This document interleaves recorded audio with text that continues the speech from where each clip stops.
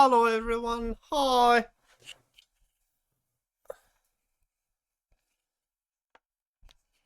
How is everyone today? Eh, Yes. Hello, hi! I hope everyone is good. And if you aren't, you better be it. Nah.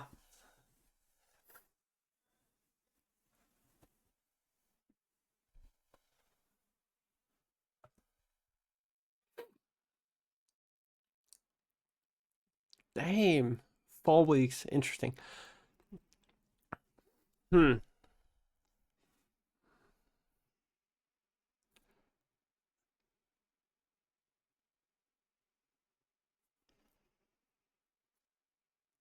So, Potita, um, can you remind me or send me a message? Um, about an emote or a character. I want to ask you something about a character.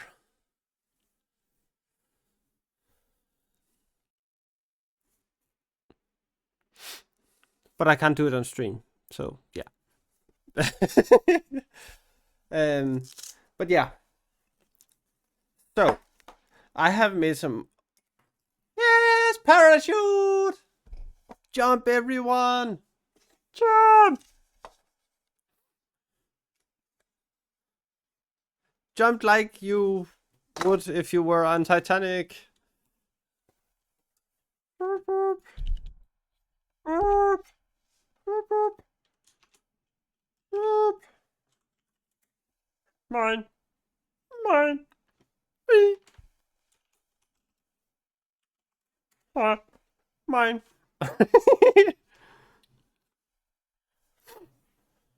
Ooh, I can't just take the patates. There you go. Now you can take mine.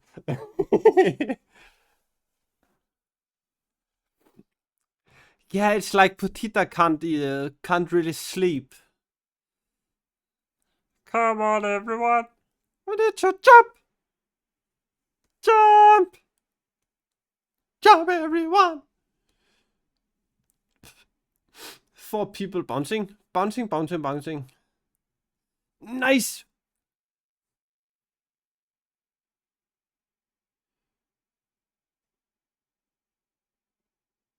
And Earthling is in for the win. What the fuck, Earthling? Why is it always you?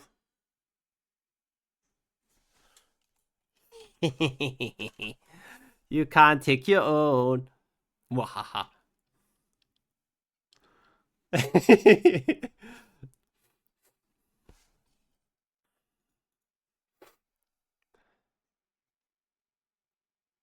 You can't take your own patate.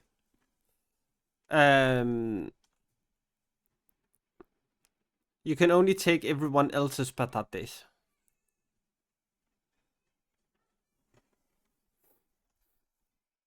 Yeah. We blame Earthling for hitting the bush. Yes, that's what we do.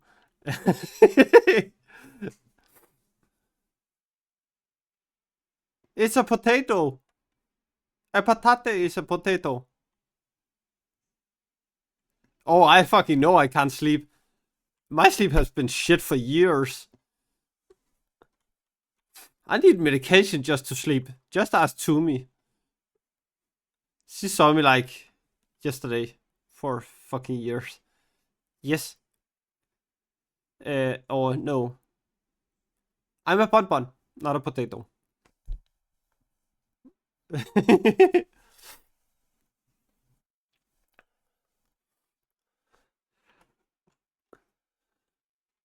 Yeah, we do.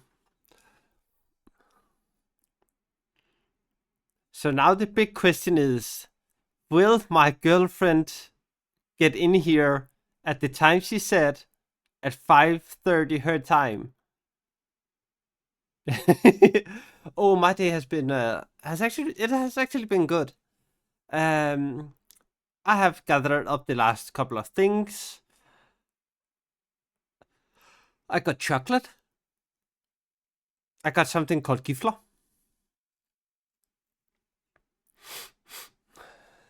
Yes! Let's dance, everyone! Come on, dance! The knives. The knives bend the forks, bust the bottles and burn the corks, bust the vessels and crack the plates. That's what Bilbo Baggins hate. Dot the bot, build the mat, the butter to rest the mat, the button to rot the saw. Set it out at every door. The door, that with here, dot the boss, that the door. The door.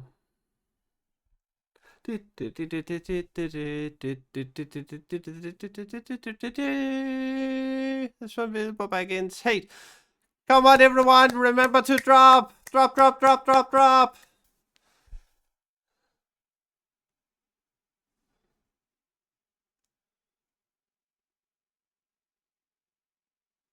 It's here. Hi, Andrea. Hi, Mike. Hi. Hi. Yes. Come on, everyone. You have 10 seconds to go. 10 seconds to go. 5 seconds to go. Let's drop. Whoop, whoop, whoop, whoop.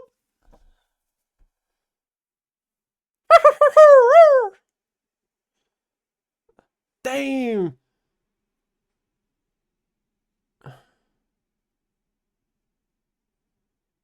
And it looks like nobody wins.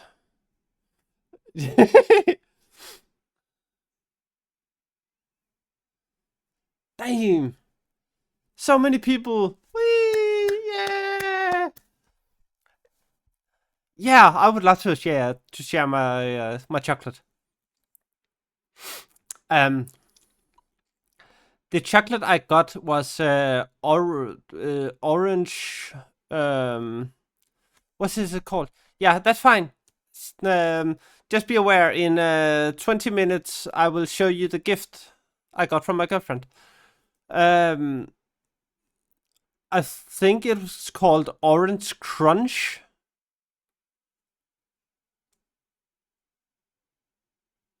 And I also got white chocolate.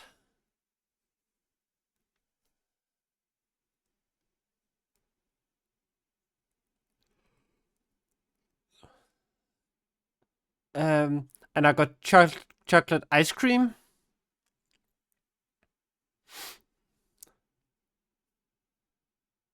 And I got strawberry ice cream. I got Sniffler ice cream.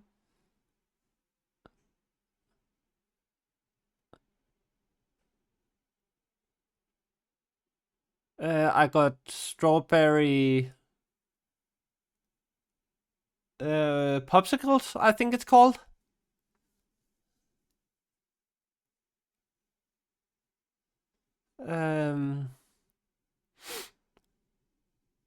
And most of all, I got cake for today.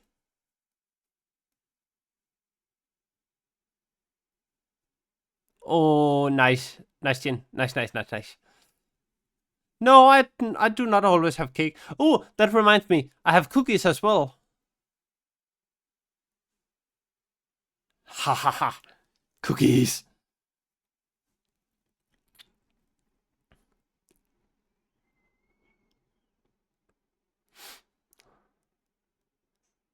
Yeah, I think that is all at the moment. Yeah, I think that's all at the moment. No, not cheesecake. No. No, no, no. Happy birthday to me.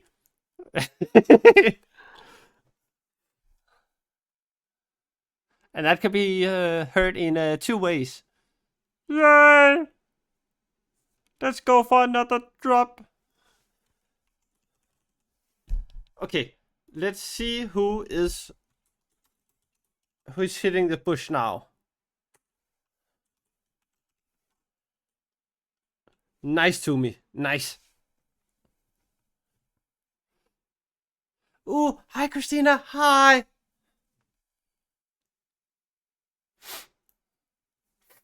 No, Christina, my actual birthday was on Thursday. But today we are celebrating it here. So yeah, it's gonna be good. It's gonna be nice. And we are gonna have so much cake. Yay. Thank you. So everyone, if you like looking at people making something for books in leather, and that can be notebooks, that could be your own books, then go follow Christina, because she does exactly that.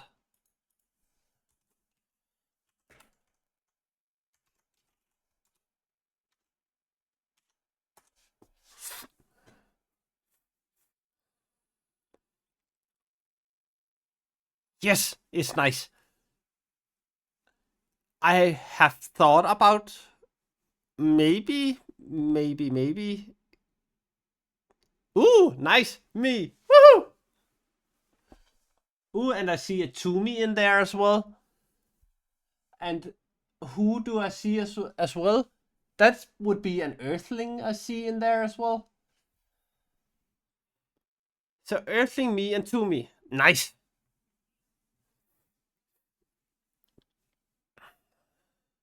Do, do, do, do, do.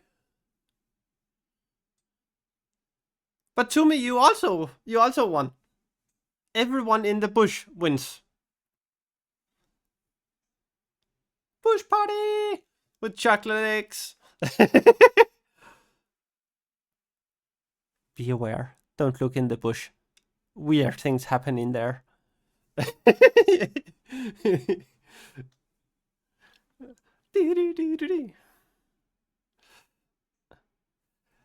Thank you, Josh. Hi. I tell you, Christina, weird things happens in there. Thanks. So, to everyone, we're just gonna lurk now. Yeah, 15 minutes, and I will be showing the gift from my girlfriend. So that will be 19:35 if you are in my time zone. And if you are in Toomey's time zone, as far as I can remember, then it's 10:35. And yes, that is good you reminded me of that.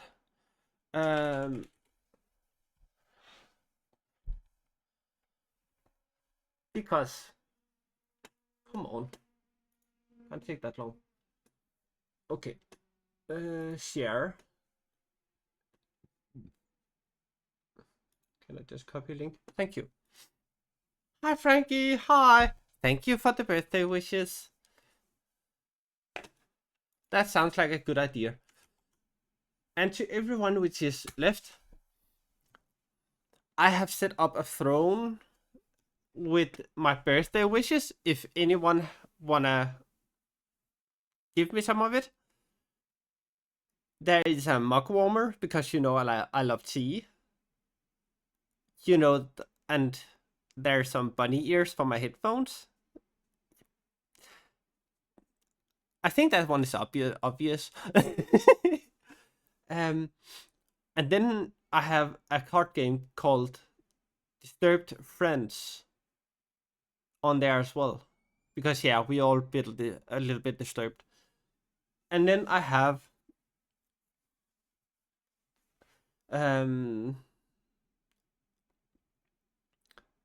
a thing for commercial licensing for bunnies. So yeah. Yeah. That should be what it should be called. Yeah, 100%. Bunnies Against Humanity. Yes.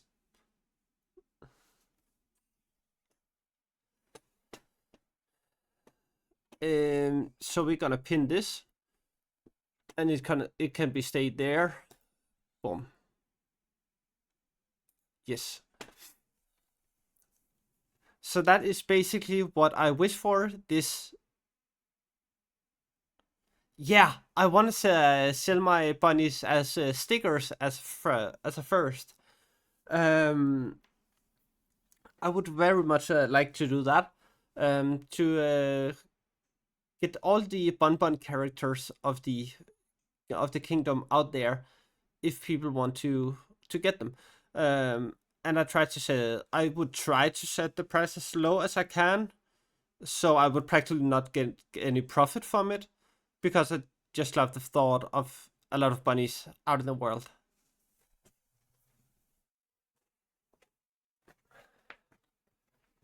And here you can see which bunnies I'm talking about.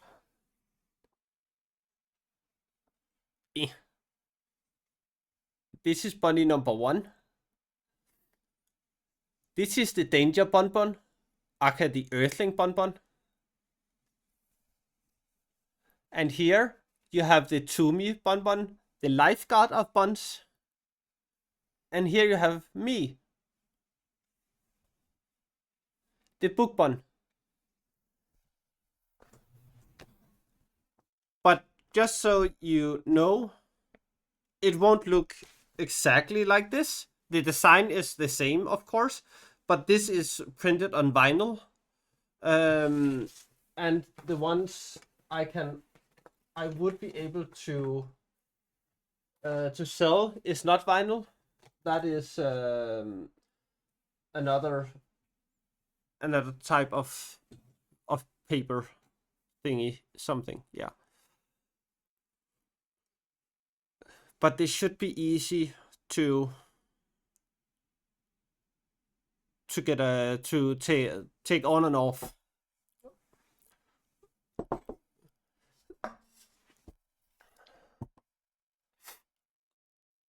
Oh, thank you for gifting the Jinbon a sub. I appreciate it very much, Petita. Thank you.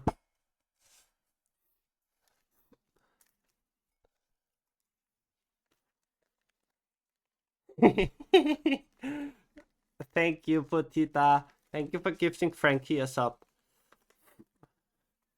So, Petita, because you gifted today, you will be the one to choose which tea I have today, or like my first cup of tea. So, which one should I have? One is elderberry and echinacea thingy, something, and the other one is womankind.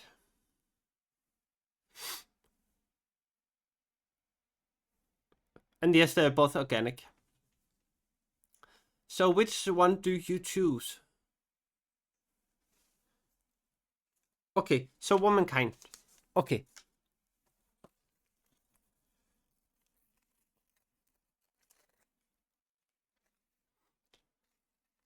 Womankind tastes a bit like, as far as I can remember, it's hibiscus, rose, and cranberry. A very interesting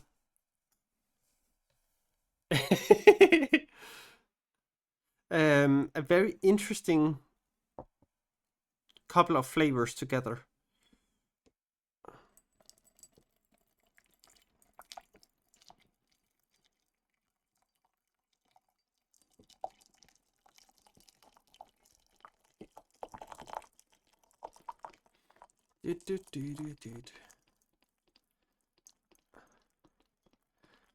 Can you hear the tea pour?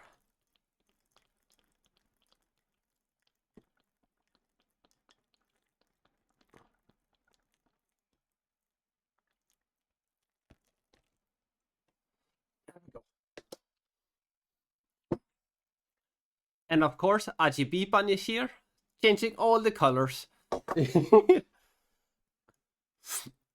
And to everyone which do not know, look at this. Look at this cup. That is the all and only Potita who has made that. It's the only cup I use to drink my tea from, because it just feels good.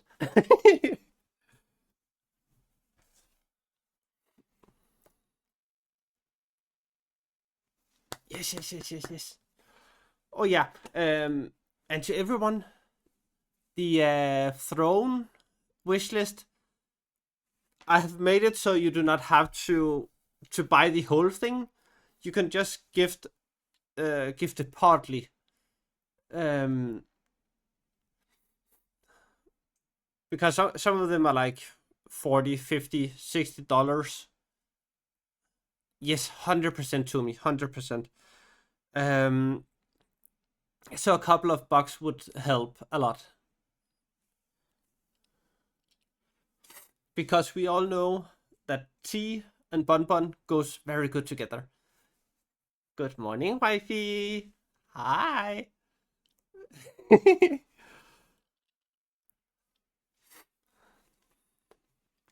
So wifey got up on time. Yay!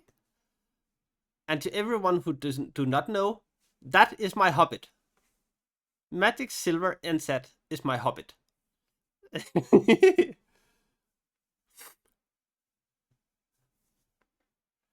And she got up very early for me. Because it's currently 5:30 a.m. in New Zealand.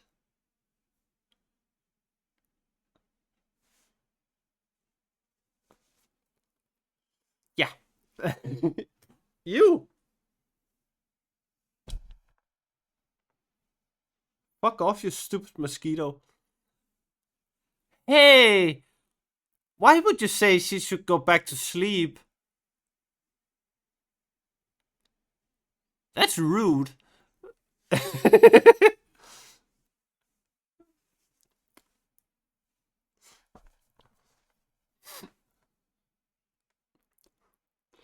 Yeah, I couldn't do that.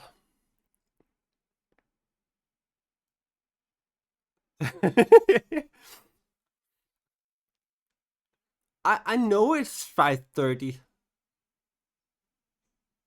But I want my girlfriend here. Duh. Yeah, 5 a.m. No fucking way. I'm getting up at 5 a.m. except for something special.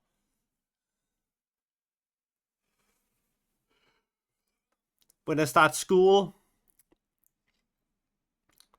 6:30 at most. Fuck no else. That is true. That is very true, Earthling. Okay, so everyone, today we have a little list of things we are gonna go through. And yes, it's exciting. We, of course, have our reading. And today is chapter 4, which is called Treebeard. And probably also chapter 5. Depends on how far we are gonna go. So, and then we of course have the book reveal, the gift I got from my girlfriend. We have a cake reveal. Yeah. Then we have some new bunnies we need to say hi to. And then I have a point on, which is called stream ideas. That is some ideas I have had for stream. I want to hear what you think about it. If I'm just all gone, or if it actually sounds like something you would like to see.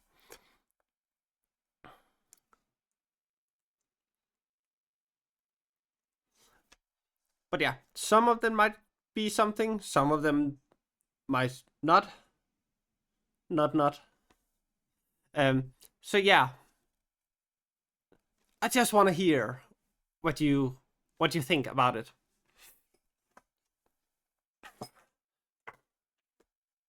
Whose cake? My cake.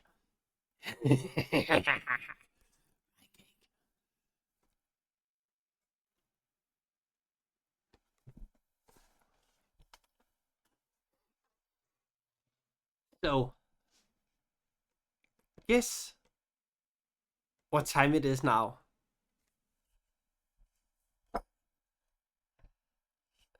It is time to show The book. The book. So I need to readjust a little bit.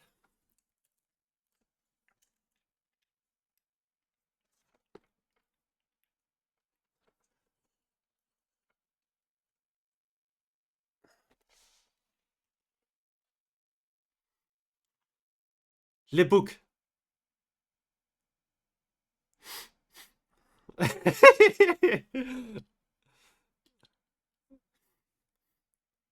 Yes. So this is how I got the book. Yeah, it's kind of big.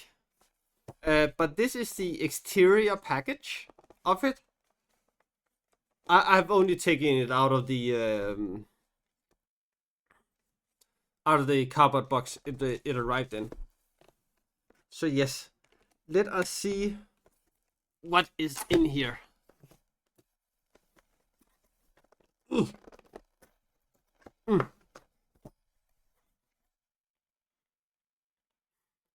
Yes, Earthling? What's up?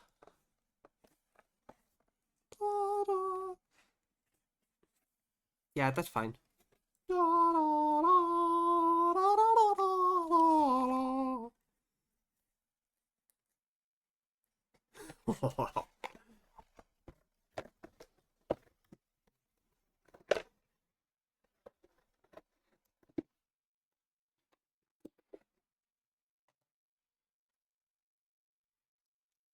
Pretty. Yes, very pretty.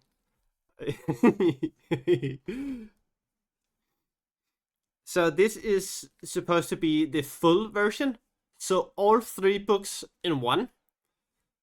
And of course, it's also supposed to be illustrated by the author, as it says right here. Hi, Alpaca. Hi.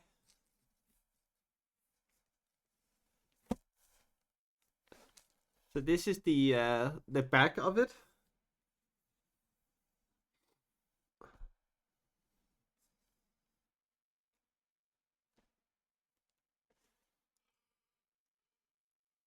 This actually looks very nice. You can see that it has been written in an Elvish sense of font. Then you of course have the back. That's not that interesting. Let's look at the top. Oh, that's red. That's very red. Very, very red. And I can see it has its own bookmark thingy inside of it. It's right there. Ooh,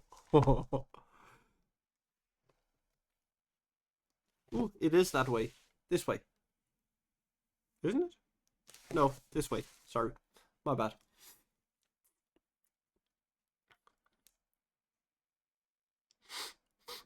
As far as I can remember, this is what is written on the One Ring. Ooh! Thank you for the bits, Ju. Thank you. I really appreciate it. Party 100 happy birthday. Thank you, Ju. Thank you. So now it's time for the unwrap. Okay, I need something to kind of poke a hole in it.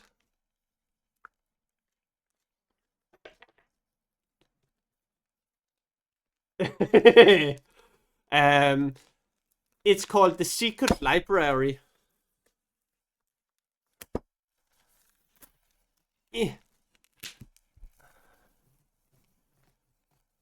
They are hidden in the secret library in the Bon Bon Kingdom, and they are guarded by the lifeguard of Buns and the librarian.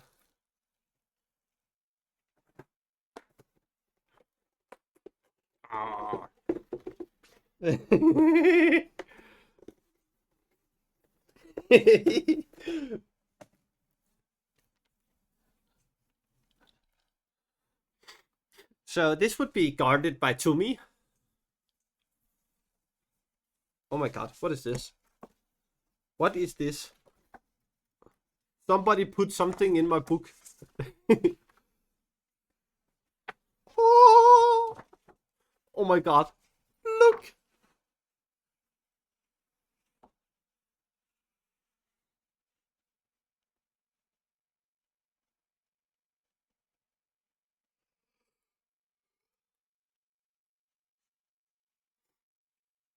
Wow. I need a frame for this.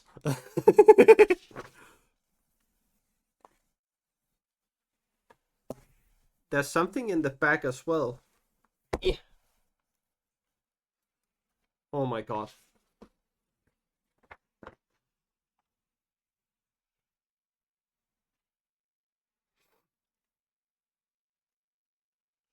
Where were Gondor when the east fold fell?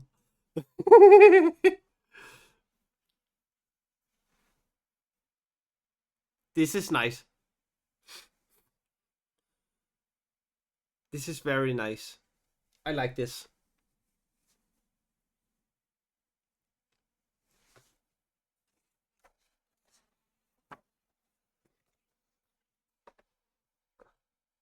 Must put back in book so it doesn't disappear.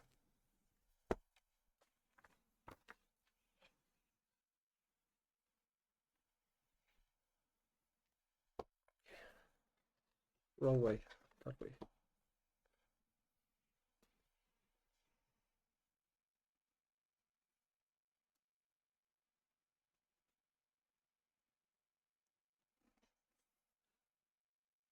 Eh.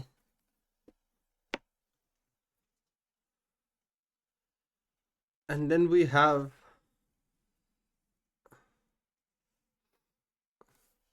this. Damn. This is nice. It's like a silver band which goes through the entirety of the book.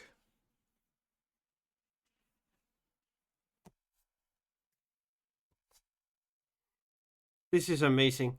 Thank you, wifey. I really love this present. That's amazing. Thank you very much.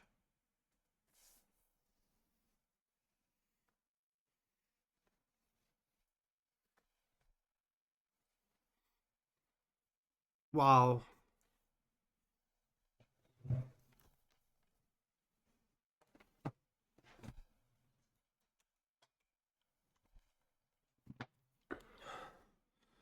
And I think my tea is ready now.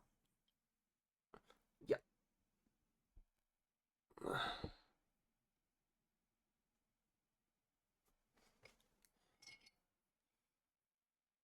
Yeah, it really is. I really love that.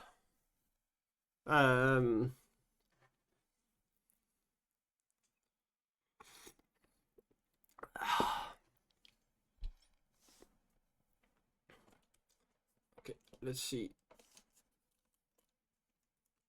if we can get in there again.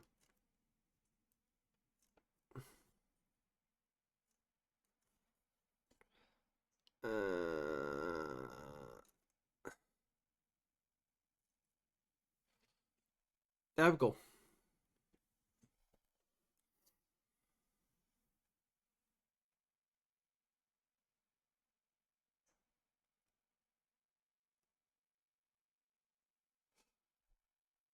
Yes. But yes, that. Good lord, it's a raid. Bunnies, take your posts. Thank you for the raid 6. Thank you. Hi Ram. Hi. Thank you. Thank you. Thank you.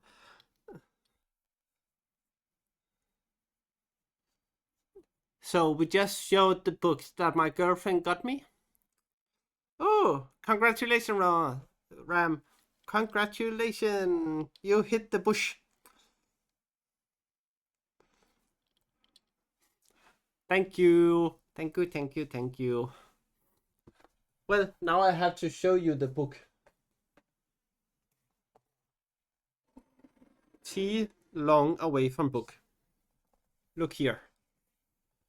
It's so big that it can't even be on my book stand. So I need to show it like sideways. This is what I got from my girlfriend. It has writing on the edge. And it also has 2 maps inside of it.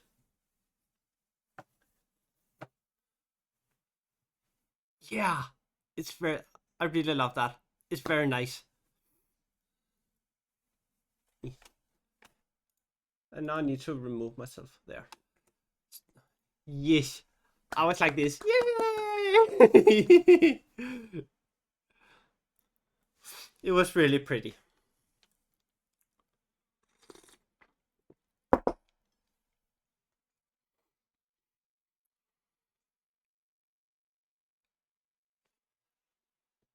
Ugh.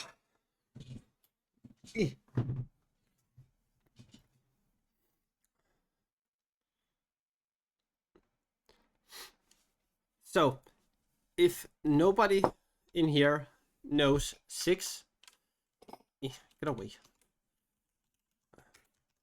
Then go check him out because 6 is amazing. Yes, who's 6? Yeah, good question. Good question. Now I will show you some of the things that 6 do. Yeah, brain. Okay. 600 here. We have him here, we have him there, and suddenly he is everywhere. You can see here. Like, actually just imagine being this skilled.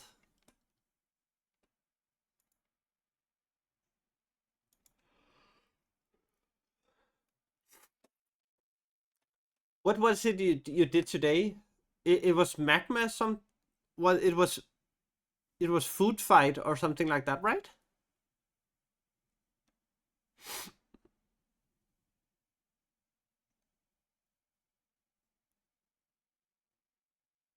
I think it was food fight. No, food. Like the things you eat, not the things you have a fetish for.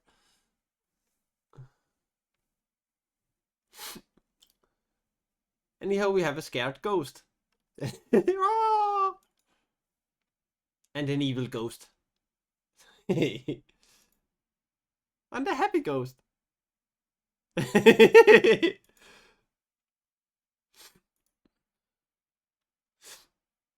And here we have a broken ghost. This is cute. Adorable. So, for all of you who didn't know 6, that is some of the things you do. And I possibly should have used my brain just like 2 seconds earlier. Here, there, and here you go. Now you can go follow Ghosty if you do not have him followed already, because he is really skilled.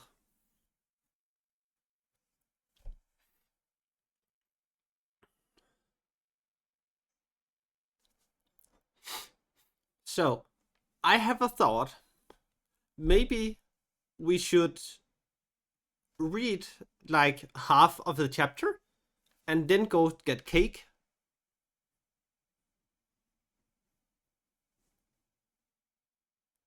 Yeah, I think we should do that.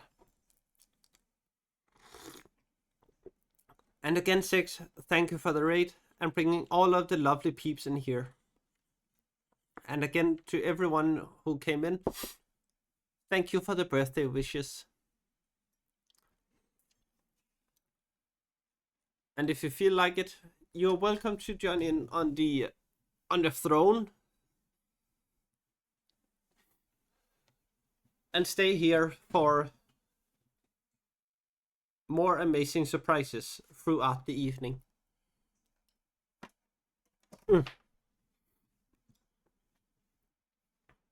So yes, thank you, Six. Thank you.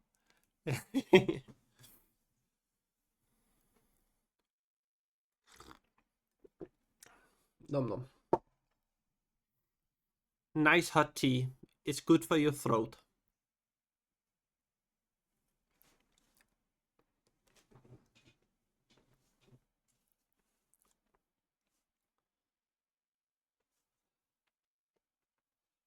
So now we start today's chapter. It is called Chapter 4, Treebeard.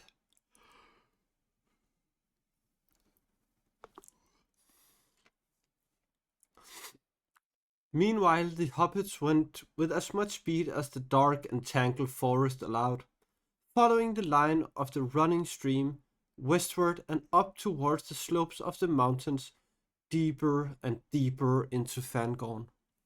Yeah, you really do. You really need to take care of your throat, especially when reading.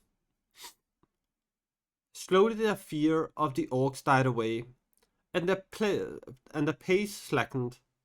A queer, stifling feeling came over them, as if the air were too thin or too sandy for breathing.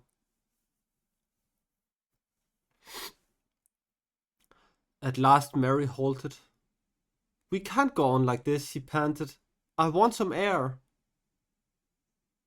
"Let's have a drink at any rate," said Pippin. "I'm parched." He clambered onto to a great tree root that wound down into the stream, and stooping drew up some water into his cupped hands. It was clear and cold, and he took many draughts. Merry followed him. The water refreshed them and seemed to cheer their hearts. For a while they sat together on the brink of the stream, dabbling their sore feet and legs, and peering round at the trees that stood silently about them, rank upon rank, until they faded away into grey twilight in every direction.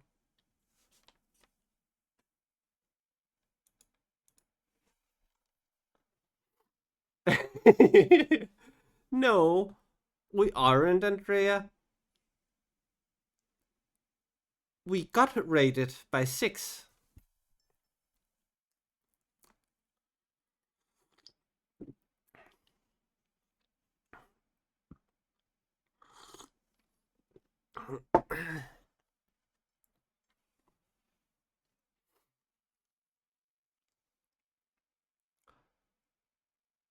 "I suppose you haven't lost us already," said Pippin, leaning back against a great tree trunk.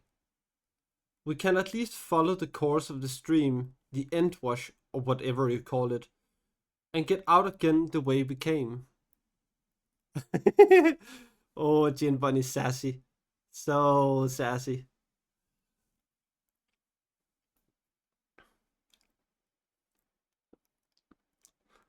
"We could, if our legs would do it," said Mary, "and if we could breathe properly."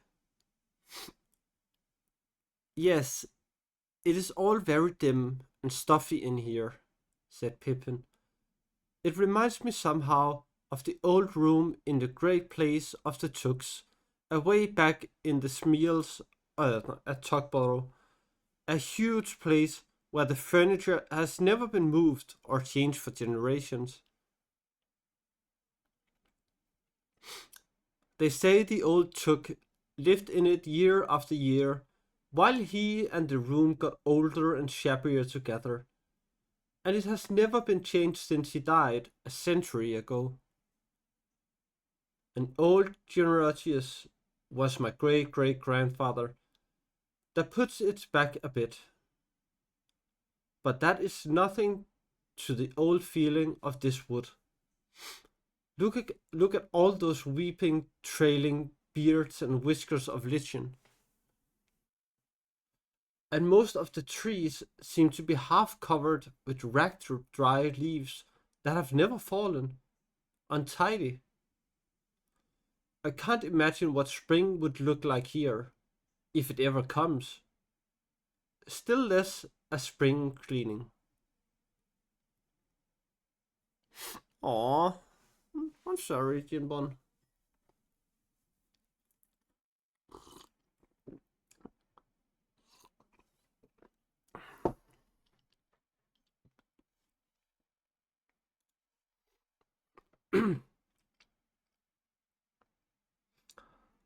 But the sun at any rate must peep in sometimes, said Mary.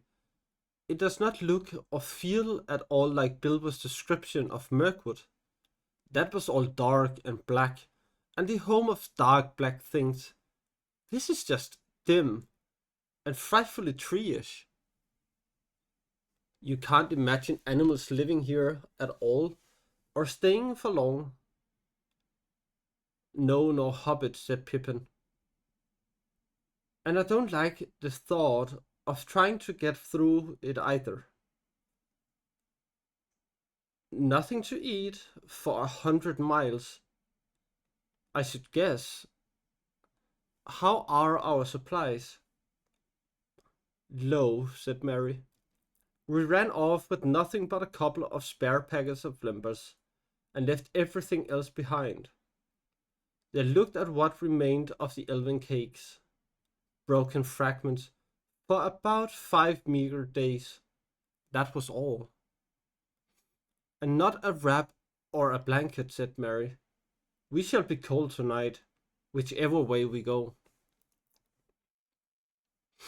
Well, we'd better decide on the way now, said Pippin.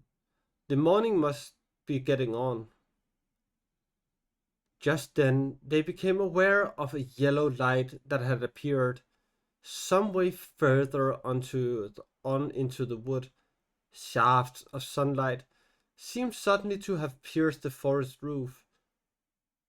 Hello, said Mary. The sun must have run into a cloud while we have been under these trees, and now she has run out again. Or else she has climbed high enough to look down through some opening. It isn't far. Let's go investigate.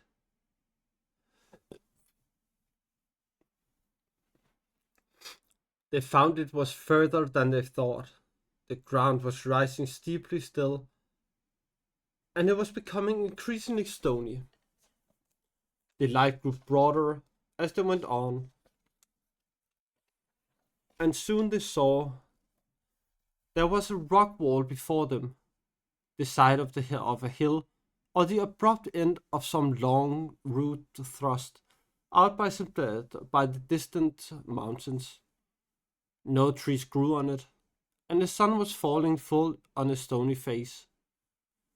The twigs of the trees at its foot were stretched out stiff and still, as if reaching out to the warmth.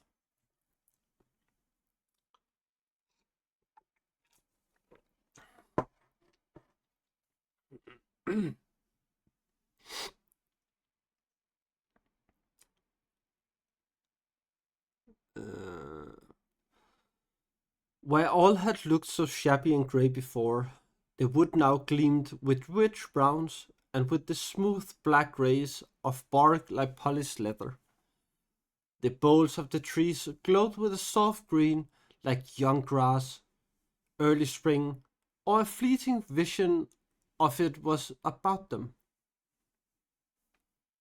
In the face of the stony wall, there was something like a stair, natural perhaps, and made by the weathering and splintering of rock, for it was rough and uneven.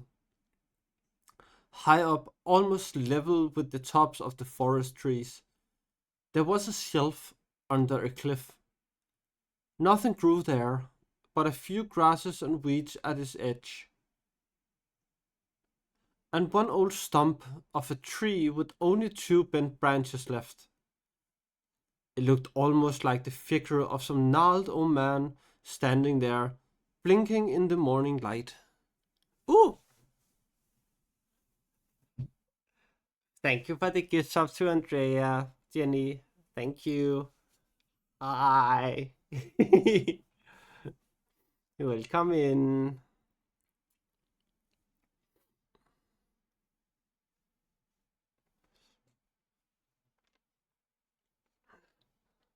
And thank you for the birthday wishes.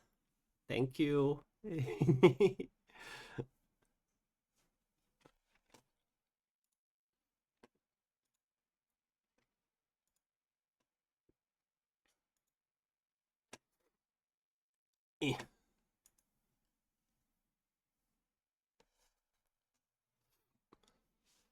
So, Jenny hasn't seen my gift. And we have to show the gift.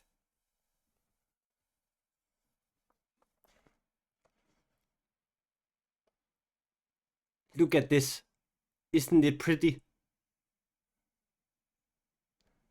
This I got from my girlfriend.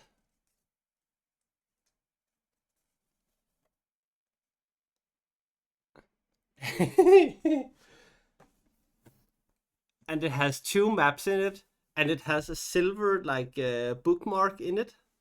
Yeah, it's so pretty. I love it.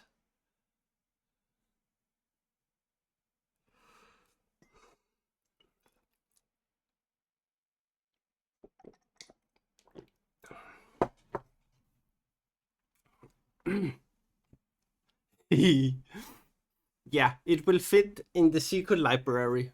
It will fit very nicely. Looking very much forward to it.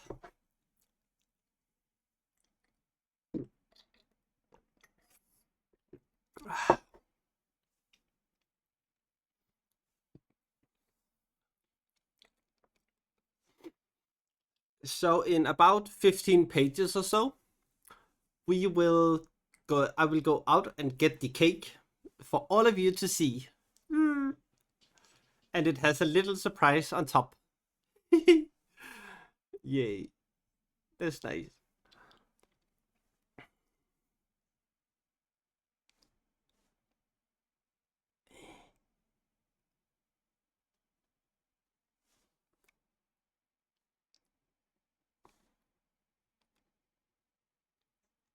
Mm. Up we go, said Mary joyfully. Now for a breath of air and a sight of the land. They climbed and scrambled up the rock. If the stair had been made, it was for way bigger feet and longer legs than theirs.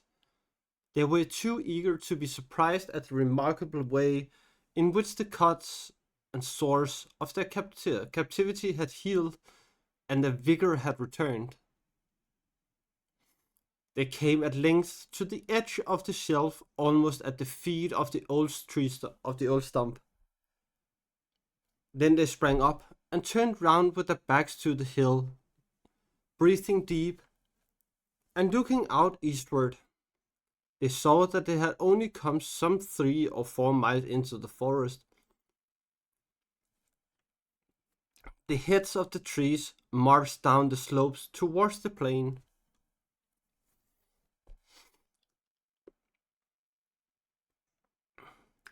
There, near the fringe of the forest, tall spires of curling black smoke went up, wavering and floating towards them.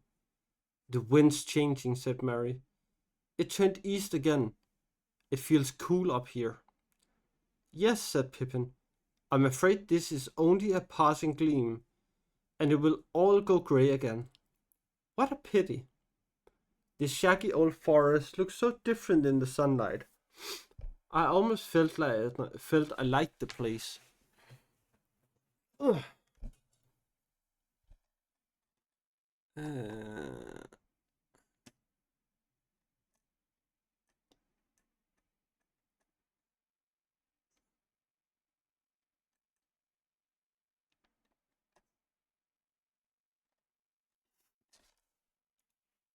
So yes, to everyone which haven't been in here, hi May May, hi.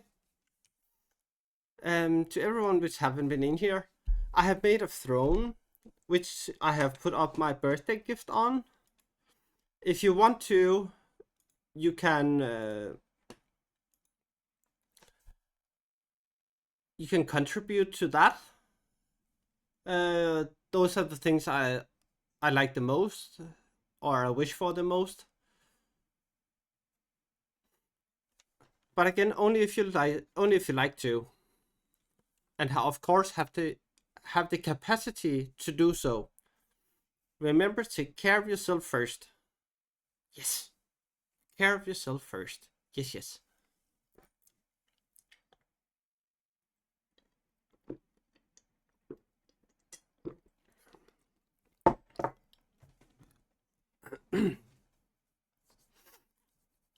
Eh.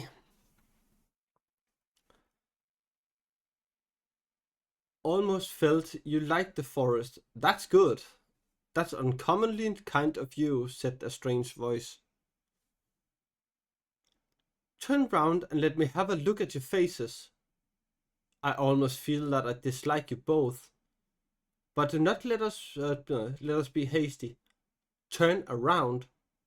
A large, knob-knuckled hand was laid on each of the shoulders, and they were twisted round, gently but irresistibly. Then two great arms lifted them up. Sasha! Hi! Oh. Okay. I think it's time to show the bonbons.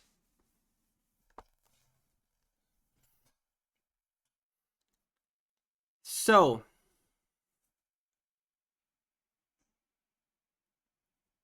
but first, okay, I'm on for that. Woohoo! Come on, everyone, dance with us. The dogs, just the bottles and burn the corks. Just the brushes and crack the plates. That was Bilbo Baggins' hates. Just in back, build the mat, hate the powder, the press the mat, the better the plat the sore. That's an honor on every door. That was the valuable, that was the possible. Then you roll.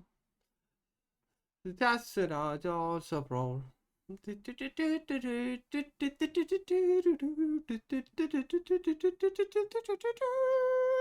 That was Bilbo Baggins' hates.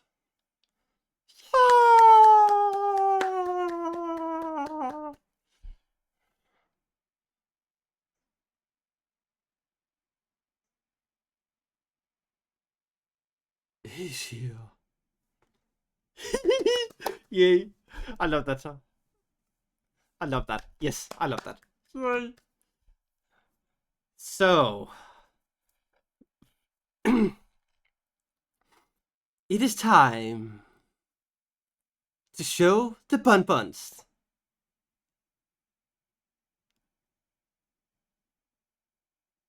Are you ready to see the magnificent bonbons?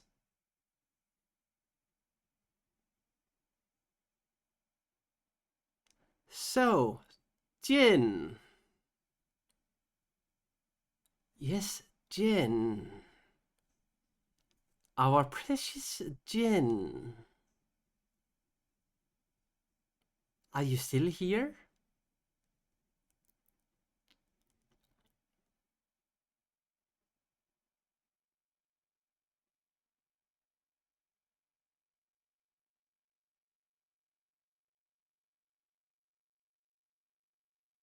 I hope Jin is still here. This would be very awkward if she wasn't.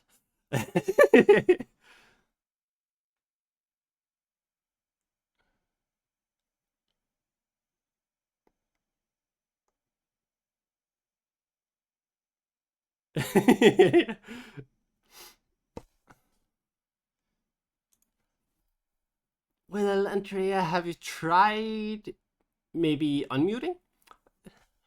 Hi, Lathril. Hi. Welcome in. Well, thank you, Tumi. I will get something to drink in a little bit. I will just finish this and then we go to something to hydrate with. Yes, Eugen. It's nice to see you here. I have a little surprise for you.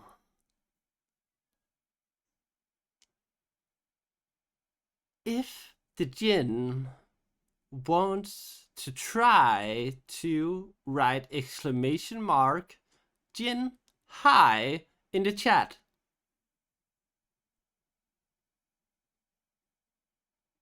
So it was exclamation Jinn hi.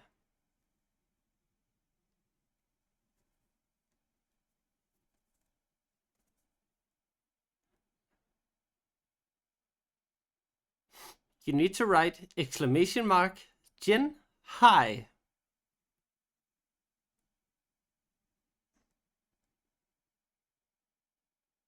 And there we go. We have our barnacle, which is Jinn. Yay!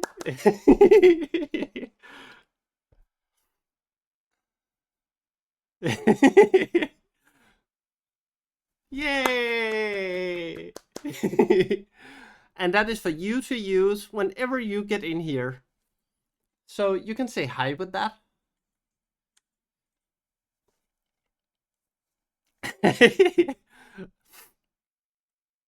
And now, Mei Mei, the artist of the Bonbons, the librarian of the Bonbon Kingdom. Now it's your turn. Is Mei Mei still here? I hope Mei Mei is still here. Try to write exclamation mark Mei hi.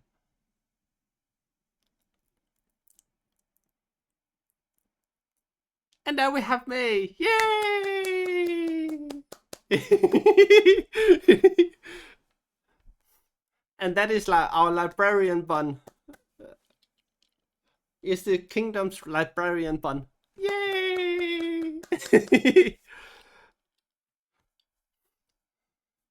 So you can use that whenever you come in here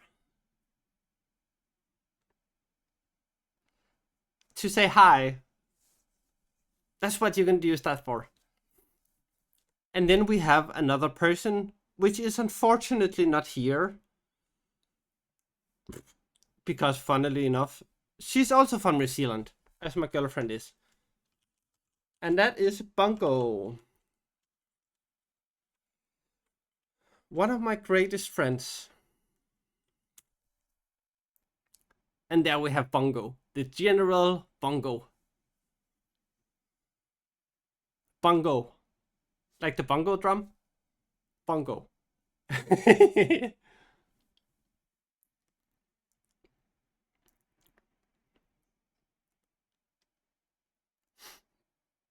Yes, and that was all the bonbons for today that I wanted to show you.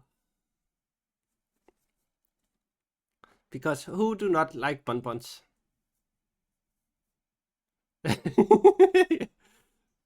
Yes, and there we have Toomey. And Toomey is great. Yes, the lifeguard of buns. Yay!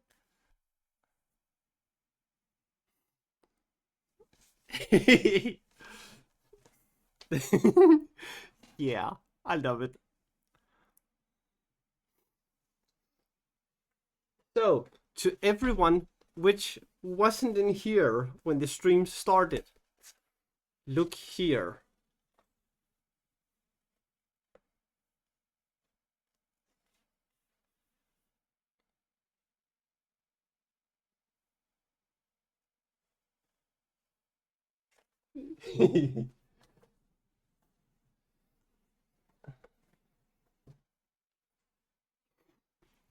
Yes, that's adorable. Yes.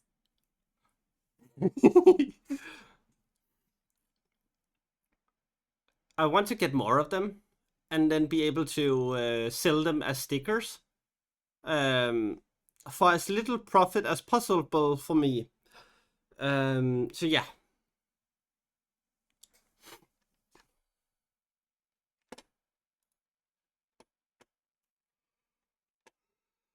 Okay,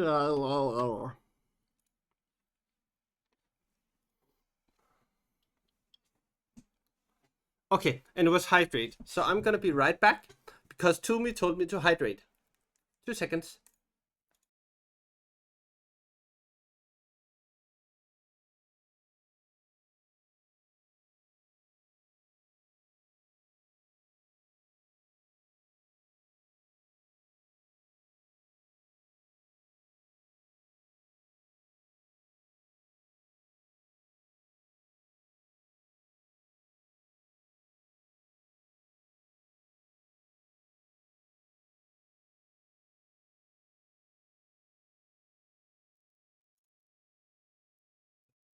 I am back. So what I really want to do is to thank you for the stretch, Sasha. Thank you. Is to actually be able to sell them as stickers, and maybe make comic books and such with the whole kingdom of bonbons. And like the landscape and such things.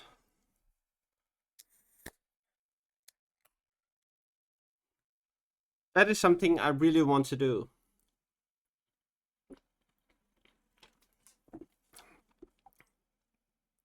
I got hydration.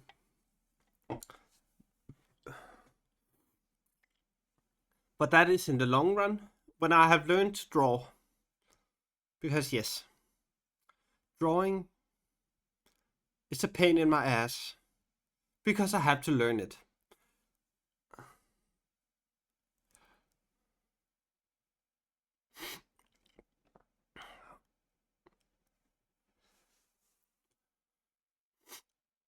Yeah, maybe not comic books, but maybe coloring books. So like just a showcase of the Bonbon Kingdom. All of the characters, the landscape, like having a story of the Bonbon Kingdom. I would really love to do that. I don't know everything because I do not remember when you left.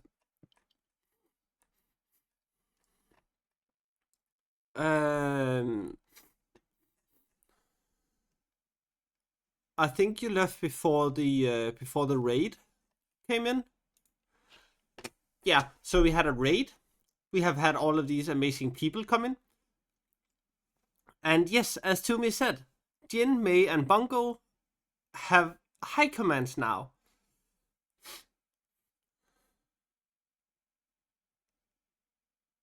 Welcome back, Jenny. Hi, Chris. Hi. Welcome in. Lovely to see you here. Oh, it's only Jinbon, which is high.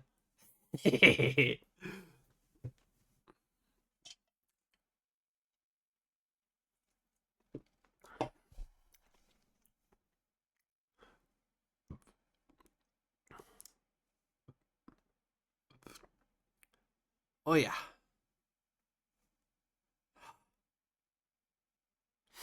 So let's gonna get on reading. And then we'll go get the cake when we are reached halfway through the chapter.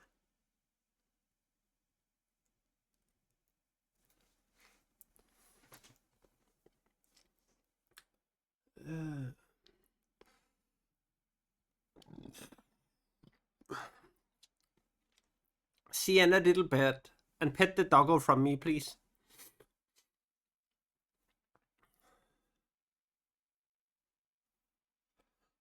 They found that they were looking at a most extraordinary face.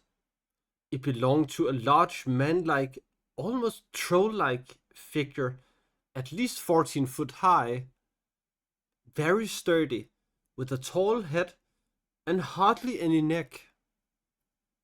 Whether it was clad in stuff like green and grey bark, or whether that was his hide, was difficult to say. At any rate, the arms at a short distance from the trunk were not wrinkled, but covered with a brown smooth skin. The large feet had 7 toes each. The lower part of the long face was covered with a sweeping grey beard, bushy, almost twiggy at the roots, thin and mossy at the ends. But at the moment the hobbits noted little but the eyes. These deep eyes were now surveying them, slow and solemn, but very penetrating. Ha ha ha! That was Jin would like. They were brown, shot with a green light. Often afterwards, Pippin tried to describe his first impression of them.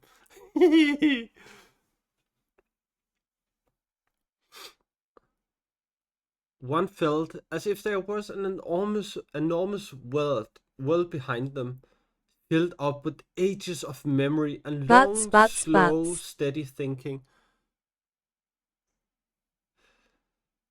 But the surface was sparkling with the present, like sun shimmering on the outer leaves of a vast tree or on the ripples of a very deep lake. I don't know, but it felt as if something that grew in the ground, asleep, you might say, or just feeling itself as something between root tip and leaf tip, between deep earth and sky, had suddenly waked up and was considering you with the same slow care that it had given to its own inside affairs for endless years. But. Yes, bunny but. Yes. But it's good. But it's nice. And if someone tells you no, then it's nice. Wahaha.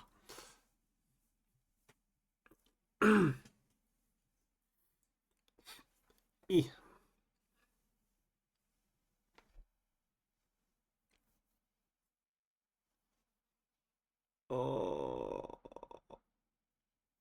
Oh. Hmm. Murmured the voice. A deep voice like a very deep woodwind instrument. Very odd indeed. Do not be hasty. That is my motto. But if I had seen you before I heard your voices, I liked them. Nice little voices. They reminded me of something I cannot remember. If I had seen you before I heard you, I should have just trodden on you, taking you for little orcs. I found out my mistake afterwards. Very odd you are, indeed. Root and twig, very odd. Pippin, though still amazed, no longer felt afraid. Under those eyes he felt a curious suspense, but not fear. Please, he said, who are you? And what are you? A queer look came into the old eyes, a kind of weariness. The deep wells that covered over. Now, answered the voice. Well, I'm an Ent. Or that's what they call me. Yes, Ent is the word. The Ent I am. You might say, in your manner of speaking. Fangon is my name according to some. Treebeard, others make it. Treebeard will do. An Ent, said Mary. What's that? But what do you call yourself? What's your real name? Who now? Replied Treebeard. Who? Now that would be telling, not so hasty. And I am doing the asking. You are in my country. What are you, I wonder? I cannot place you. You do not seem to come in the old lists that I learned when I was young. But that was a long, long time ago. And they have made new lists. Let me see. Let me see. How did it go? Learn now the lore of living creatures. First name the four, the three peoples, eldest of all the elf children. Dwarfs the delver, dark are his house. Ent the unborn oldest mountains. Man the mortal master of horses. Hmm, hmm, hmm. Beaver the builder, Buck the leaper. Bear be hunter, Boar the fighter. Hound is hungry, hare is fearful. Hmm, hmm. Eagle in eyrie, ox in pastry. Hardhung crowned, hork is swiftest. Swan the whitest, serpent coldest. Hmm, hmm, hmm, hmm. How did it go?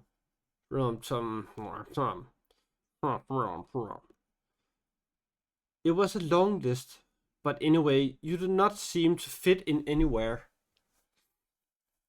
We always seem to have got left out of the old lists and the old stories, said Mary. Yet we've been about for quite some time. We are hobbits. Why not make a new line, said Pippin. Half-grown hobbits, the hole dwellers. Put us in amongst the four, next to man, the big people, and you got it.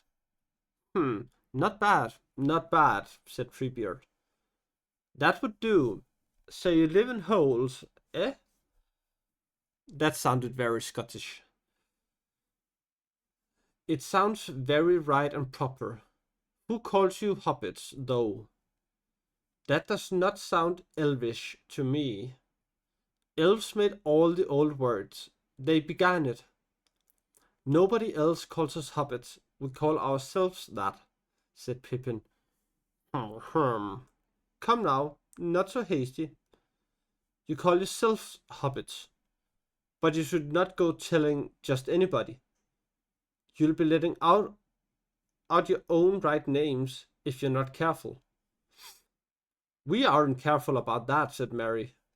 As a matter of fact, I am a Brandybuck, Meriadoc Brandybuck, though most people call me just Mary. And I'm a Took, a Peregrine Took, but I'm generally called Pippin or even Pip. But you are hasty folk, I see, said Treebeard. I'm honored by your confidence, but you should not be too free all at once.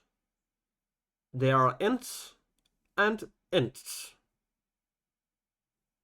You know, or there are Ents and things that look like Ents, but ain't, as you might say. I'll call you Mary and Pippin, if you please. Nice names.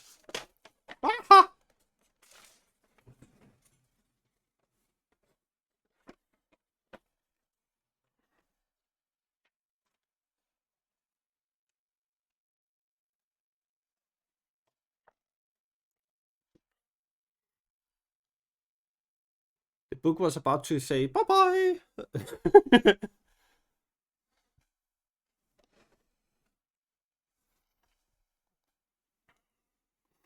For I am not going to tell you my name, not yet at any rate. A queer, half-knowing, half-humorous look came with a green flicker into his eyes. For one thing, it would take a long while. My name is growing all the time. And I've lived a very long, long time. So my name is like a story. Real names tell you the story of the things they belong to in my language. In the old Entish, as you might say. It is a lovely language, but it takes a very long time to say anything in it. Because we do not say anything in it unless it is worth taking a long time to say and to listen to.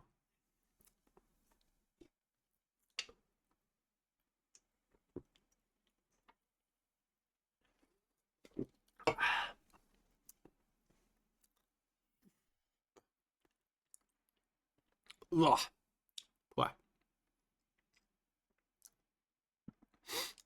But now, and the eyes became very bright and present, seeming to grow smaller and almost sharp. What is going on? What are you doing in it all? I can see and hear and smell and feel a great deal from this. From this. Elala rumba kamandalin obum purmi. Excuse me. That is a part of my name for it. I do not know what the word is in the outside languages. You know, the thing we are on, where I stand and look out on fine mornings, and think about the sun, and the grass beyond the wood, and the horses, and the clouds, and the unfolding of the world. What is going on? What is Gandalf up to? And these Baradum. He made a deep rumbling noise, like a discord on a great organ. These orcs and young Saruman down at Isengard. I like news, but not too quick now. There is quite a lot going on, said Mary, and even if we tried to be quick, it would take a long time to tell. But you told us not to be hasty, or we tell you anything so soon. Well, you think it's rude if we asked what you are going to do with us, and which side you are on. And did you know Gandalf? Yes, I do know him. The only wizard that really cares about trees, said Treebeard. Do you know him? Yes, said Pippin sadly, we did. He was a great friend, and he was our guide. Then I can answer your other questions, said Treebeard. I am not going to do anything with you. Not if you mean by that do something to you without your leave. We might do some things together. I don't know about sides. I go my own way, but your way may go along with mine for a while. But you speak of Master Gandalf as if he was in a story that had to come to an end. Yeah, Treebeard is nice. Like an old wise man. I love that.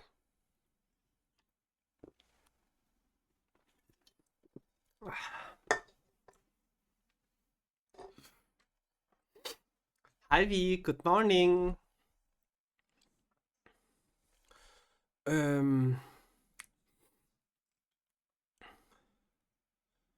So I need to see here.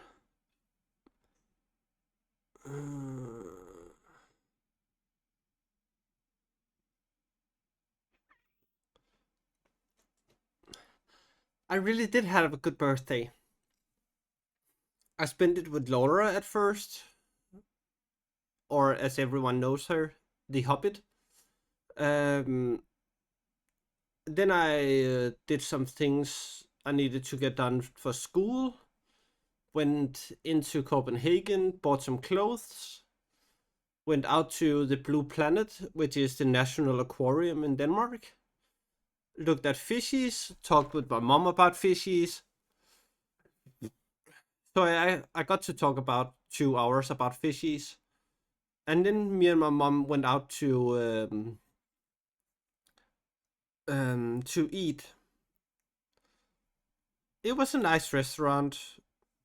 Not somewhere I would go again. But it was nice. Just a little bit at the expensive side.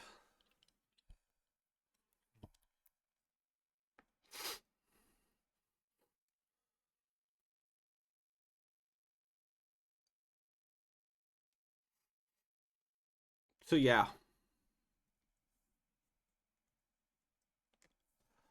But all in all, I had a nice day.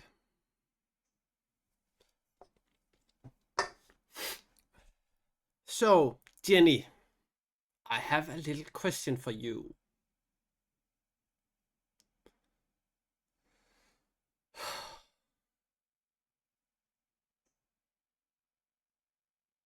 Would you like to join the Bonbon Kingdom?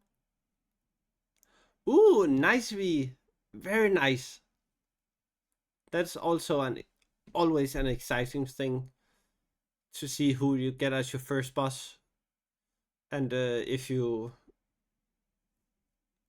enjoy the job you have applied for. I hope you get it. I really do.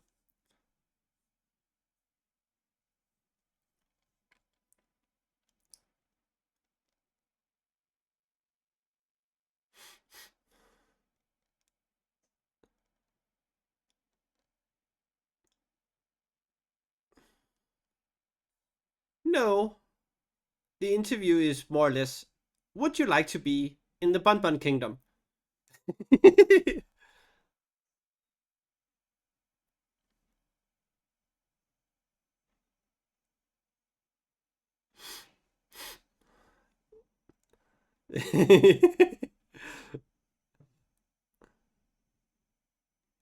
Eh,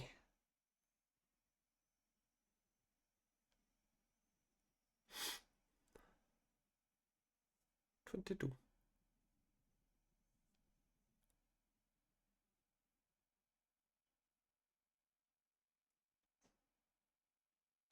Interesting.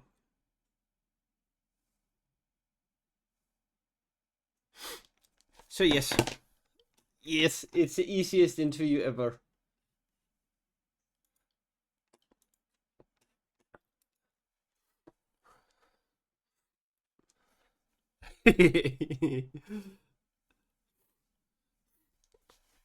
But yeah, basically it's me who's just asking people, which I think fits the narrative of the Bonbon Kingdom.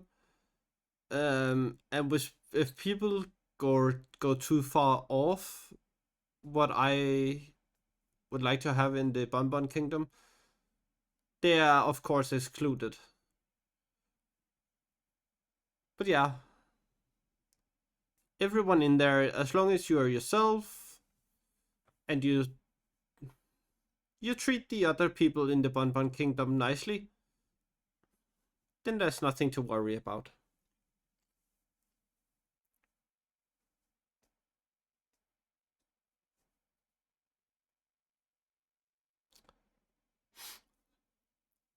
No, that is the reason we have people like Toomey and people like Miss Deathheart and Earthling. They are the protectors of the Bonbons.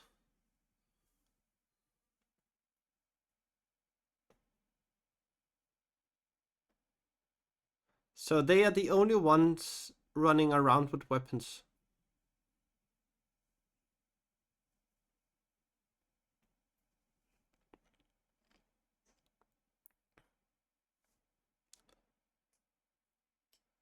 And you saw Toomey earlier and Earthling earlier.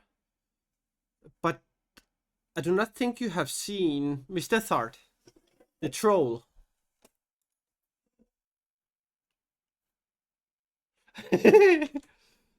MDH high.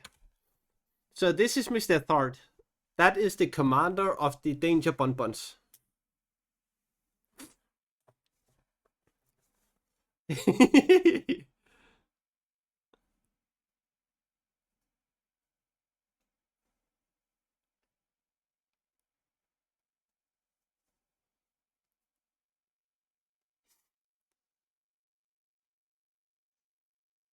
Yes. She was the first Danger Bonbon.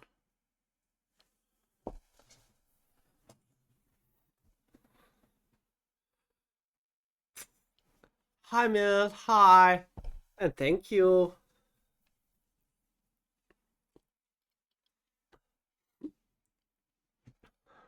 I'm having a very nice day.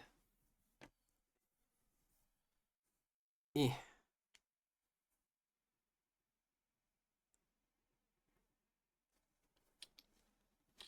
Eh.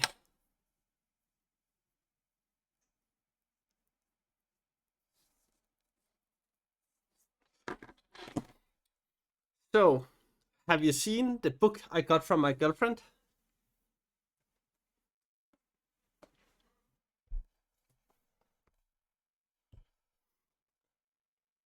It is unfortunately too big that I can show you at the height. So you're gonna see it from the side.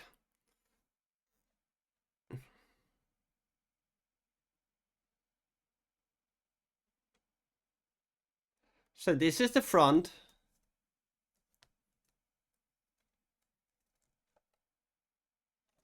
This is the side.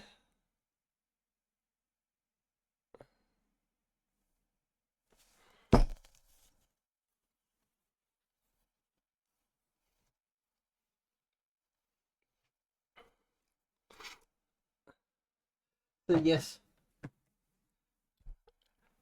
Yeah, it's very pretty.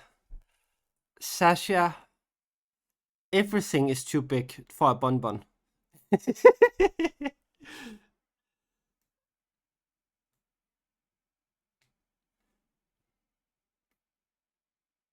Yes, I very much like it. But unfortunately, it means that I have to redo my book stand because that book is too big to stand on the books on the book. What was I trying to say? Book stand.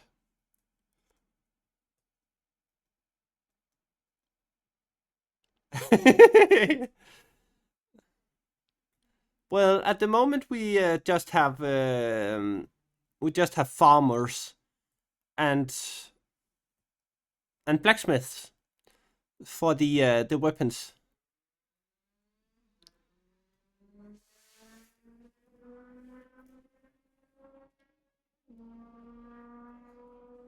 I hear suicide riders, also called motorcyclists, cyclists which do not know how to handle their bikes.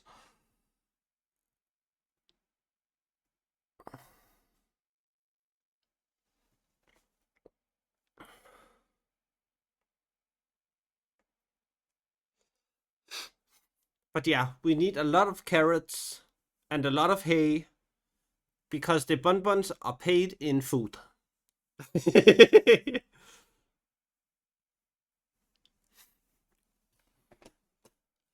And we love food.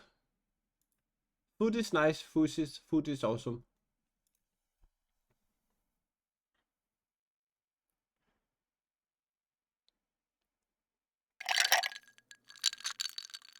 Thank you, V.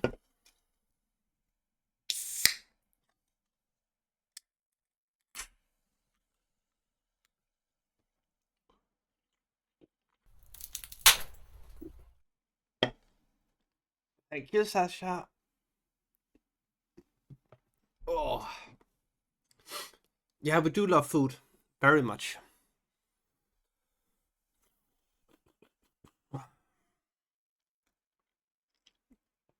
So why did we get to?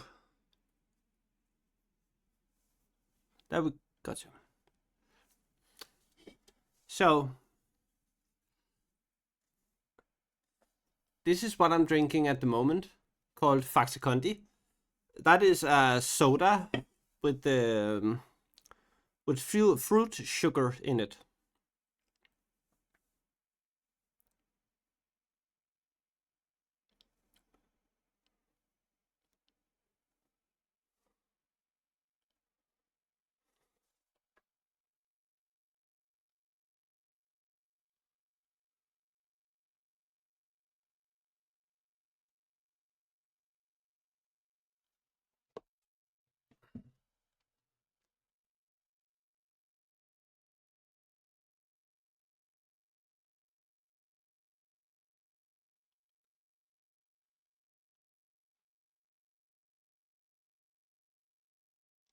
And I thought today, since it's my Monday,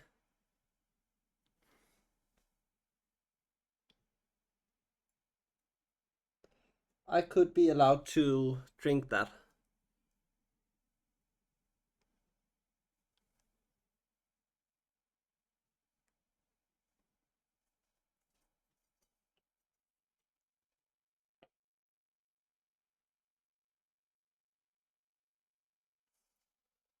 No.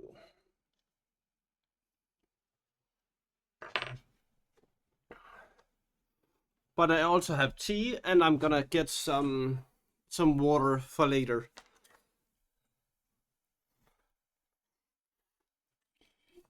But I had to clean my water bottle because it got nasty and stinky. It was not that nice.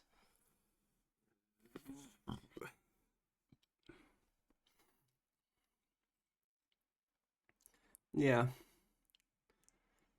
You. So.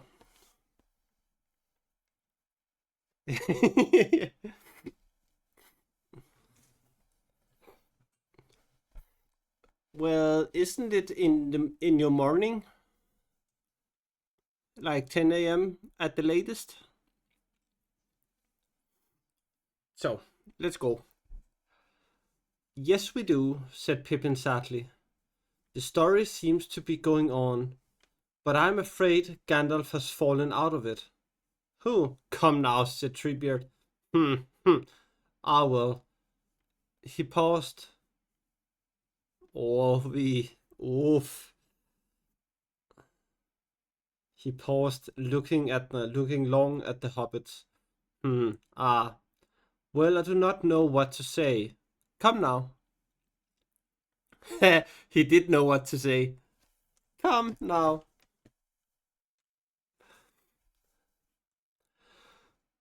If you would like to hear more, said Mary, we will tell you. But it will take some time. Would you like to put us down? Couldn't we sit here together in the sun? While it lasts? You must be getting tired of holding us up. Tired? No, I'm not tired. I do not easily get tired. And I do not sit down. I am not very, bendable. Sasha, that was you.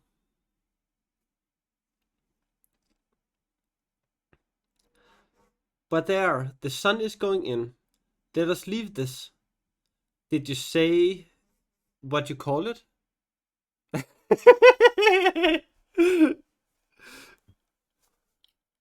Ooh, Jenny, ooh. Not that bendable.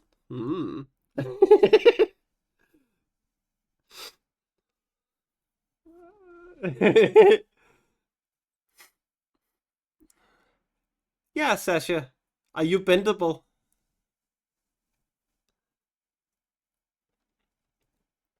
Hill, suggested Pippin. Shelf? Step? Suggested Mary. Treebeard repeated the words thoughtfully. Hill? Yes, that was it. But it is a hasty word for a thing that has stood here ever since this part of the world was shaped. Never mind. Let us leave it and go. Bend a ball. Like, get bent over. Yay, everyone, let's jump! Jump! For your life!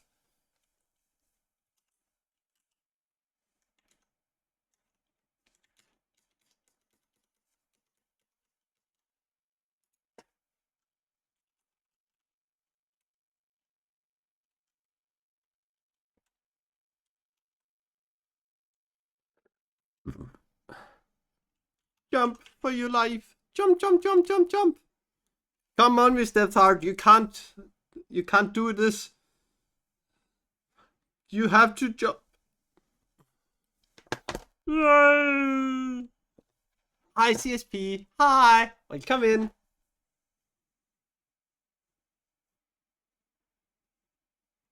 Oh.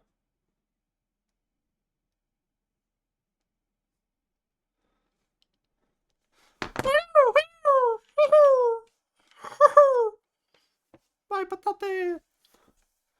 My patate. Patate. Velvy, you are gonna land. Come on, you're gonna land. Yes, yes. Oof. And we are 4 people inside of the bush. Everyone take your chocolate egg. Yay! Thank you, CSP. Thank you. Appreciate it.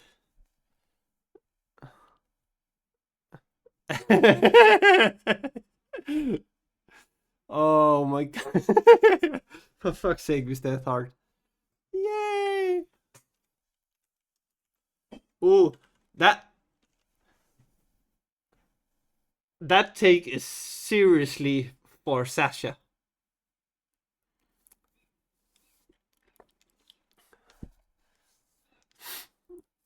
I think we ended up as 4. Me, V, CSP, and I can't remember the last one.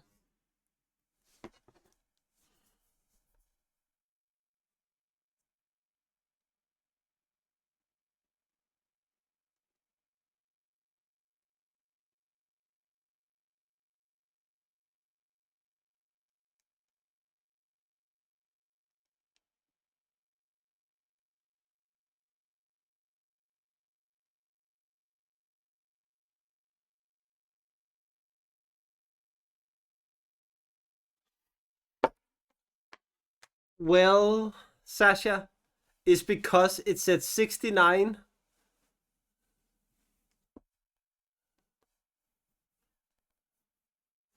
Like, take a 69. Nice. Yes.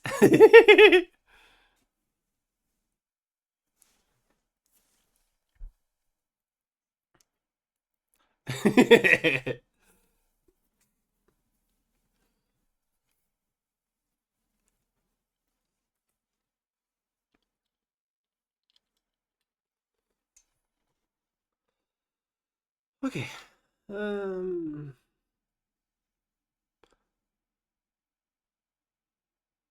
There we go.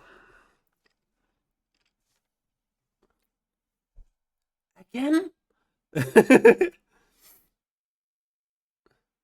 Everyone, come on, jump! Jump!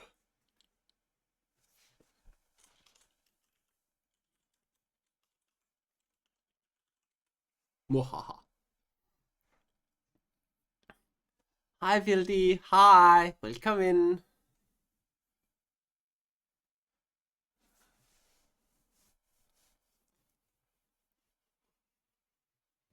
Mm.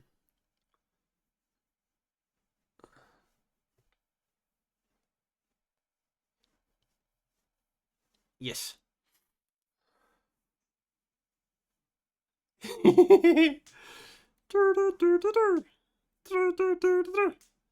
Come on, everyone. Last chance of dropping withers.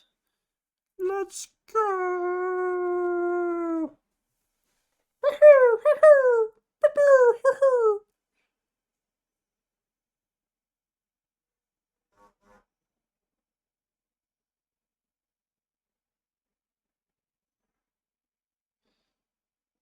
And it's Jin and it's CSP.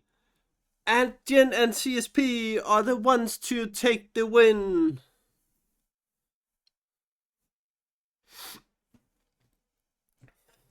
Have fun in the bush. Get your chocolate sex. Yeah, Illuminati is overrated. So, where was we?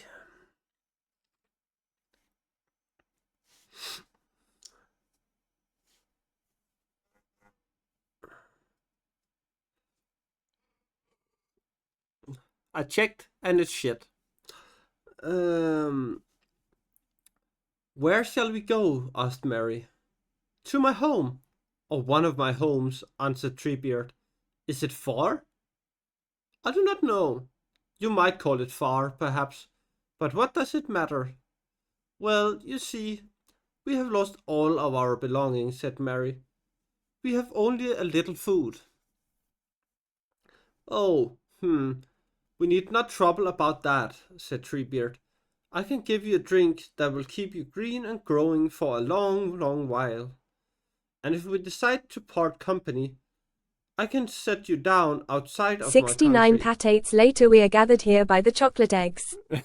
That only few can survive, so the others got fed to the Illuminati LULLUL Kappa HD. For fuck's sake, Mr. Thorn. I don't know. It's green and it makes you grow leaves. Yeah, that's kind of troubling.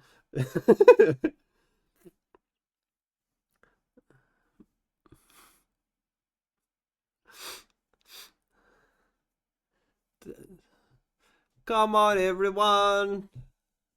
The fox bash the bottles and burn the corks. Bash the brasses and crack the plates. That's what Bilbo Baggins hate. What about that mat? The bottle of better mat. The better not the sore. Sat down in the door. That's the door. That's it out also wrong. That's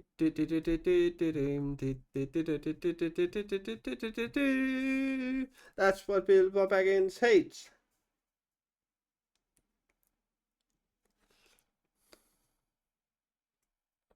Bonk, bonk, bonk.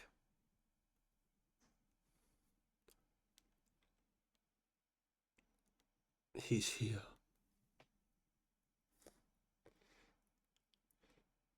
Mwahahaha. Mwahahaha.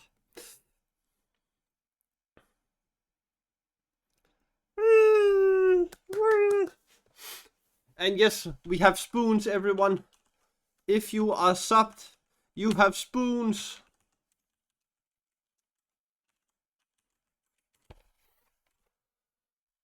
Our very precious spoon.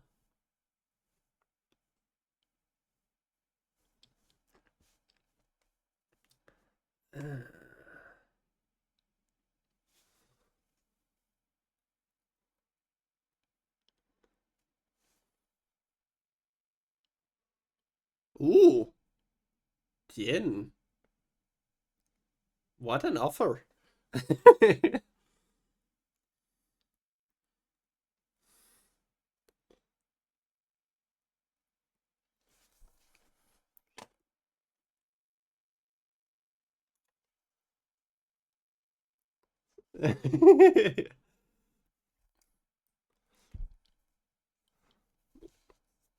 Wouldn't it be a spoon, fork, knife?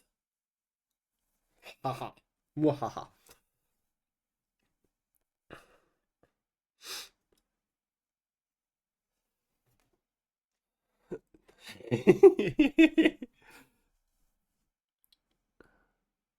Yes. Spoon, fork, knife. Holding the hobbits gently but firmly, one in the crook of each arm, Treebeard lifted up the first large foot and then the other, and moved them to the edge of the shelf. The root-like toes grasped to the rocks. Then carefully and solemnly he stalked down from step to step and reached the floor of the forest. No, you haven't, because I haven't even gotten halfway through the chapter.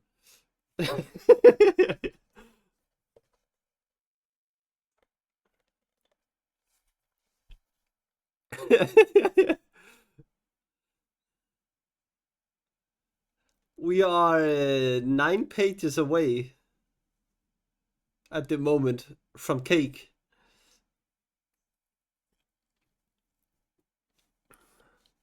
We demand cake. You demand nothing.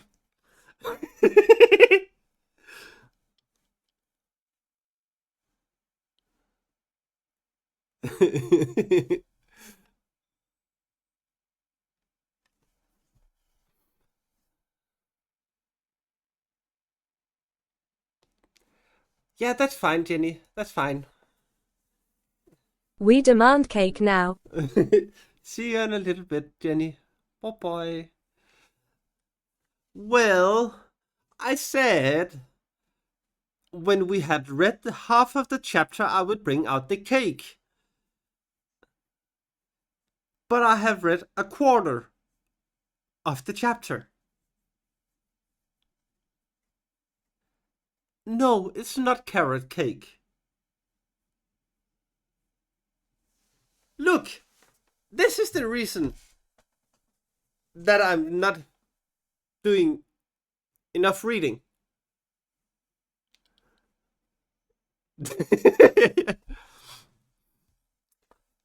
Okay, let's say it like this. If Miss Deathheart gets the drop and lands in the bush over a 50 score, I will take the cake out now.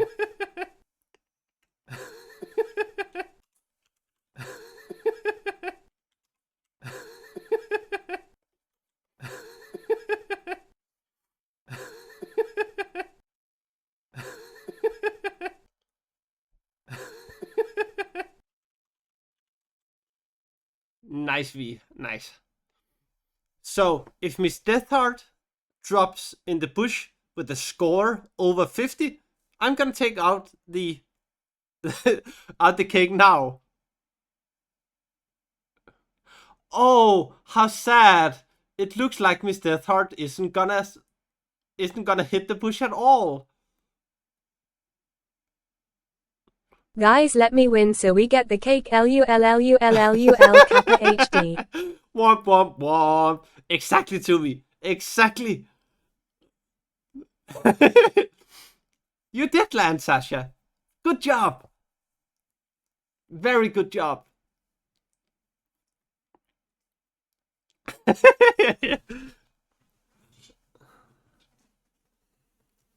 Well, when I have read the next 9 pages, I will give you guys cake.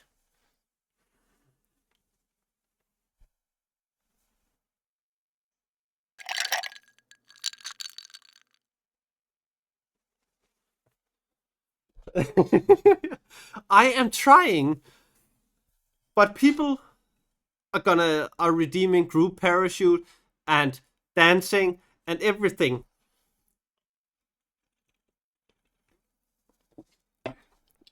And I can't read faster than I'm already doing.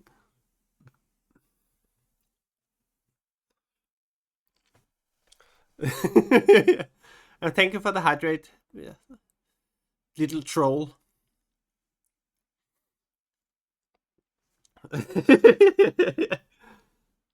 I already hydrated, troll.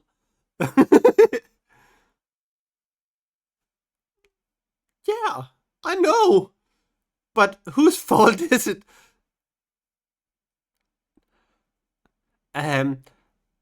Troll, do you want me to get like allergies to the point where I'm going to the hospital? Because that is what that would do.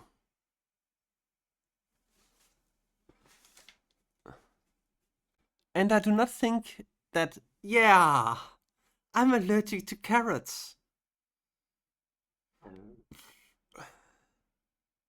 So I do not think that is a good idea.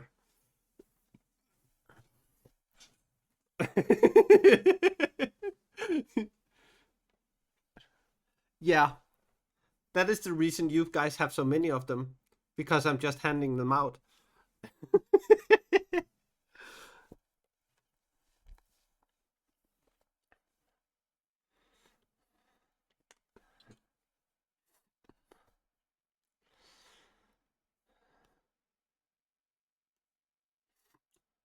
At once he set off with long deliberate strides through the trees, deeper and deeper into the wood. Never far from the stream, climbing steadily up towards the slopes of the mountain. What kind of bookbun is allergic to carrots? What are you eating instead? Cabbage? Oh my, we have an emergency over here, guys. Chocolate it is then. Well, hey, cabbage, kimchi. All of those are good. Celery is also nice.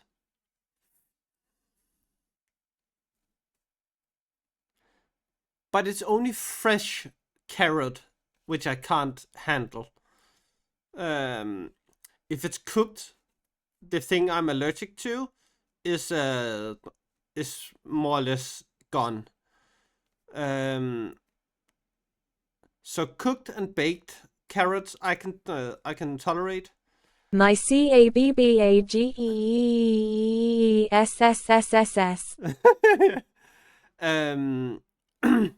So yeah, only fresh carrots I can't handle. And fresh processed, so like carrot juice.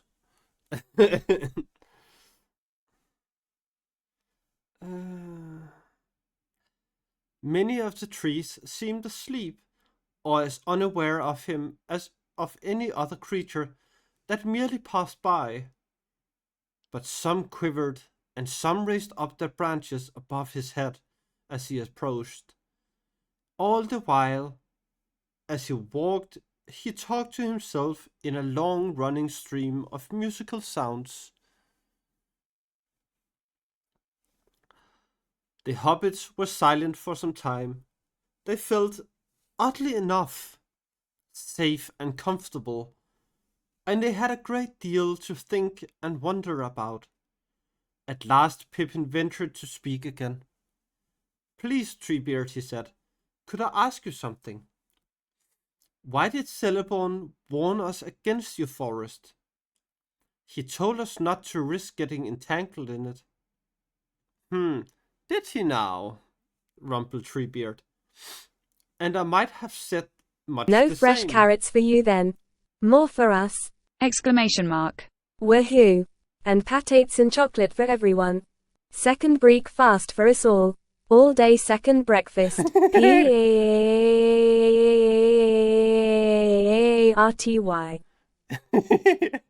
Thank you, Mr. Thard. Hi, Ike. Thank you. I appreciate it.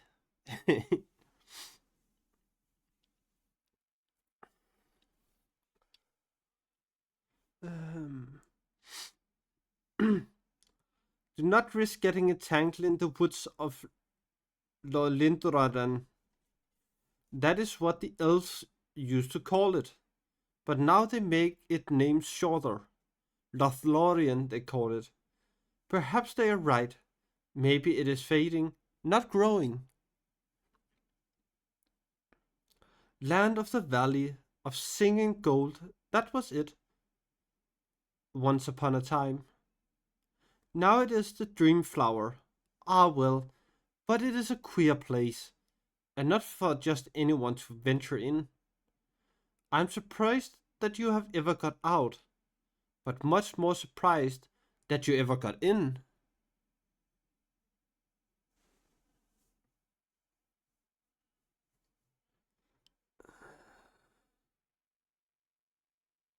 I'm surprised that you ever got out, but much more surprised you ever got in. That has not happened to strangers for many a year. It is a queer land, and so is this. Folk have come to grief here. They have to grief. And then he's speaking in Elvish. He hummed to himself. They are falling rather behind the world in there, I guess, he said. Yeah, queer place. So who landed? I can see Vildi, and I guess a Jinn. And who is the last one which landed?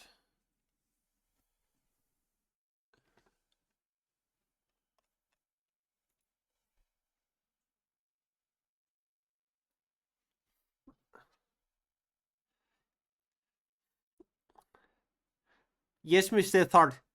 Give Ike his carrots.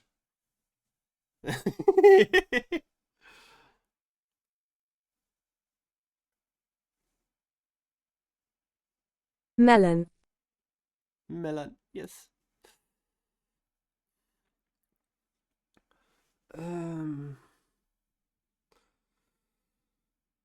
They are falling rather behind the world in there, I guess, he said.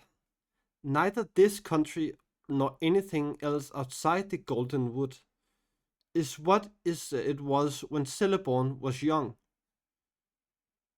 Still, again, English. No, not Elvish, sorry. That is what they used to say. Things have changed. But it is still true in places. What do you mean, said Pippin. What is true? The trees and the ants, said Treebeard. I do not understand all that goes on myself, so I cannot explain it to you. Some of us are still true ants, and lively enough in our fashion. But many are growing sleepy, going tree-ish, as you might say. Most of the trees are just trees, of course, but many are half awake. Some are quite wide awake, and a few are, getting entish. That is going on all the time. When that happens to a tree, you find that some have bad hearts. Nothing to do with the wood.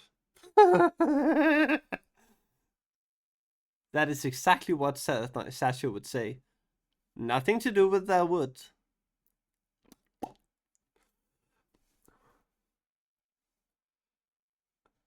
I do not mean that. Why? I knew some good old willows down the Entwash. Gone long ago. Nice one, Jin. Nice one.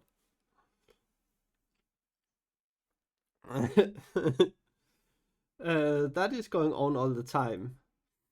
When that happens to a tree, you'll find that some have bad hearts. Nothing to do with the wood. Okay, I already read that. Why I knew some good old willows down the inwash, gone long ago, alas.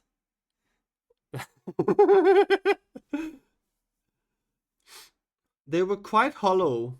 Indeed, they were falling all to pieces. But as quiet and sweet-spoken as a young leaf. And then there are some trees in the valleys under the mountains, sound as a bell, and bad right through. That sort of things seem to spread. There used to be some very dangerous parts in this country. There are still some very black patches. Okay, so Sasha was the one who dropped. Nice, Sasha. Nice.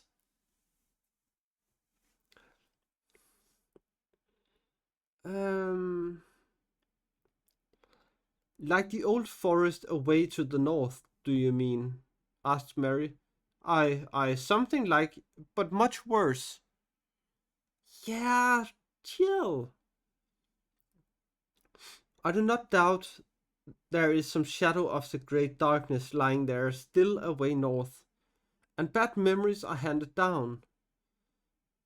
But there are hollow dales in this land where the darkness has never been lifted, and the trees are older than I am. Still, we do what we can. We keep off strangers and the foolhardy, and we train and teach, we walk and we weed. Oh, are they, Mr. Thart? Are they?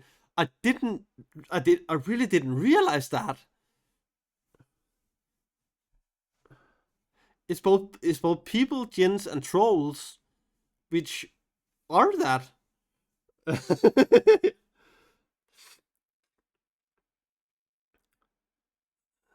We are tree herds, we old ents. Few enough of us are left now. Sheep get like shepherd, and shepherds like sheep. It is said, but slowly, and neither have long in the world.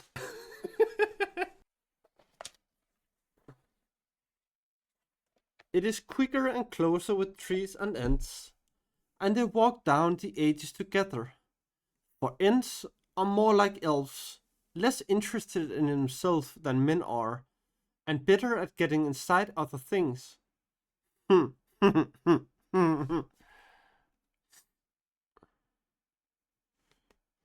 And yet Ents are more like men, more changeable than elves are, and quicker at taking the color of the outside, you might say, or better than both. For they are steadier and keep their minds on things longer.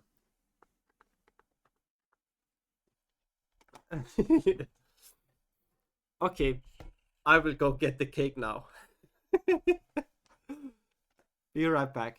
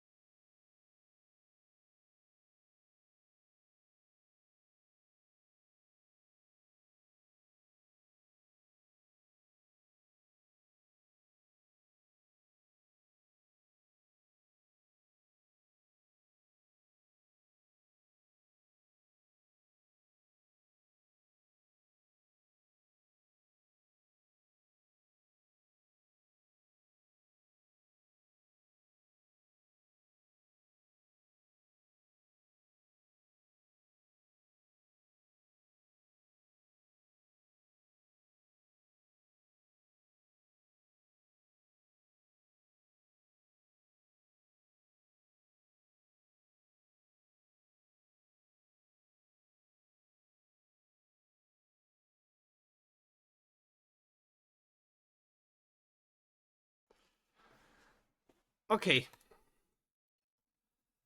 So, as a first,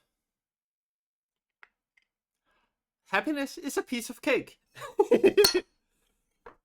Mega consume, mega consume, mega consume, mega consume, mega consume, mega consume, mega consume, mega consume. Mega consume, mega consume, mega consume, mega consume, mega consume, mega consume, mega consume, mega consume. Are you okay? Mega consume, mega consume, mega consume, mega consume, mega consume, mega consume, mega consume, mega consume. Mega consume, mega consume, mega consume. Are you sure you're okay? Because it didn't sound like it. Okay, everyone.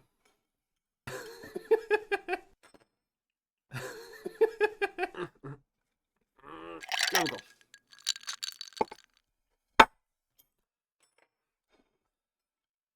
So, everyone, here we have the cake.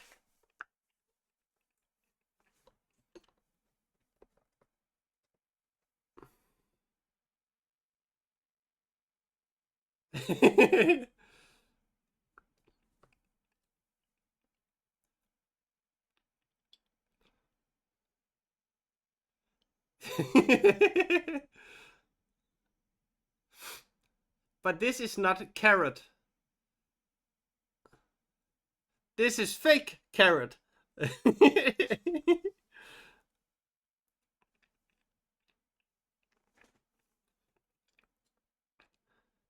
So yes, this is what I got for myself as a cake. And everyone remember, cake is happiness.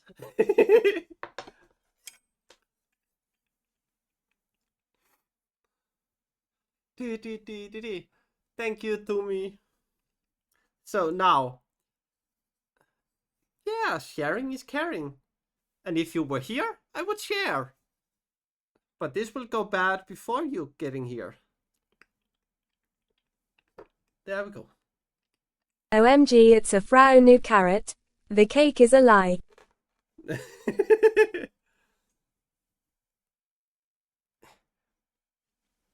Mm.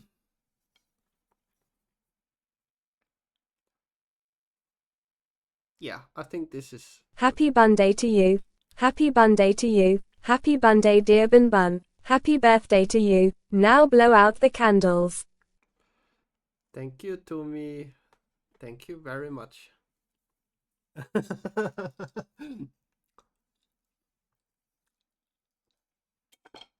Earthling want kiwi, gimme, gimme, gimme. Okay, Earthling, here. That's for you. There you go.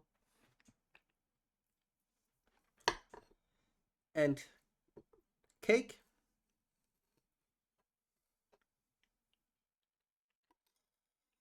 Mm.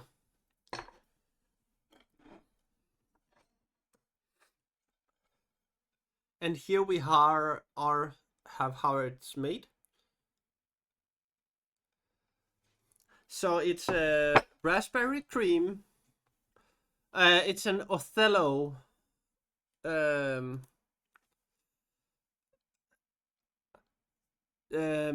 Othello layered cake.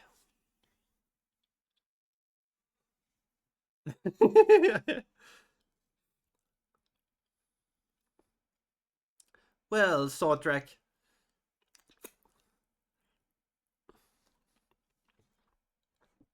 Mega consumed a midday 4 spoon. Mega consumed a midday 4 spoon. Mega consumed a midday 4 spoon. Mega consumed a midday 4 spoon. Mega consumed a midday 4 spoon. Mega consumed a midday 4 spoon. Mega consumed a midday 4 spoon. Mega consume. Mr. 45 drool. Mr. 45 drool. Mr. 45 drool. Mr. 45 drool.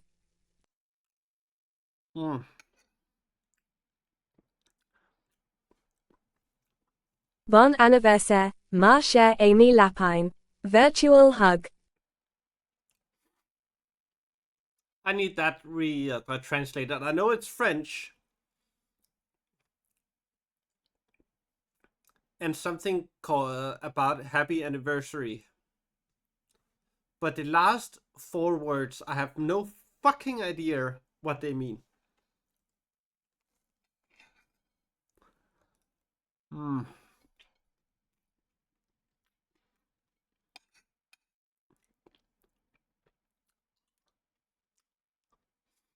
But yeah, this is an Othello layered cake.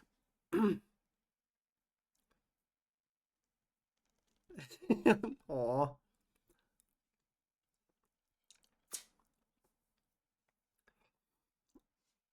Thank you, Sasha.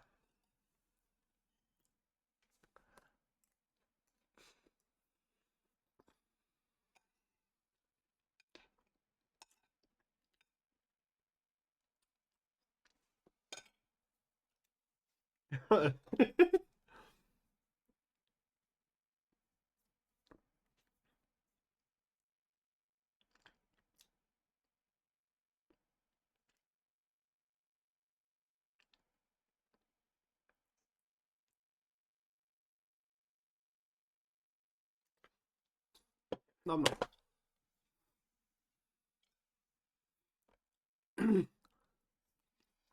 Who likes butts? You like butts. Who likes butts? I like butts. Who likes butts? We like butts. So every booty, shake your butt and feel the groove. Yeah, Sasha.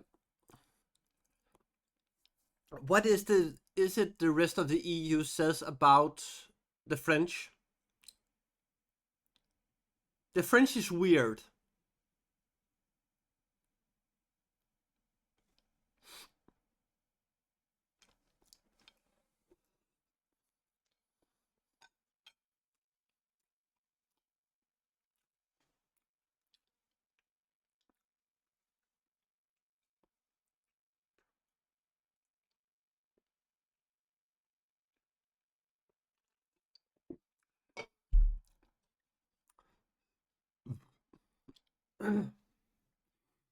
Like I was at an event in France where a lot of foreigners arrived too.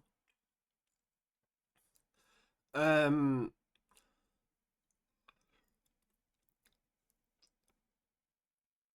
yes, it was still weird. H-A-P-Y bet T-T-T-T-H day Y-Y-Y-Y demi birdie 50 yap feed me cake now birdie 50 watch it. Birdie 50 flower. Thank you, V. Thank you. I was at the 24-hour Le Mans race in France, and people were outside of the race selling items, which makes a lot of sense. What didn't make sense was that they only spoke French. So how the fuck are you gonna sell something to a primarily English event when you only speak French? Like, what the fuck? I understand the thought behind wanting to sell things at an event where there's 100, 200,000, 100, 200,000 people attending the event. But the last thing, that didn't make fucking sense. It made absolutely no sense. So, cake for chat. Here you go.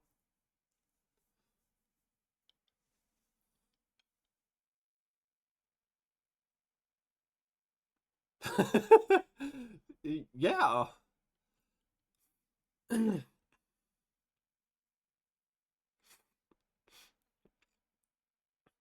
um. Yeah, I unfortunately know that, Sasha.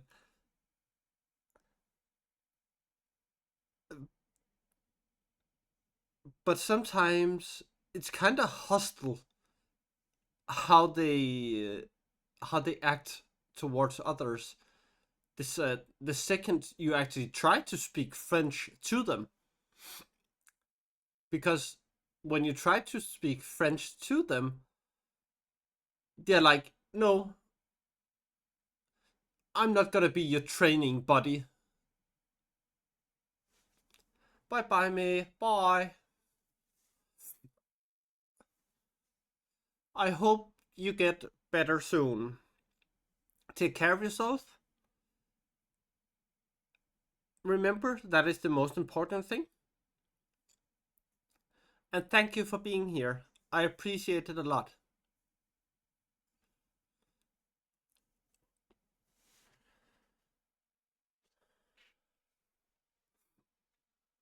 So now cake is gonna go into the fridge, because else it will go bad before I can eat the rest of it.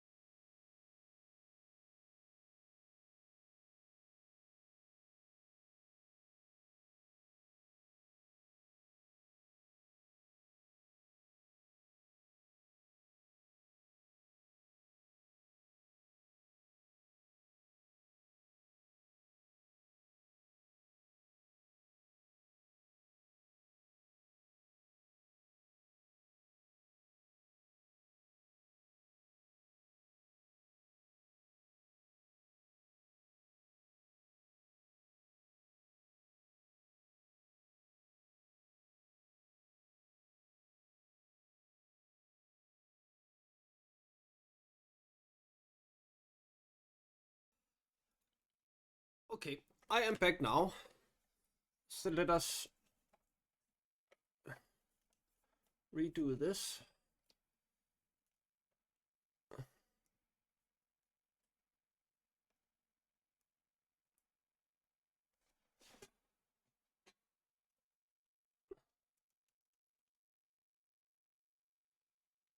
Yes. Oh.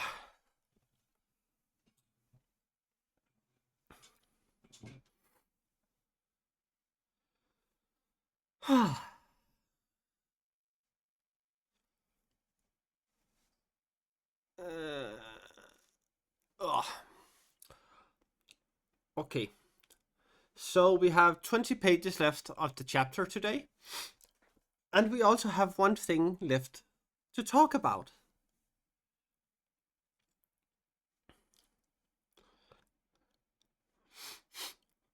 So for now, I'm gonna read, I think, 10, 10 pages, and then we're gonna talk a little bit, because then my voice can relax just a tiny bit.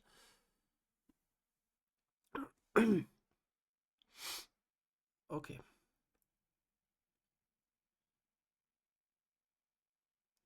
Some of my kin look just like trees now, and need something great to rouse them, and they speak only in whispers. But some of my trees are limp-lithe, and many can talk to me. Elves began it, of course, waking trees up and teaching them to speak and learning their tree talk. They always wished to talk to everything, the old elves did. But then the great darkness came, and they passed away over the sea or fled into far valleys and hid themselves, and made songs about days that would never come again. Never again. A. A. There was one wood once upon a time from here to the mountains of Loom, and this was just the east end. Those were the broad days. Time was when I could walk and sing all day and hear no more than the echo of my own voice in the hollow hills. The woods were like the woods of Lothlorien, only thicker, stronger, and younger. And the smell of the air. I used to spend a week just breathing. Treebeard fell silent, striding along, and yet making hardly a sound with his great feet. Then he began to hum again, and passed into a murmuring chant. Gradually, the hobbits became aware that he was chanting to them. In the willow meads of Tatharinan, I walked in the spring. Ah, the sight and the smell of the spring in Tatharian. And I said that was good. I wandered in summer in the elm woods of Osiriand. Ah, the light of the music in the summer by the 7 rivers of Osir. And I thought that was best. To the beaches of Nelreth I came in the autumn. Ah, the gold and the red, and the sighing of leaves in the autumn in Tarna Neldor. It was more than my desire. To the pine trees upon the highland of Dothonion I climbed in the winter. Ah, the wind and the whiteness and the black branches of winter upon Oradnathon. My voice went up and sang in the sky, and now all those lands lie under the wave. And I walk in Ambarona, in Taramona, in Aldalom, in my own land, in the country of Fangorn, where the roots are long and the years lie thicker than the leaves, in Taramona Monalumi.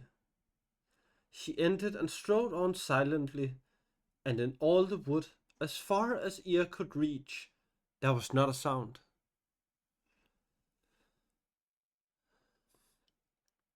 The days waned, and dusk has twined about the boles of the trees. At last the hobbits saw, rising dimly before them, a steep dark land. They had come to the feet of the mountains, and to the end, and to the green roots of tall Mithradas. Down the hillside the young Entwash, leaping from its spring high above, ran noisily from step to step to meet them.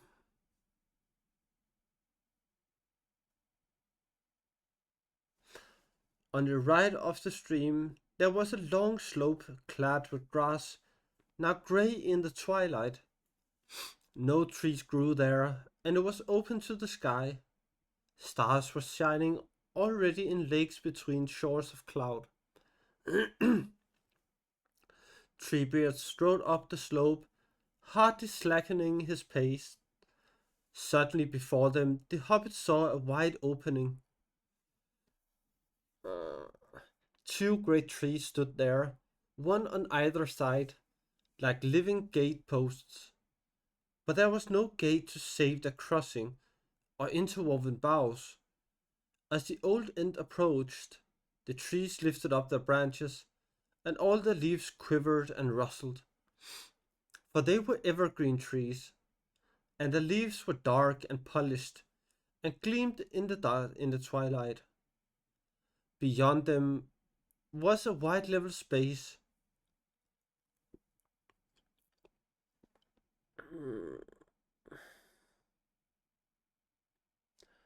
As, as though the floor of a great hall had been cut in the side of the hill.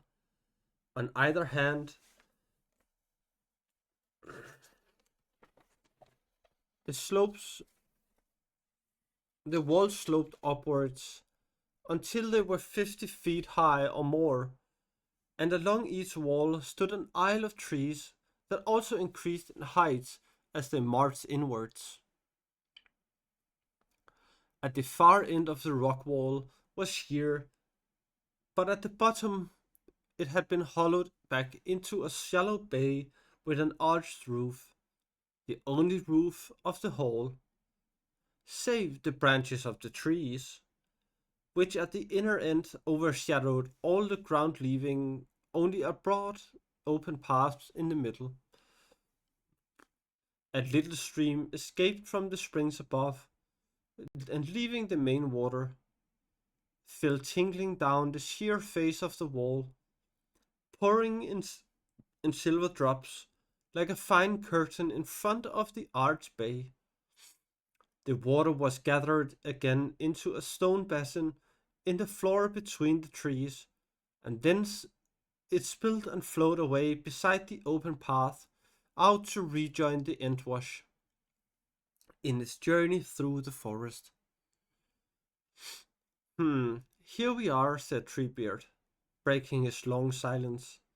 I have brought you about 70,000 enstrides, but what that comes to in the measurement of your land I do not know. Anyhow, we are near the roots of the last mountain.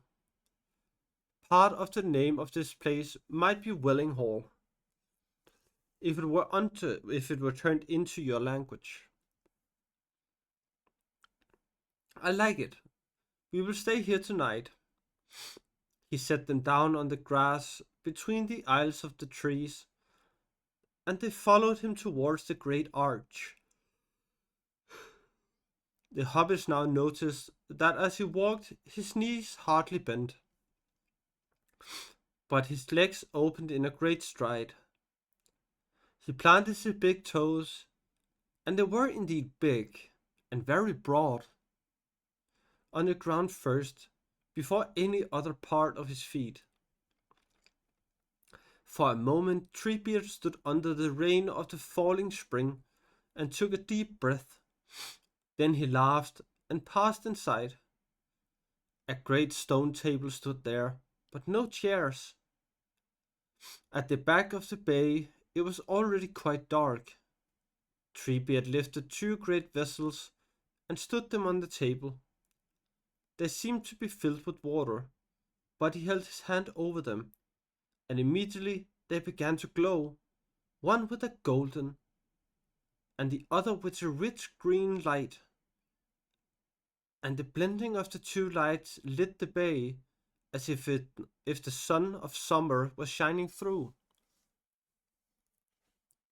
Yeah, it's all good to me. Have a good lurk. Was shining through a roof of young leaves. Looking back, the hobbit saw that the trees in the court had also begun to glow, faintly at first, but steadily quickening until every leaf was edging with light, some green, some gold, some red as copper, while the tree trunks looked like pillars molded out of luminous stone. Well, well, Now we can talk again, said Treebeard. You are thirsty, I expect.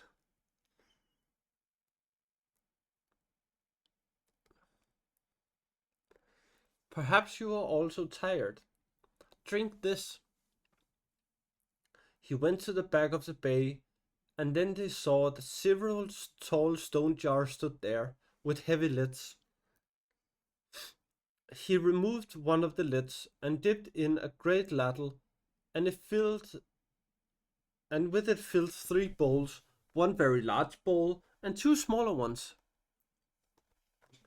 This is an end house, he said, and there are no seats, I fear, but you may sit on the table. Picking up the hobbits, he set them on the great stone slab, 6 feet above the ground. And there they sat dangling their legs and drinking in sips. The drink was like water, indeed very like the taste of the draughts they had drunk from the endwash near the borders of the forest, and yet there was some scent or savour in it which they could not describe. It was faint, but it reminded them of the smell of a distant wood borne from afar by a cool breeze at night. The effect of the draught began at the toes and rose steadily through every limb, bringing refreshment and vigor as it coursed upwards, right to the tips of their hair. Indeed, the hobbits felt that the hair on their heads was actually standing up, waving and curling and growing.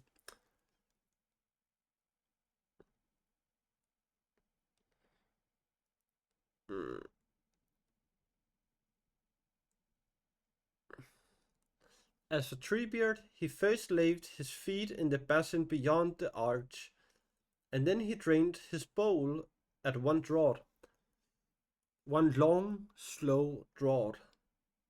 The hobbits thought he would never stop. At last he set the bowl down again. He sighed. Hmm. Now we can talk easier. You can sit on the floor, and I will lie down.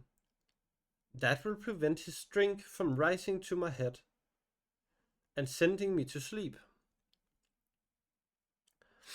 On the right side of the bay, there was a great bed, on low legs, not more than a couple of feet high, covered deep in dried grass and bracken. Treebeard lowered himself slowly on this, with only the slightest sigh of bending at his middle, until he lay at full length, with his arms behind his head, looking up at the ceiling, upon which lights were flickering, like the play of leaves in the sunshine. Merry and Pippin sat beside him on pillows of grass. Now tell me your tale, and do not hurry, said Treebeard. The hobbits began to tell him the story of their adventures, ever since they left Hobbiton. They followed no very clear order, for they interrupted one another continually, and Treebeard often stopped the speaker and went back to some earlier point, or jumped forward asking questions about later events. They said nothing whatever about the ring, and did not tell him why they set out or where they were going, and he did not ask for any reason. He was immensely interested in everything, in the Black Riders, in Elrond and Rivendell, in the Old Forest and some Bombadil, in the mines of Moria, and in Lothlorien and Galadriel. He made them describe the Shire and his country over and over again. He said an odd thing at this point. You never see any ents around there, do you? He asked. Well, not ents. Entwives, I should really say. Entwives, said Pippin. Are they like you at all? Well, no. I do not really know now, said Treebeard thoughtfully. But they would like your country. So I just wondered. Treebeard was, however, especially interested in everything that concerned Gandalf, and most interested of all in Saruman's doing. The hobbits regretted very much that they knew so little about them, only a rather vague report by Sam of what Gandalf had told the council. But they were clear at any rate that Ugluk and his troop came from Isengard, and spoke of Saruman as their master. Said Treebeard. When at last the story had wound and wandered down to the battle of the orcs and the riders of Rohan. Well, well, that is a bundle of news, and no mistake. You have not told me all, no indeed, not by a long way. But I do not doubt that you are doing as Gandalf would wish. There's something very big going on, that I can see. But what it is, maybe I shall learn in good time, or in bad time, by root and twig. But it is a strange business. Upsprout a little folk that are not in the old lists, and behold, the 9 forgotten riders reappear to hunt them. And Gandalf takes them on a great journey, and Galadriel harbors them in Caras Galadhon, and orcs pursue them down all the leagues of Wilderland. Indeed, they seem to be caught up in some great storm. I hope they weather it. And what about yourself? Asked Merry. Hmm. I have not troubled about the great wars, said Treebeard. They mostly concern elves and men.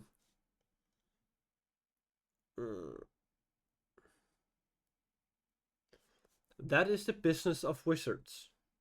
Wizards are always troubled about the future. I do not like worrying about the future. I am not altogether on anybody's side, because nobody's altogether on my side. If you understand me. Nobody cares for the woods as I care for them. Not even elves nowadays. Still, I take more kindly to elves than to others. It was the elves that cured us of dumbness long ago, and that was a great gift that cannot be forgotten. Though our ways have parted since, and there are some things, of course, whose side I am altogether not on. I am against them altogether. These Barardum, he again made a deep rumble of disgust. These orcs and their masters. I used to be anxious when the shadow lay on Mirkwood, but when it removed to Mordor, I did not trouble for a while. Mordor is a long way away, but it seems that the wind is setting east, and the withering of all woods may be drawing near. There is naught that an old Ent can do to hold back that storm. He must weather it or crack. But Saruman now. Saruman is a neighbor. I cannot overlook him. I must do something, I suppose. I have often wondered lately what I should do about Saruman. Who is Saruman? Asked Pippin. Do you know anything about his history? Saruman is a wizard, answered Treebeard. More than that I cannot say. I do not know the history of wizards. They appeared first after the great ships came over the sea. But if they came with the ships, I can never tell. Saruman was reckoned great among them, I believe. He gave up wandering about and minding the affairs of men and elves some time ago. You would call it a very long time ago, and he settled down at Agrenost, or Isengard, as the men of Rohan call it. He was very quiet to begin with, but his fame began to grow. He was chosen to be head of the White Council, they say, but that did not turn out too well. I wonder now if even then Saruman was not turning to evil ways, but at any rate he used to give no troubles to his neighbors. I used to talk to him. There was a time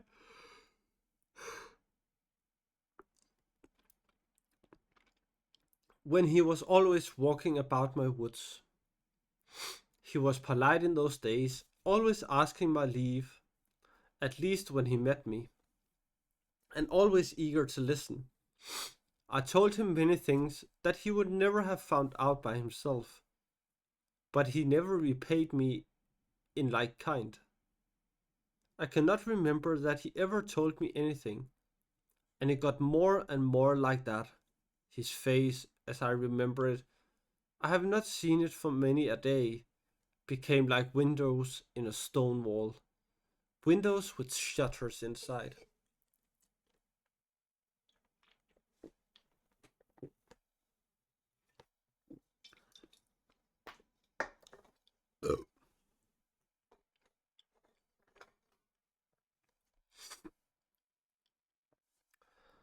I think that I now understand what he is up to.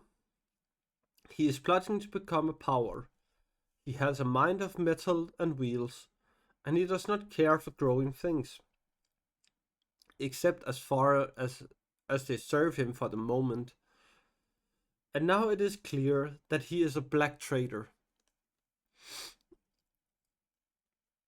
He has taken up with foul folk, with the orcs. Worse than that, he has been doing something to them, something dangerous. For these Isengarders are more like wicked men. It is a mark of evil things that came in the great darkness that cannot upside the sun. But Saruman's orcs can endure it, even if they hate it. I wonder what he has done. Are they men he has ruined? What the fuck? Okay. Or has he blended the races of orcs and men? That would be a black evil.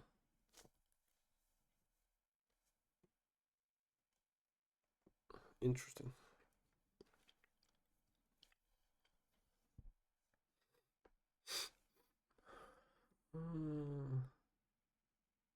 Treebeard rumbled for a moment, as if he were pronouncing some deep, subterranean, entish malediction. Some time ago, I began to wonder how orcs dared to pass through my woods so freely, he went on.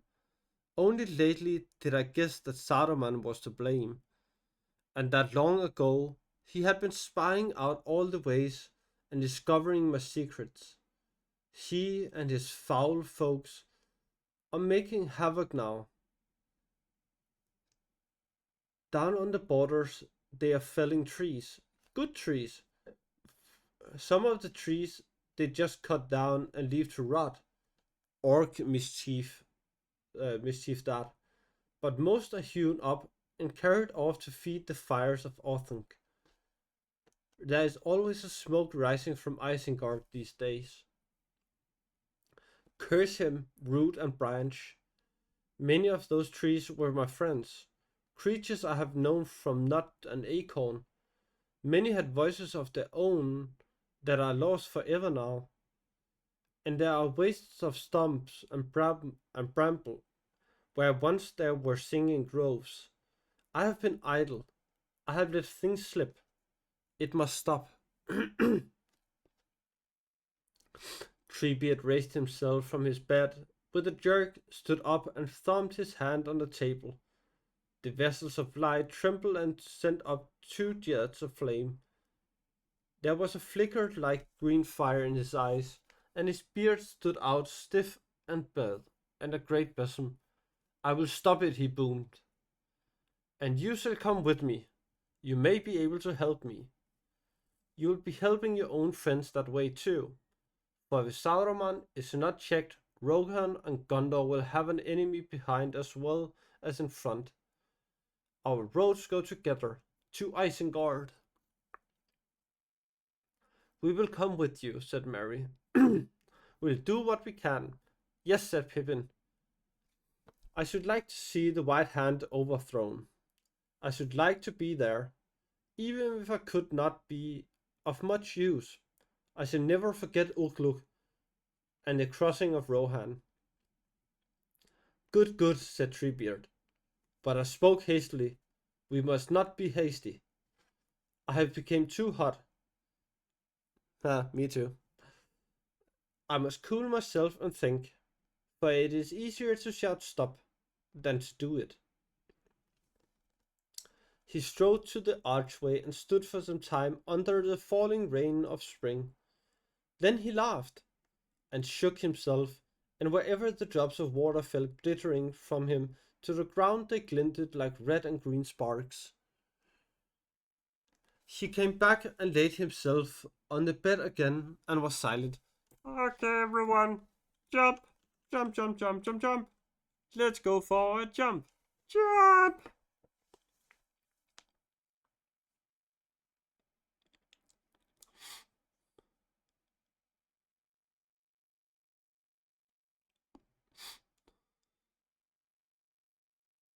I was just about to say, what the fuck? Not even participating in the own drop. Come on, everyone. We need to drop. Drop, drop, drop, drop, drop. Drop it like it's hot. Dee dee dee dee dee.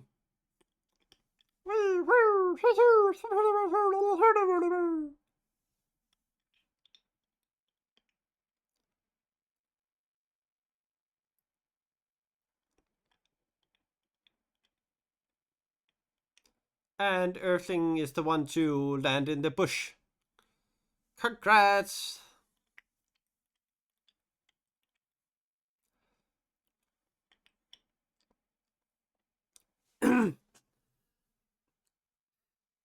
Yeah, I get that. I don't.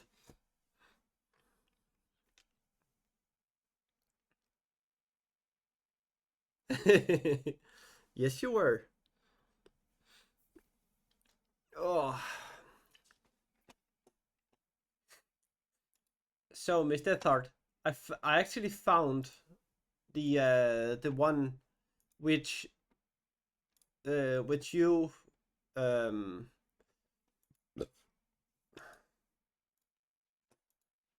which you showed me.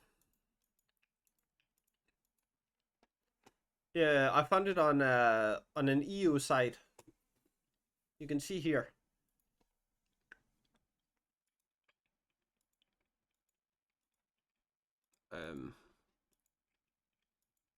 There we go.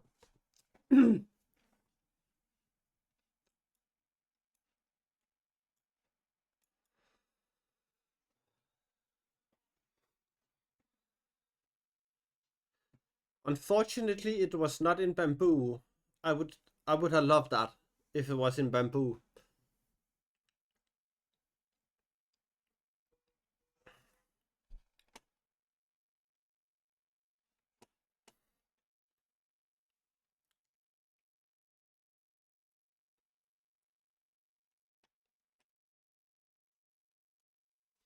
Yeah, it's still nice. I'm just, yeah, it would be nicer in bamboo.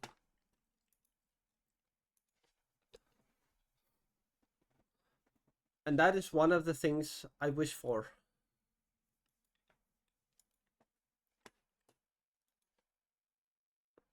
To keep my mug warm. Yeah, bamboo. Everything here is bamboo.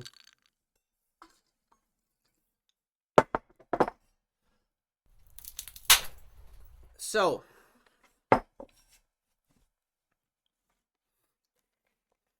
which tea are we going with?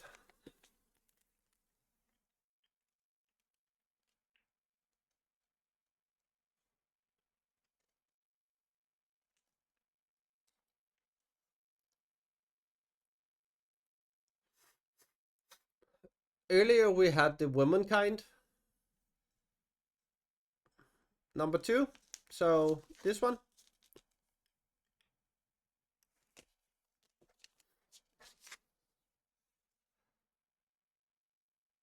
So you're saying this one, right? Okay.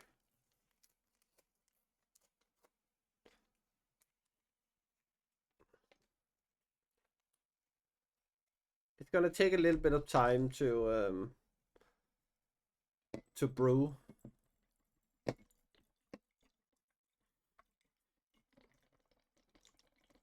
But these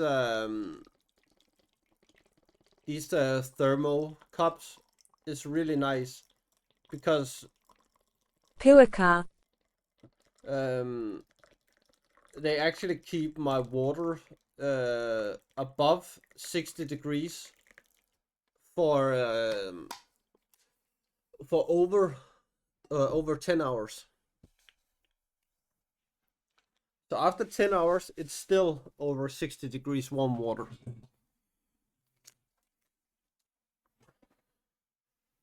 And I like that.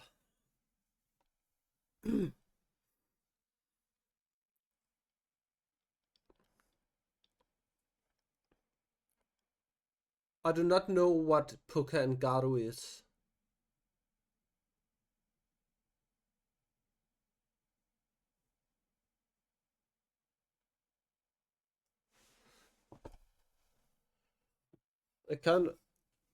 It's a microlight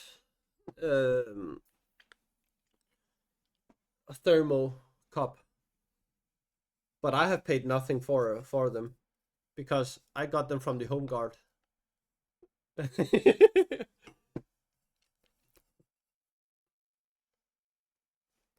So for me, they are free.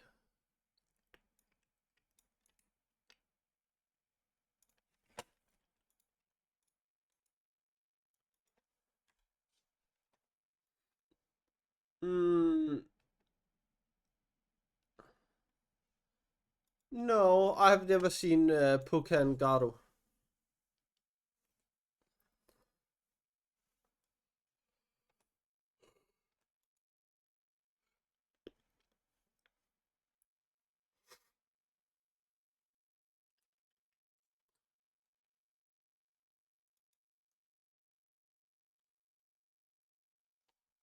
Oh my god, it's getting cold in here.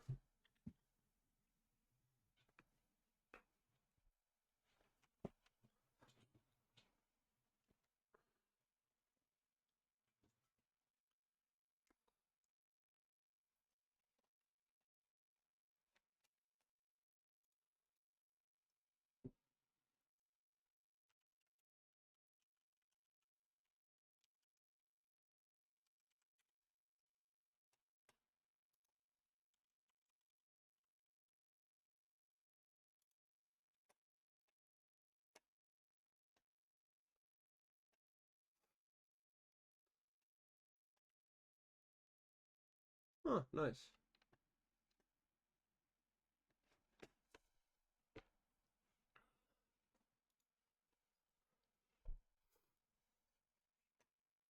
Yeah, I began to get cold around my feet.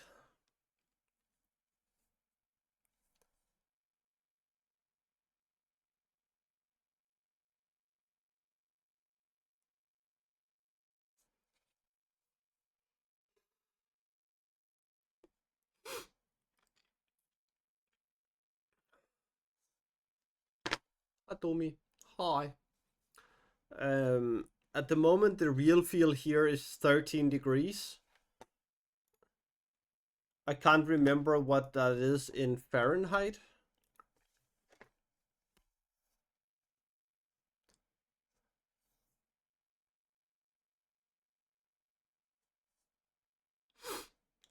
Oh yeah, I just remembered. For fuck's sake, Sasha.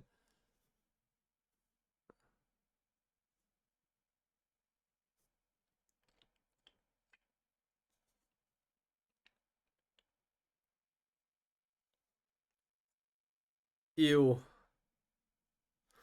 So 13 at the moment is 55.5 degrees Fahrenheit. So I have something nice to show you all.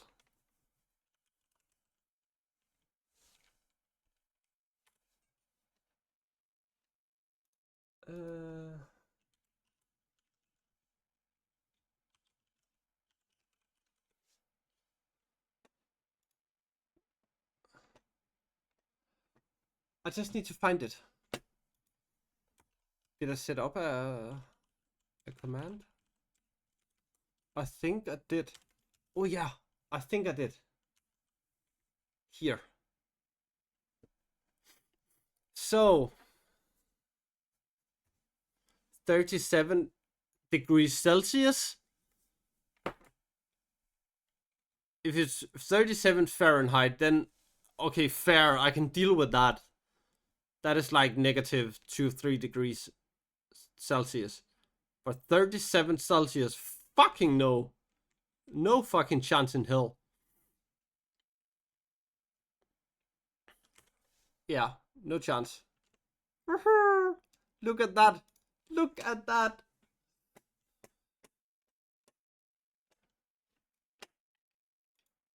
Yes, yes, yes, yes, yes, yes, yes.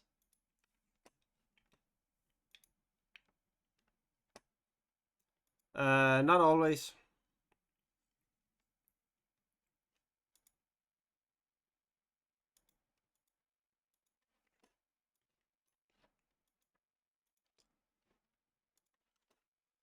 Sometimes I fucking hate. There we go.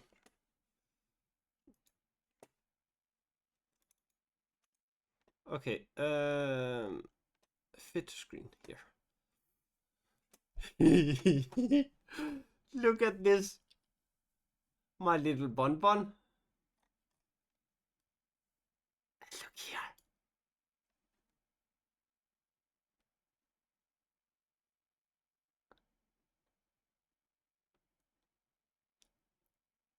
Aren't they cute?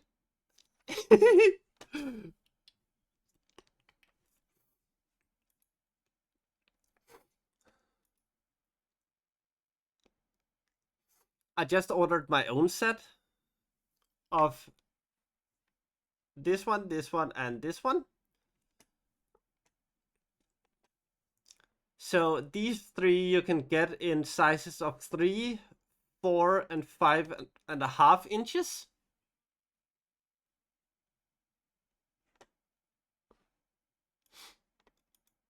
And they, of course, the price change. This is the furthest down I can go in the price before Fourth Wall begins to cry about it. And then you have these, which are in those are in 2.4 inches in size. And you get 2 of each.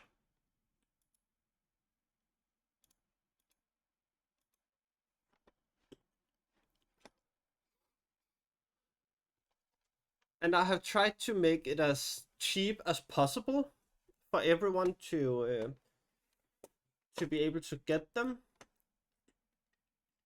But this is unfortunately the cheapest I have been able to go down.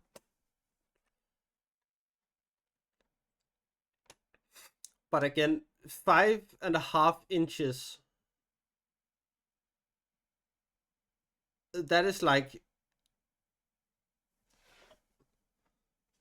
yeah, that's like a half a page, like the width of a page in a book.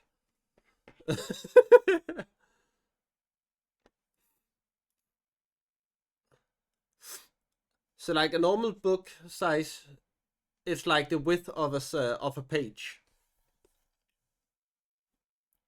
That is the biggest one you can get, and the smallest one is 7.5 centimeter. If you get them as singles. If you get them over here, they will be about 6.5 centimeters in on this one, and between 7.5 and 13.5 centimeters on these ones.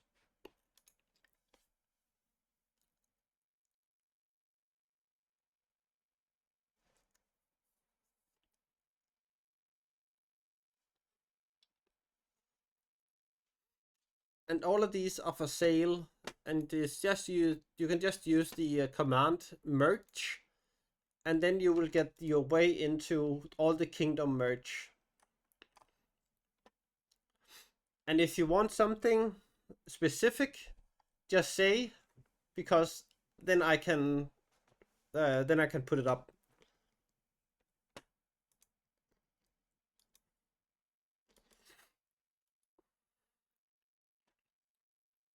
And of course, all the profit from this will go to new books.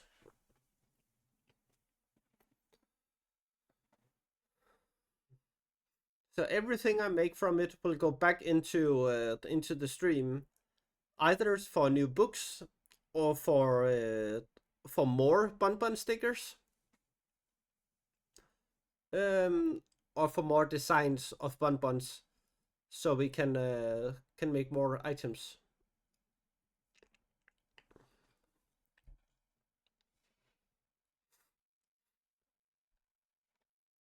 So yeah, I made this today, and I'm very happy about it.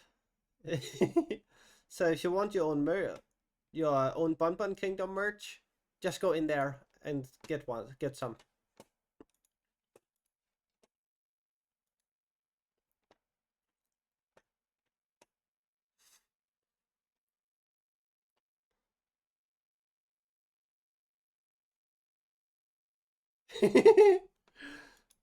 Celebration. Do do do do do do.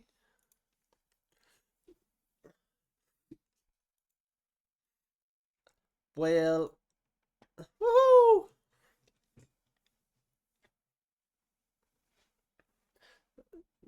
But the knives bend the forks. That's the bottles and burn the corks. That's the bottles that crack the plates. That's what people bappings mate. That's the part. Tell the mat. The bread the mat. The roar. Just down on every door. That's about all the boards.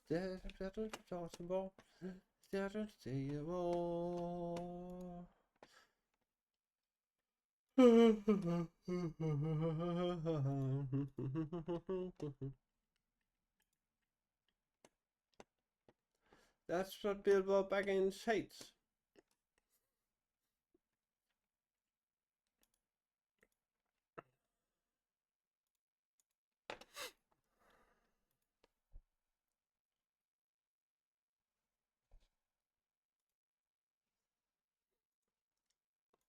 So for everyone else, yes, he's here. It is also possible to gift stickers.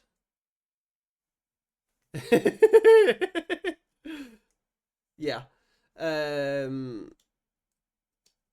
It is also possible for people to gift the stickers to others.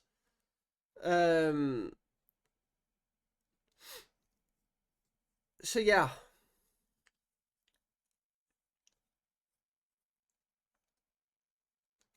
Just please write me first if you want to do that, because I still need to figure out how to do it.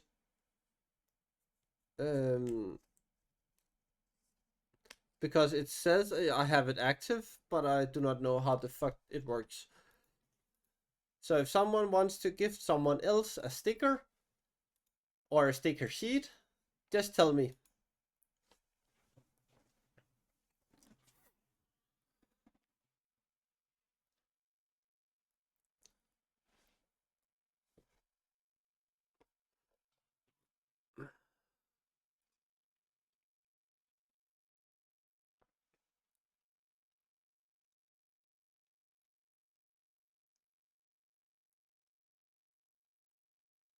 Dum, da, dum.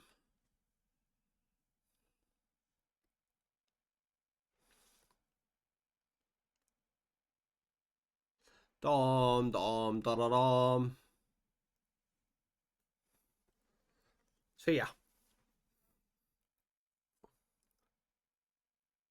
But yes, I would love to have more money to be able to get more bonbon designs made,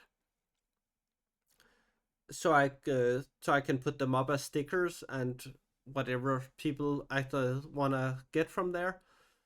Um, and unfortunately, it is more expensive for people in the outside of the US, because these people are shipping from the US.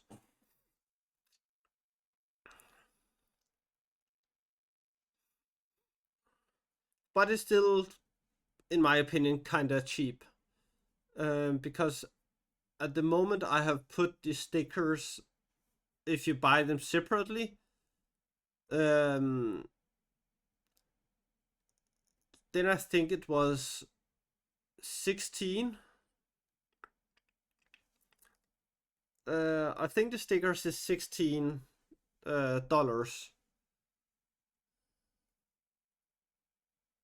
as far as I can remember. The stickers is $16.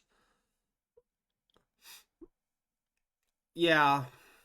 I haven't been able to find a place within the EU which is making stickers by the piece. Um, if somebody know someone within the EU who can do that, like a single piece and then ship it and everything, then I would be very interested in hearing from them as well.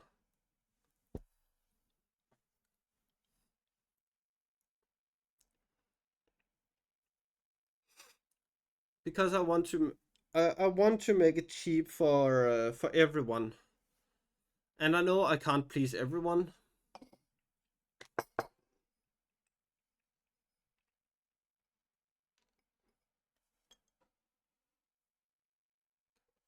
I found a website in Europe that is making stickers, but you have to order it before people buy it to you. Um, I don't understand that, Sasha. I understand that you found a website,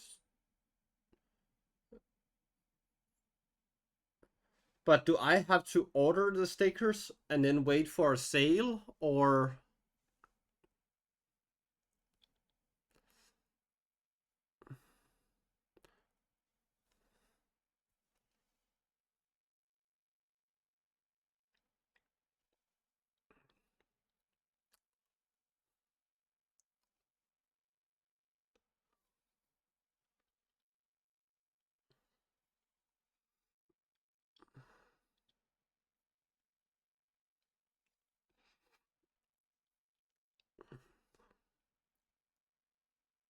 Yeah, sorry, my bun brain isn't working that much at the moment.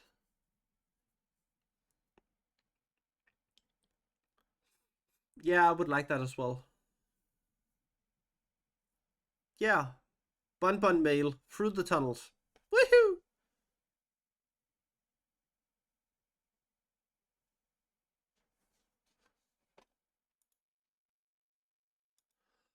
Oh, Printify.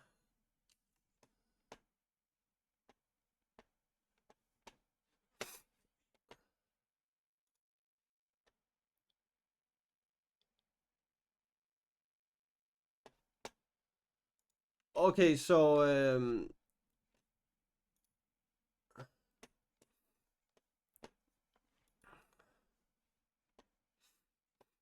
basically I have to have some stock and set it up myself.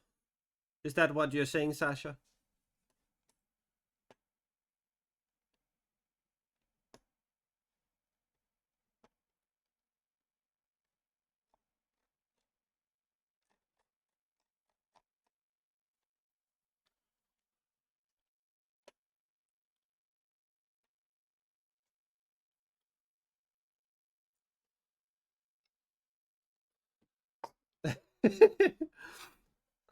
It's all okay. It's all okay. I just wanted to be sure what you're saying. But okay, I will definitely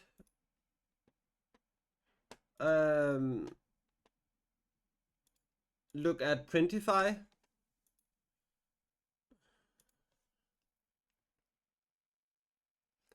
From Sticker app. What is that?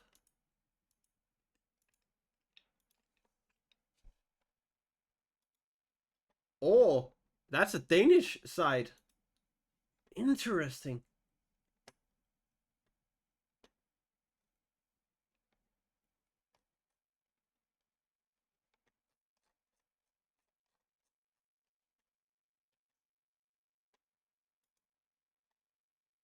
Oh.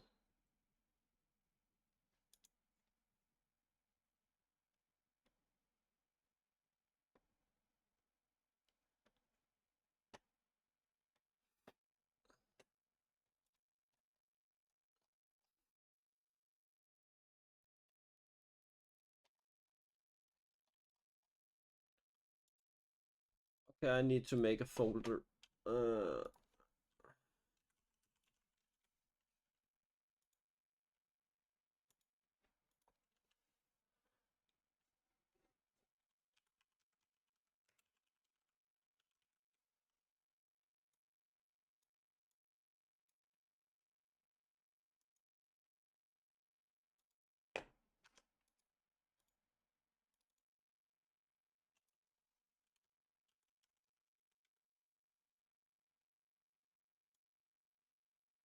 Business Bumper Kingdom merch.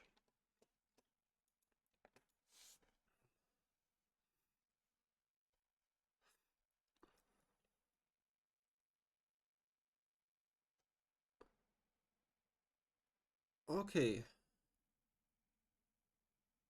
So if anyone knows any more like companies, please just tell me. Because I would like to have like a North American, South American place, and then an EU place.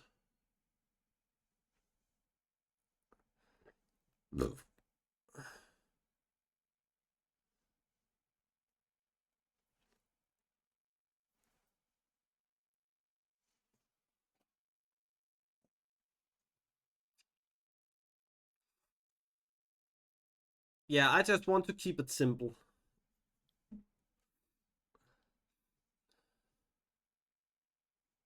Maybe make a custom shirt if someone from my Bun Bun Kingdom staff wants a T-shirt or something.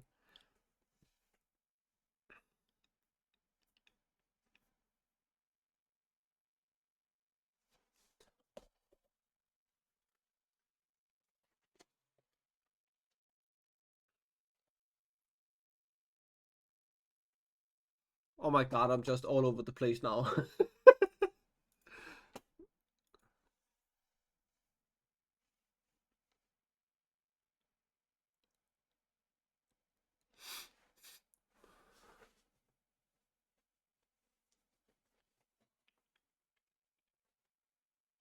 Oh,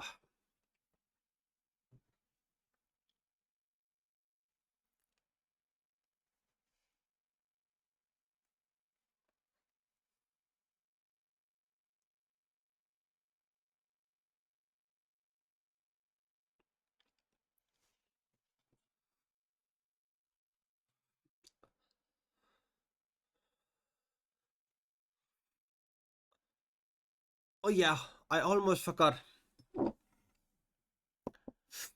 At the end of this month, I am gonna try to do some bookbinding at my local library. And I wanted to hear if you guys would like to see something like that. Of course, if I like doing it. But would you like guys like bookbinding on stream?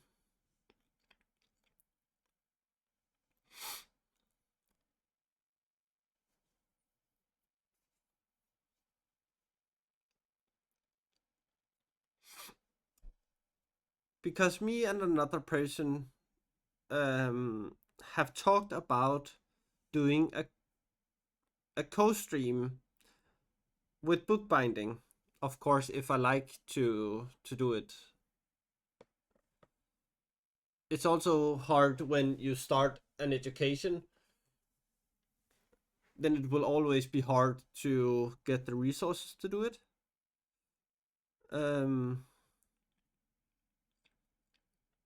But that's one of the ideas I have been juggling around a bit.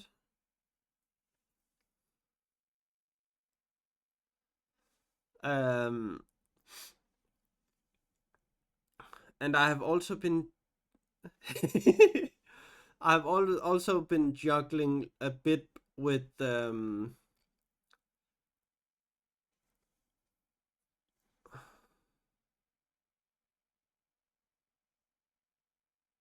I've also been juggling a bit with doing some 18 plus reading in Discord.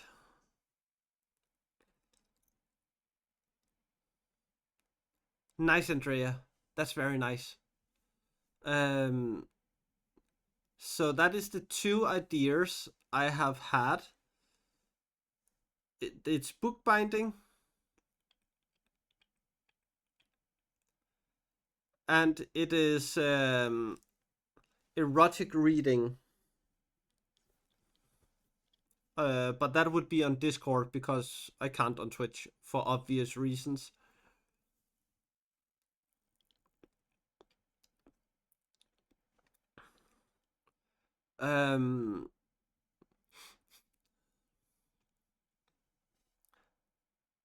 So I just wanted to hear if that is something you would be into.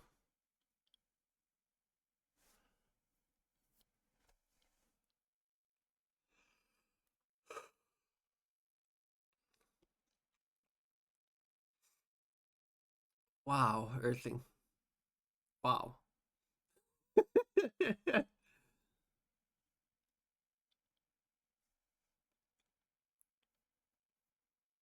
Andrea! Andrea! Another parachute! Let's go! I know your answer, yes. I 100% know your answer.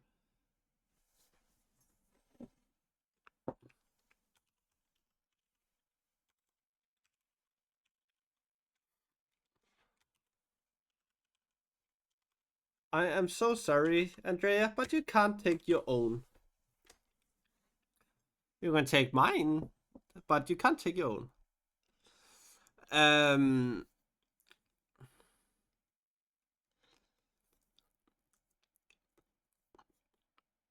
The most books I have seen, there are no illustrations in them. It is only books, it's only words. Well, Andrea, then it's good you do not suck at taking the plantain.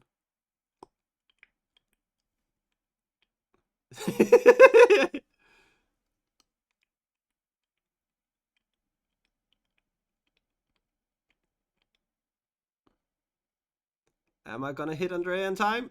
Yes, and in for the save. And Andrea hits the bush, and she get to collect her chocolate egg.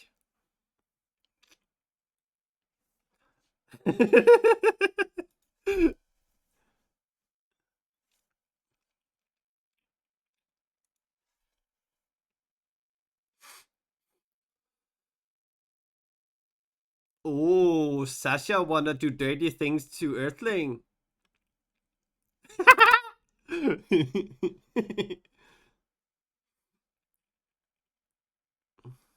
Suck at or suck on? That is the question.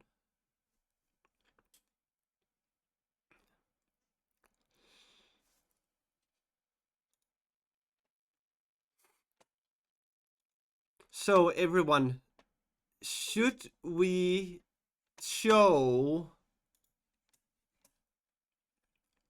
Andrea, what I have gotten in here today.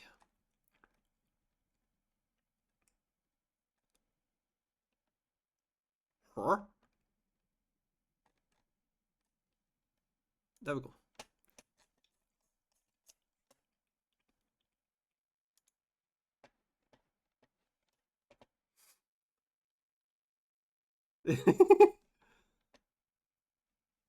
Yeah, you saw the book, but you did not see this.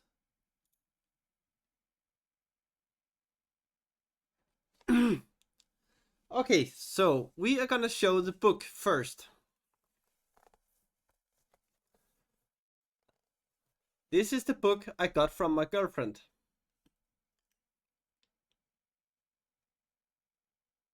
And sorry, I can't show you better than this.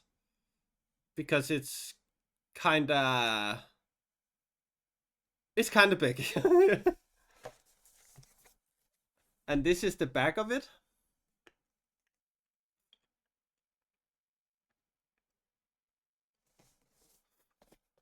And then you have the opening side.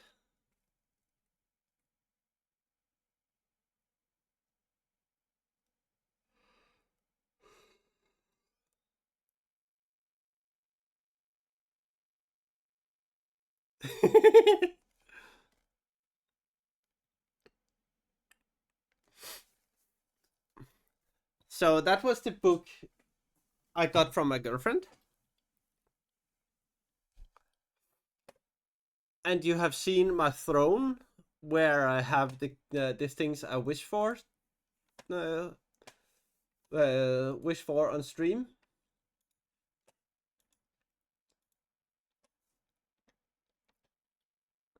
It's primarily things for stream.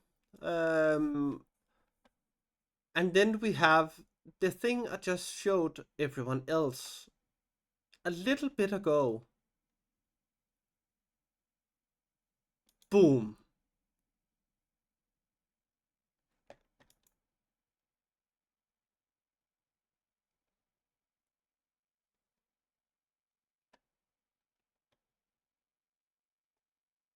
And here we have the Bonbon side.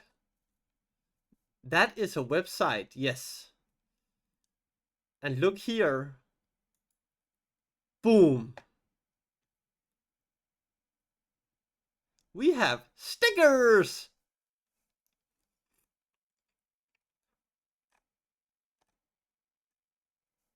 Big fluffy stickers.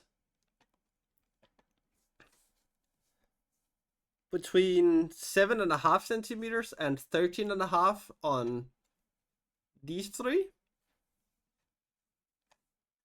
And here you get 2 of each, but they are only 2 inches and 40.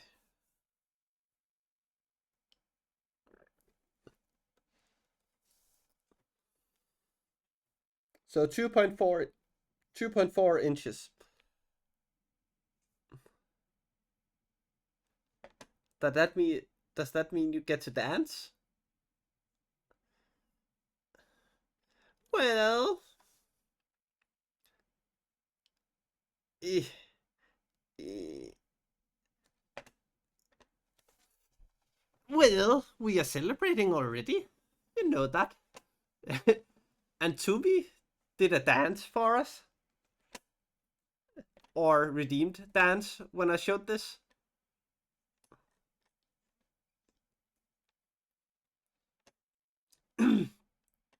But this is cheaper to get in North America, South America.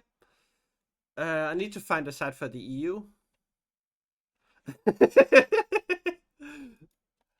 Yeah, I'm just a bit tired. It's a long way over my usual bedtime at the moment.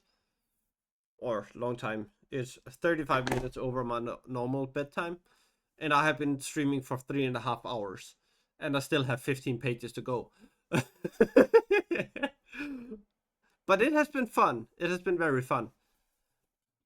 Except my brain do not think so. It's just like, when can I sleep? When can I sleep? And I'm like, you don't sleep at all fucking all. Seriously.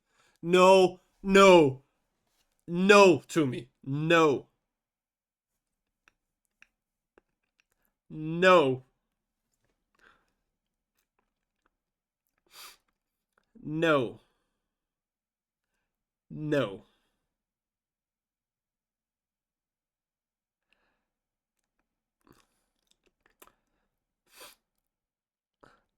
What I was aiming for today was between 3 and 5 hours.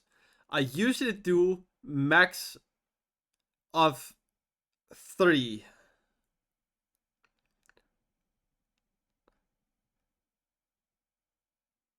So this is a long stretch for me, and I want to be alive afterwards as well.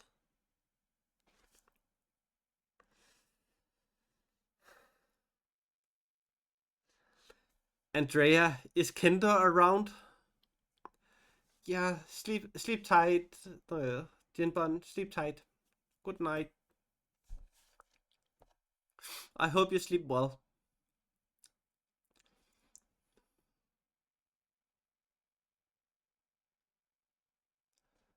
Thank you. I appreciate it.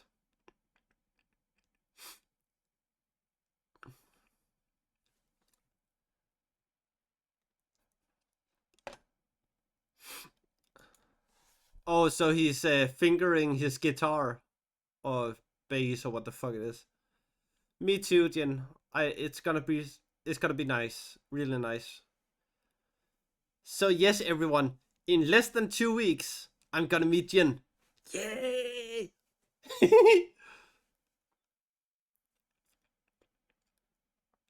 Love you too. Yes, it is very exciting. Yeah, it's all good, Sasha. Have a lovely, lovely sleep.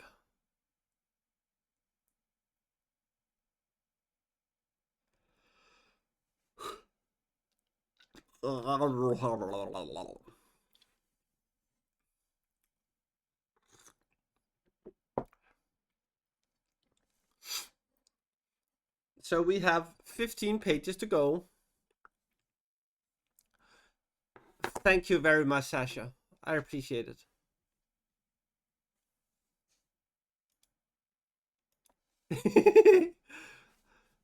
Hi, Juanka. Thank you for that. I appreciate everyone coming in today.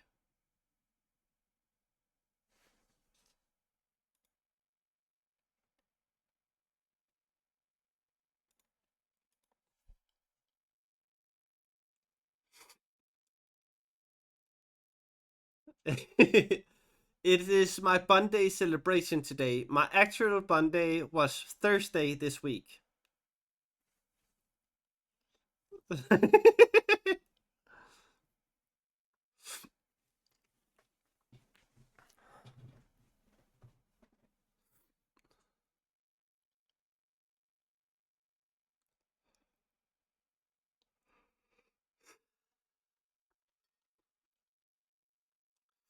So here we go.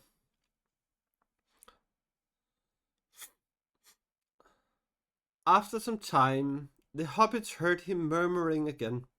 He seemed to be counting on his fingers. Fangorn, Finglas, Flatteriff, he sighed.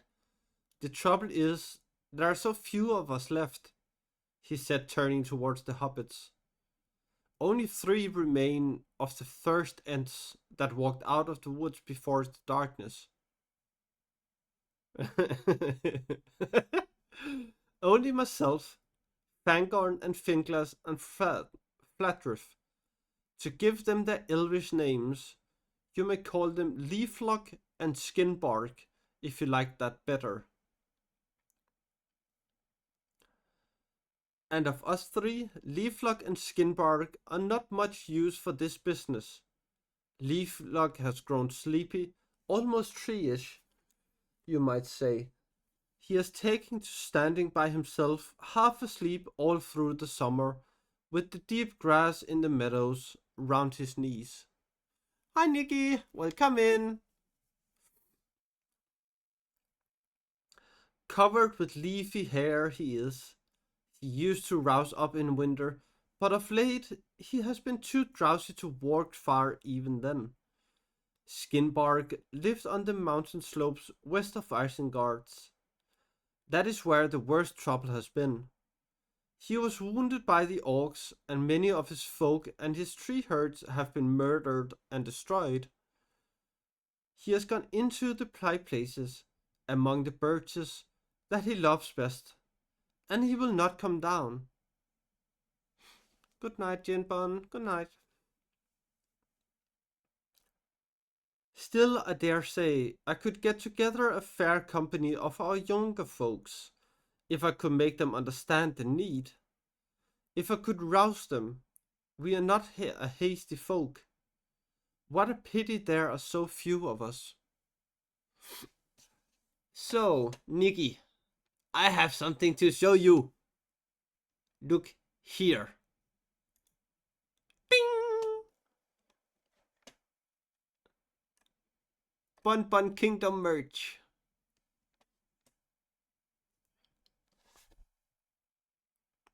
Thank you, Tommy.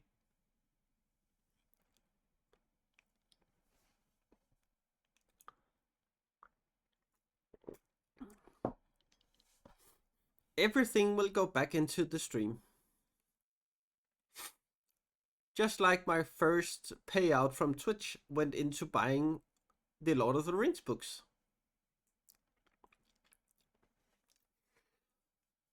So the profit will go to either new stickers or to new books or emotes.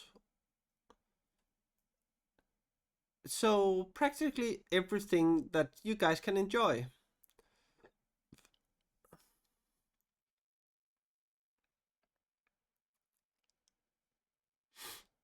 Isn't it nice?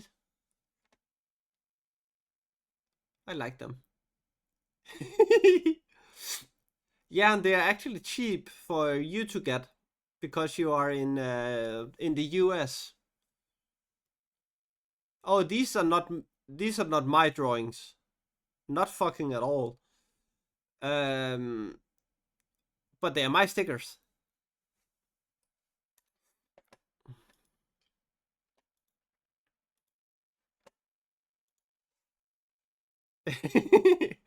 Thank you.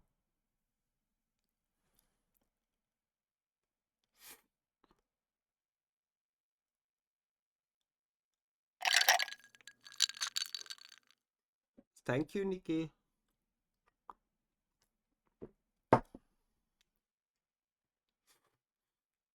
But yeah, the more I sell of them, the more I get to get more stickers. I think I need to sell 30. No. 25. And I think I need to sell 25 for me to be able to get one new Bun Bun. No, this is fourth wall. Good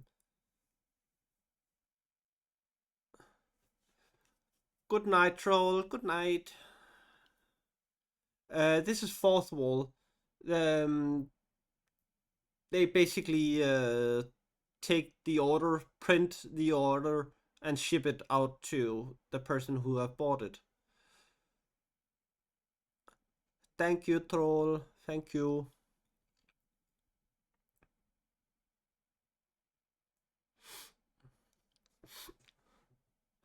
But yeah, if I can sell 25 stickers, I think it is.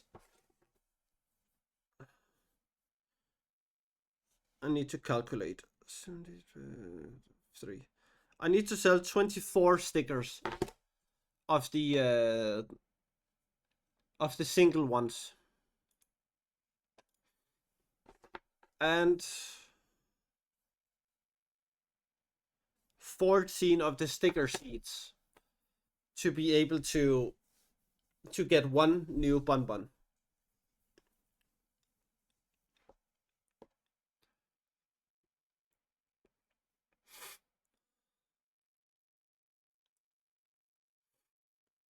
But yeah, all profit I get from that site is gonna go to, and also the subs and donations and all of these things are gonna go right back um into getting things for the stream.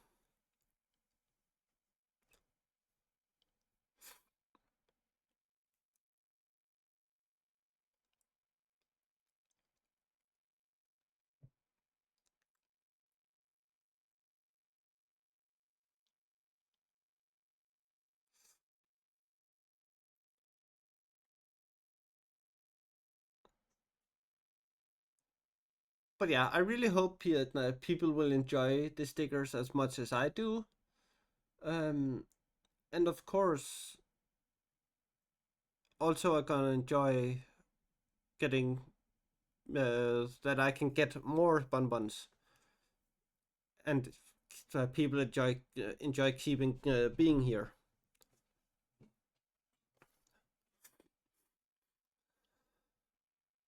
But yeah, none of it is. Yeah, I don't do this for money at all. I do this because I like to do it, and I do it because I want to spread some happiness to everyone else.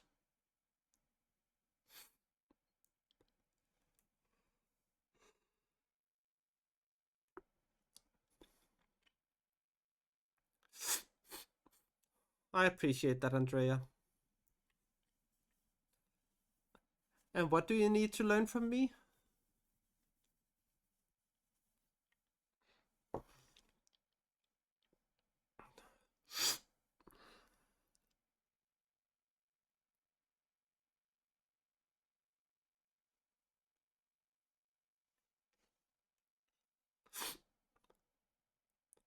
I appreciate that, to me. I really do.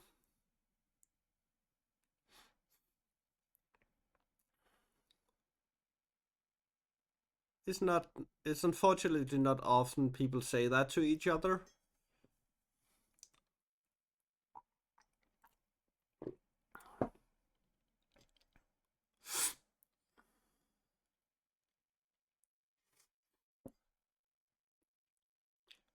Well,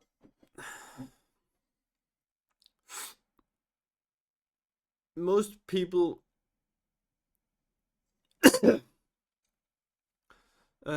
most people think that happiness will just come, um, and you will find your happiness um, out of nowhere. Most people find their happiness when they go through something which hurts their soul. It can be a depression, it can be heartbreak, it can be a good friend you lose. Not necessarily um, like lose lose, but like they're just not in your life anymore.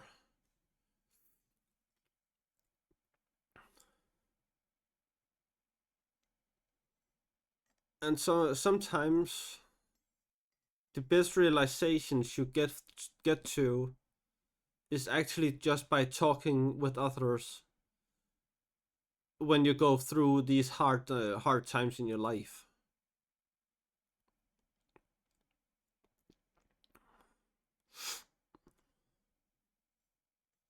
And I know it's hard to reach out to people when you are in a tough spot because you're so vulnerable.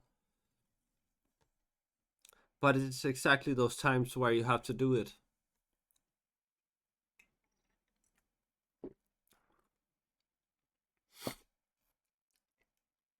Like I had an episode, was it a week ago, to me? I think it was a week ago. Um, where an old friend hurt me.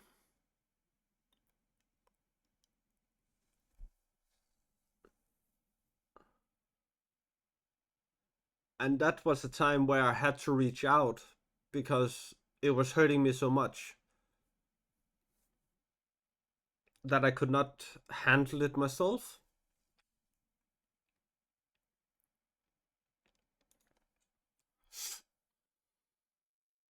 Oh, don't you worry. It's not. It doesn't bother me. Um, of course, the memory hurts, but sometimes it's good to get it out, so you can actually um, get it out of your system.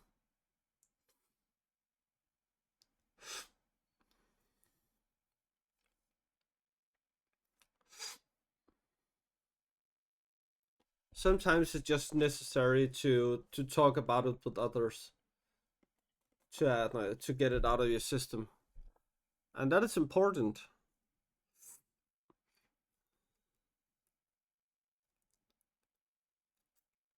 I appreciate that. And if someone at some point think they have nobody, um, try to reach out to the people which you think um, will not help you. The worst you can get is a no. The best you can get is a friend for life. And remember, not everyone is there to be in your life forever. Some people are, some people aren't.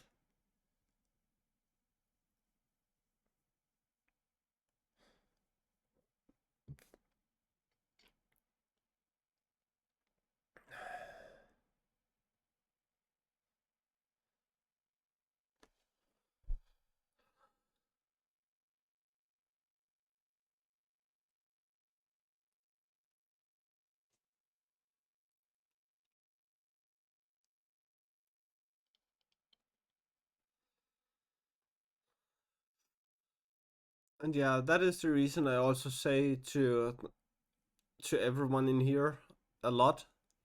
Take care of yourself. That is the most important thing you can do.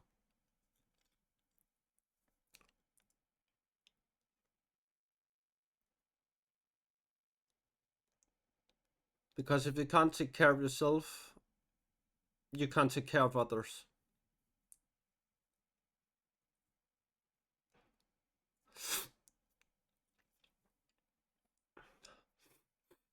Well, Andrea, to be honest, then it's about to. You are. It sounds to me like you are in a period. Okay, it's not your fault if they can't put down their boundaries themselves. Everyone in your life should be able to put down their boundaries for themselves and say, I'm not comfortable with this, or I can help you with this. It's not everyone which are supposed to be mental support. Some is only physical support, and some do not give any support. But it will never be your fault that they can't put up any boundaries.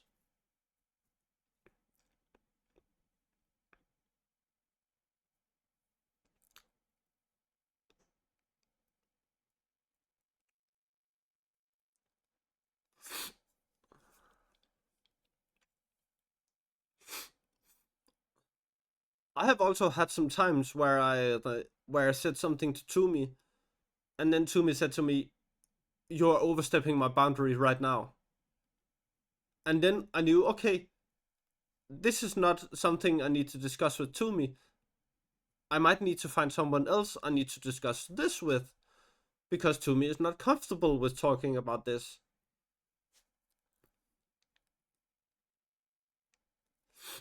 So remembering that not everyone is there for everything is also a good reminder, or a good thing to remember.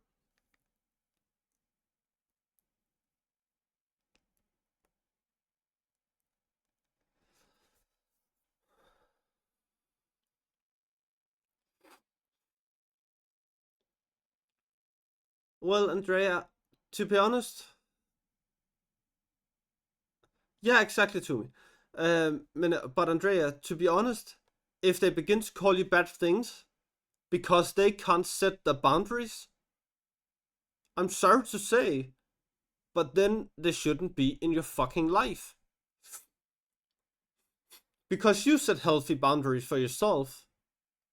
If everyone around you can't do that, then you will always end up with getting the blame for everything.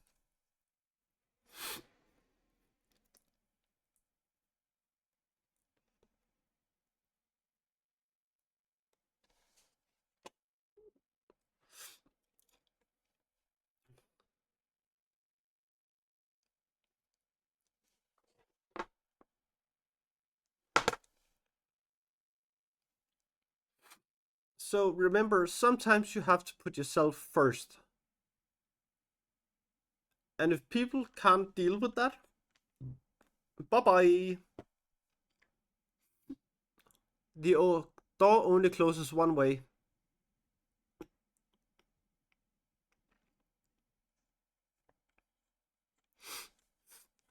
And if they want to close it from the outside, let them. But never take it as your fault that people do not set boundaries for themselves. Boundaries is a part of you which you have to set to take care of yourself. Oh, I know. Okay, Andrea, try to guess how many friends I have within, let us say, within 300 kilometers.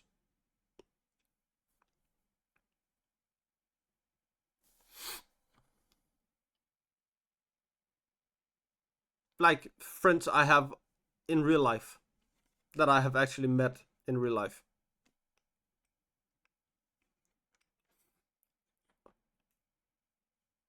How many do you think that is? And you all know me as a person.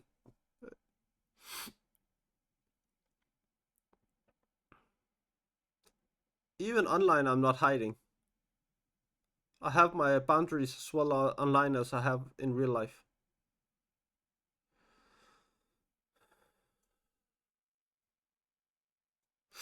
Oh, I fucking get that. Me too, girl. Me too.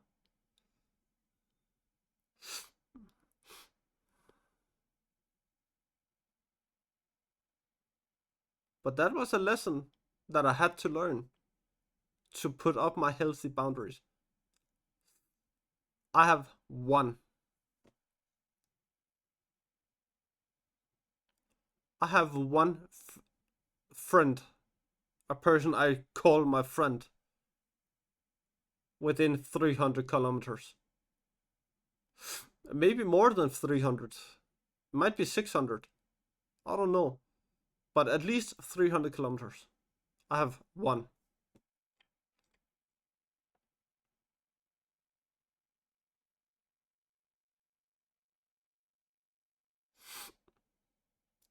And that's simply because people did not respect my boundaries. They kept walking all over them.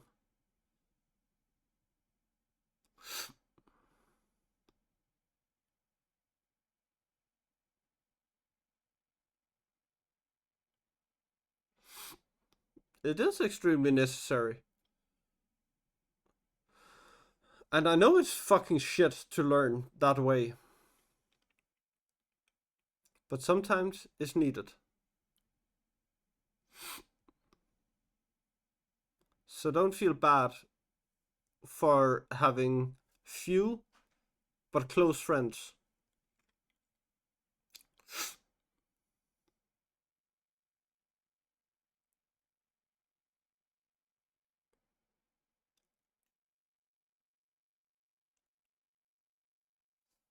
Like one thing which have made me insanely happy within the, I think it's within the last 2 months. It was Toomey saying, "You can just come for a cookout at my place." Nobody have ever invited me to their home.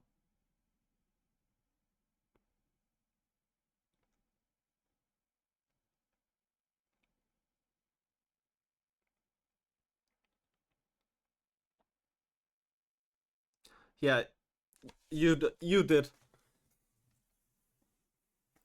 but I hope you get what I'm saying, Earthling.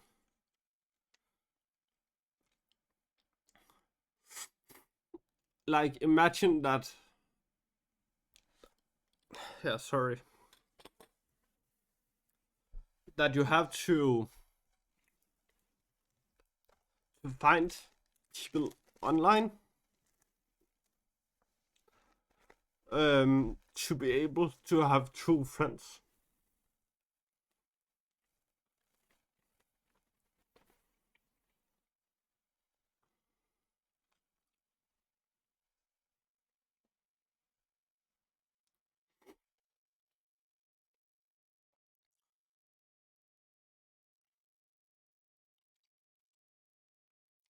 Yeah, but in real life, nobody have ever invited me to their home.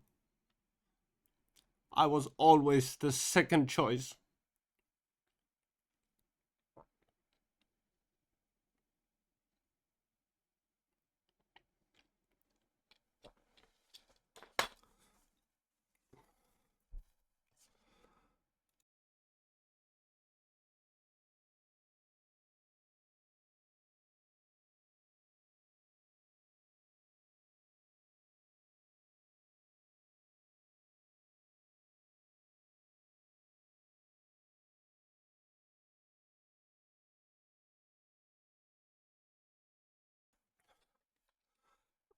I know, Andrea.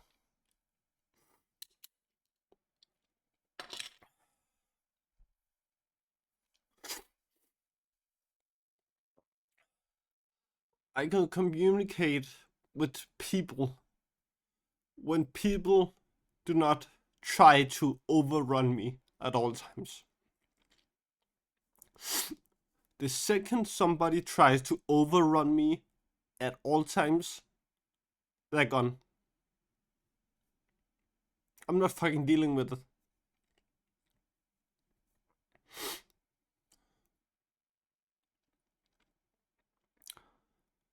And so many people at the moment are so into themselves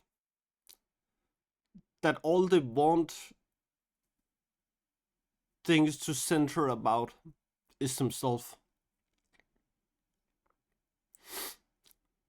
And I do not want such people in my life. It's a waste of my time, it's a waste of my energy. I have not had a friend from my youth.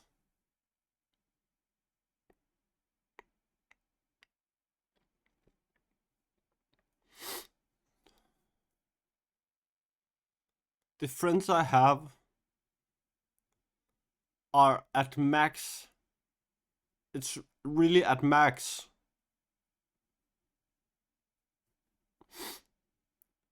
I would say 5 years old.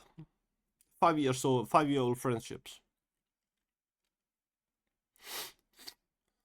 Because people couldn't handle me for me.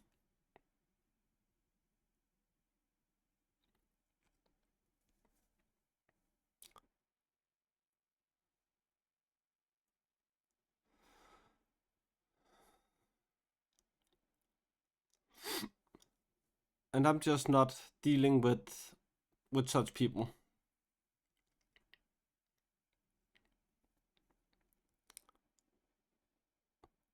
And that is the reason I always tell everyone around me, take care of yourself first.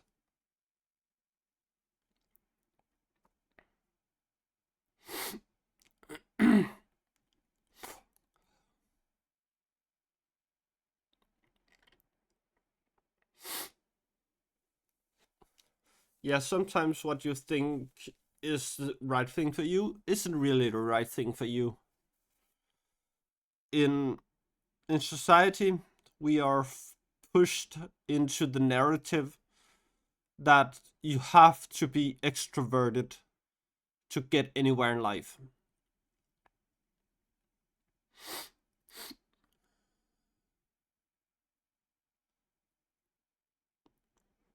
And that is not that is just not it. You can be introverted, get through life, and still have a good life.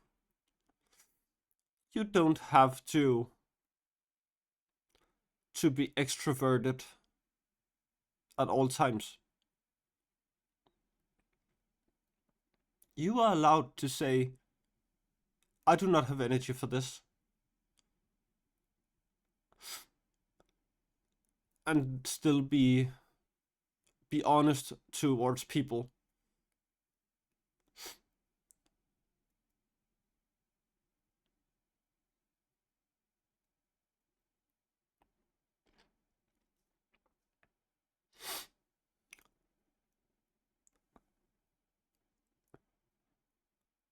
As of I think the last 6 months, maybe last 8, I have grown more confident in myself. And the fact that I feel like myself,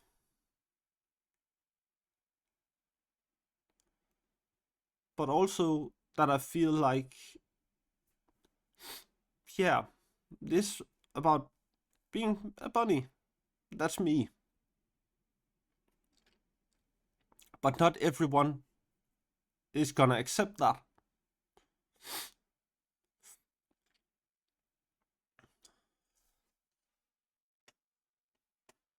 I need to see who's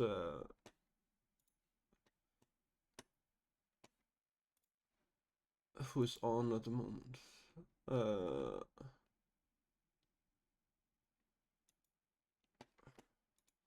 a stream manager.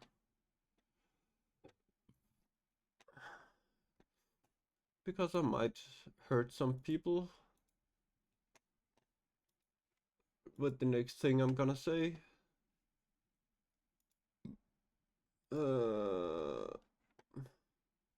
What the fuck is it? I can see who is online users in chat. Thank you.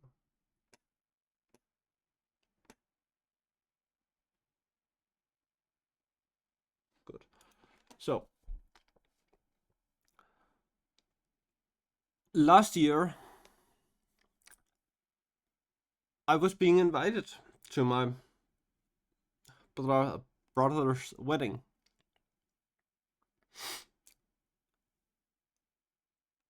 And the message with that invite was, you can attend, but only if you wear a male suit.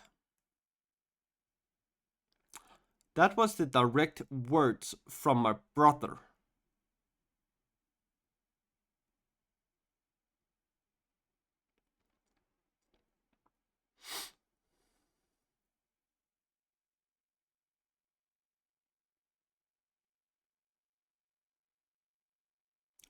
That shit hurt.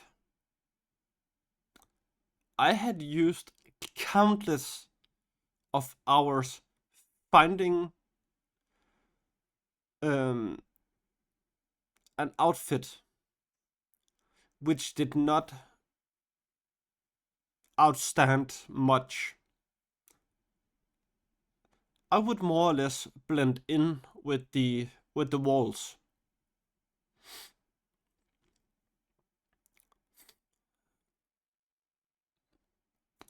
But me in a female suit was enough for me to not be welcomed at the wedding.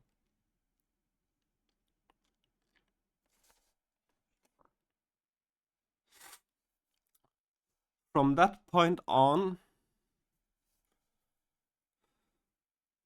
the only thought I have had is family is something you fucking choose. Who you're blood related to does not fucking matter.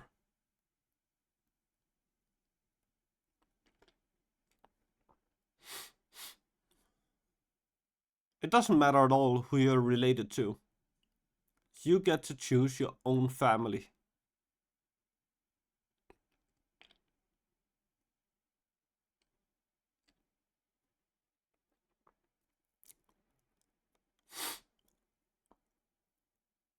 Before my transition, I had a strong bond to my brother. The second I started my transition, everything went to shit.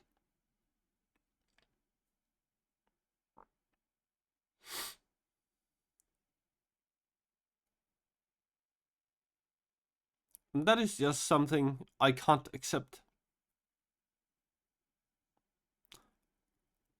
I can't accept that someone who has known me for 27 years would just throw me to the curb like that.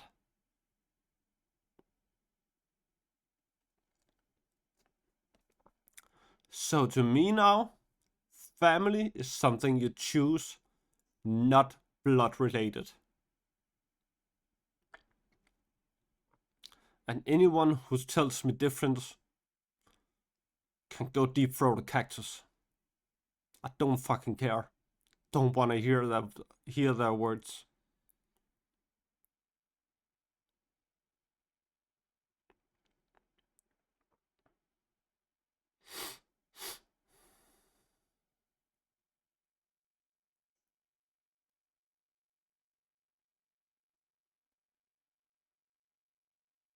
Good lord, it's a raid.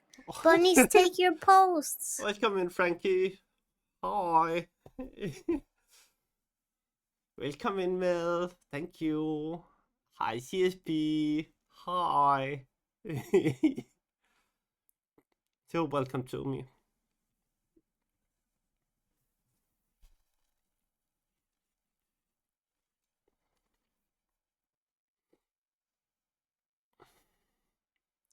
Yeah, sorry if the vibe is a little off.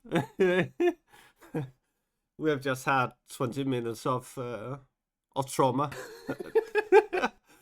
So yeah.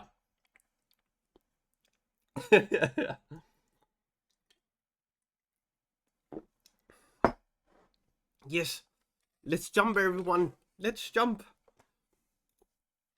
And then afterwards, yeah, we are.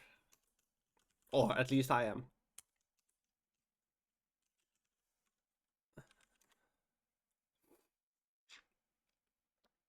I can't talk on everyone's behalf. But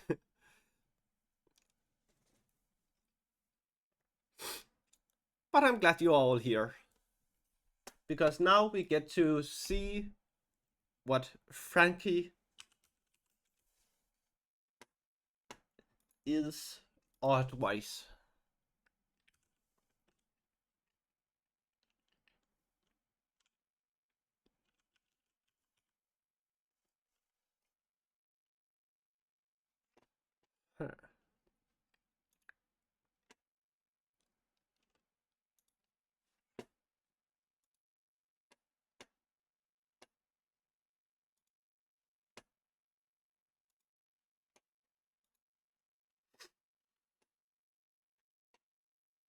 Let's go see. There we go. That was apparently easier. Oh. Oh, we hit. Oh, Mill hit. Nice.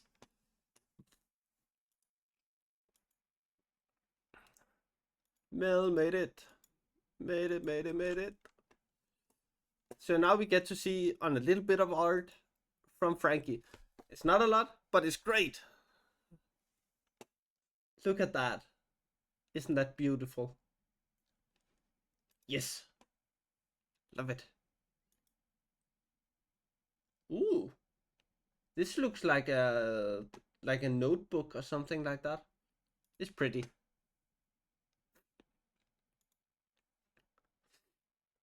Oh, that's actually kind of pretty. Love it. Oh, pretty. And yes, I have. So everyone, if you do not follow Frankie, here you go. Go follow her. She's an amazing person, and sometimes I play games with her.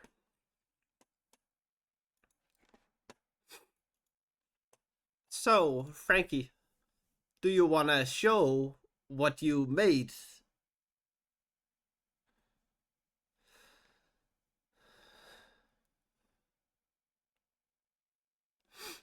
Because we are excited to see.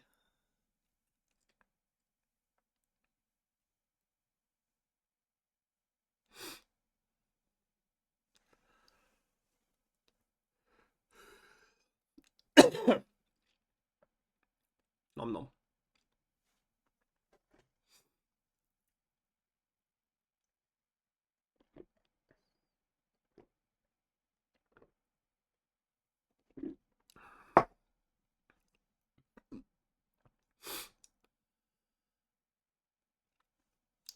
Yes, please. I would love that. If you want to, you can just send it in DM on Discord.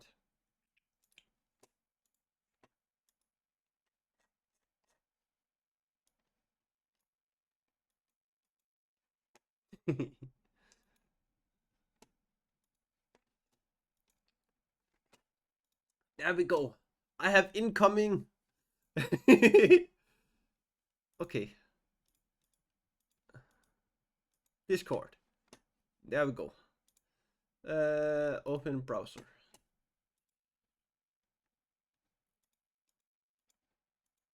There. So here is what Frankie made today. And it's adorable. Yes, I love that sketch. It's cute. I like it. Really do. It's very nice, Frankie. I know how hard emotes are to make. So yeah, they are those. It's a really great one.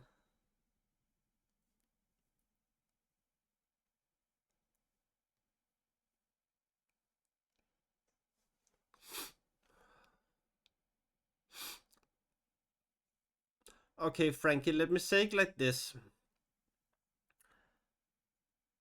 Slow is only the beginning to greatness.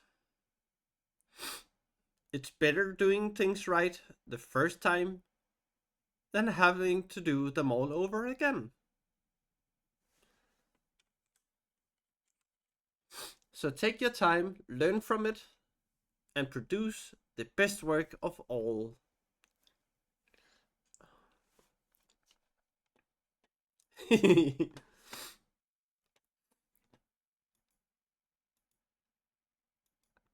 And Frankie, now I can show you mine.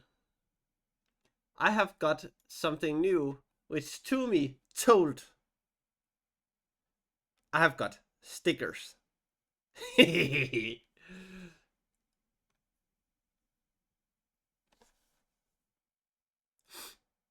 My first 3 stickers. I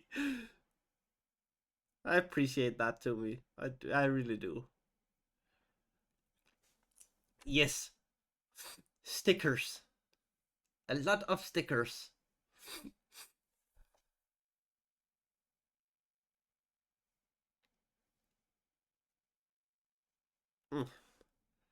So these are the first 3 characters I got made for the Bun Bun Kingdom. So this is the Bun Bun Kingdom merch store. And everything from this goes into either the merch store or the stream. So for me to be able to buy new bonbons, or maybe get a new scene for the stream, get new books for the stream. So yeah, it's all gonna go back into that. And that is gonna be so nice.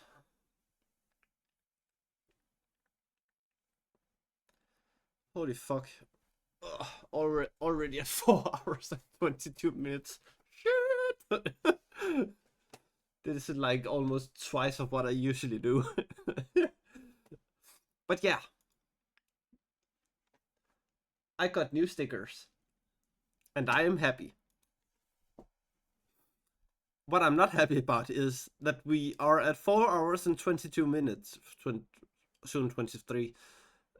And I still have 15 pages left. But it has been a very, very nice Bun day today.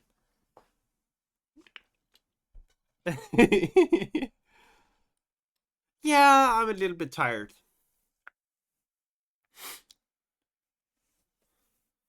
Because I'm also beginning to feel a little bit cold. I have had the best Bun day I have had in 13 years.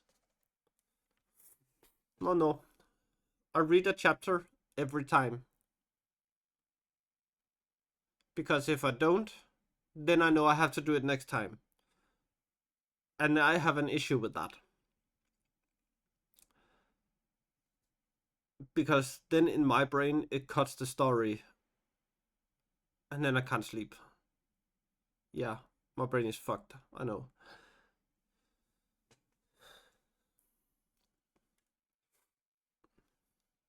Yeah, I am. Which is why I'm gonna read the rest of this chapter so I can sleep. If it just was that easy, Frankie. If it just was that easy.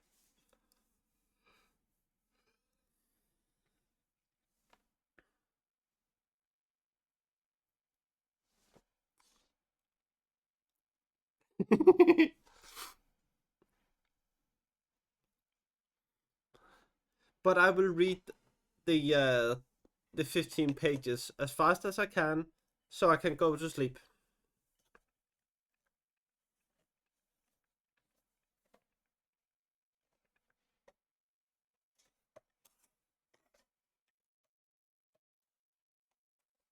Go to sleep, go to sleep, go to sleep, little Bun Bun. But to me, if I go to sleep now, if I end stream now, I can't sleep. Because I still have the remaining of the chapter. So yeah, it's either I read the chapter and go to bed and I can actually sleep, or I end the stream, go to bed, try to sleep for 2-3 hours, wake up, try to sleep, wake up, try to sleep, wake up, try to sleep. So I think I will prioritize reading the rest of the chapter so I can actually get some sleep.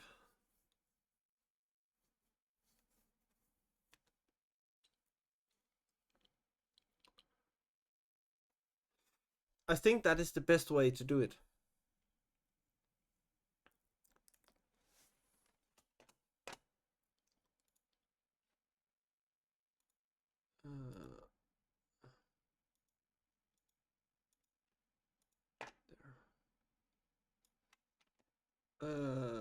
Why did this not go in here? There we go.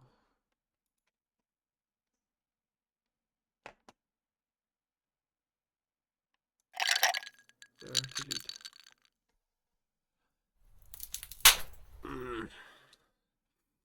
Now I need to go out and get something to drink. Because I do not have more tea left and I do not have more soda left. But thank you for the stretch.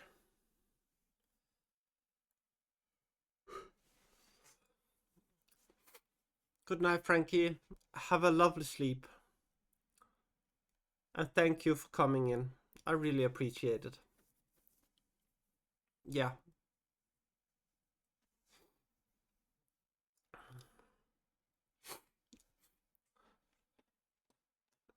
So, Tumi, do you want me to refund your points or do you want me to hydrate?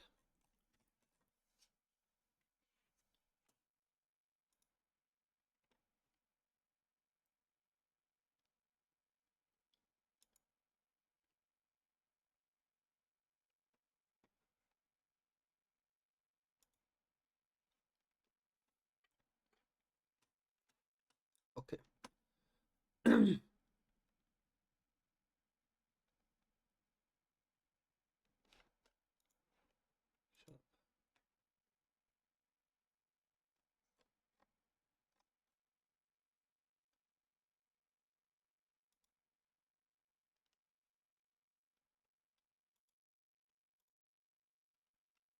Okay. So you got your punch left. So a punch back.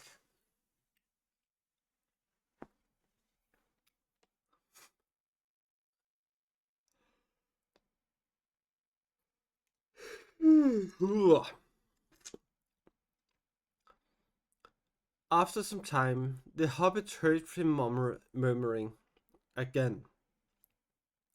He seemed to be counting on his fingers. Didn't I already read that? I did. Why are there so few when you have lived in this country so long? Asked Pippin. How a great many died. Oh no, said Treebeard. None have died from inside, as you might say. Some have fallen in the evil chances of the long years, of course. Or more have grown treeish. But there were never many of us, and we have not increased. There have been no endings, no children, you would say. Not for a terrible long count of years. You see, we lost the Entwives. How very sad, said Pippin.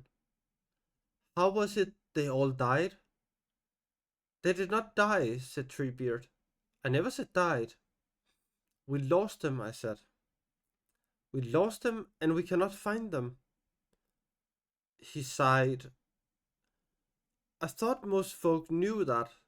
There were songs about the hunt of the Ents, for the Enwife sung among elves and men from Mirkwood to Gondor.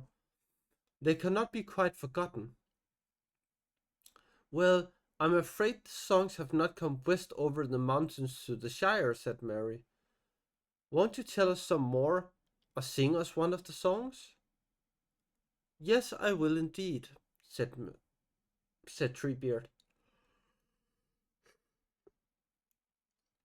seeming pleased with the request. But I cannot tell it properly, only in short. And then we must end our talk. Tomorrow we have councils to call, and work to do, and maybe a journey to begin. It is rather a strange and sad story, he went on after a pause. When the world was young, and the woods were wide and wild, the Ents and the Entwives, and there were Ent maidens then. Ah, the loveliness of Fimbrethil, of one-limbed, delight-footed, in the days of our youth. They walked together, and they housed together, but our hearts did not go on growing in the same way. The Ents gave their love to things that they met in the world, and the Entwives gave their thoughts to other things. For the Ents loved the great trees and the wild woods, and the slopes of the high hills, and they drank of the mountain streams, and ate only such fruit as the trees let fall in their path. And they learned of the elves and spoke with the trees.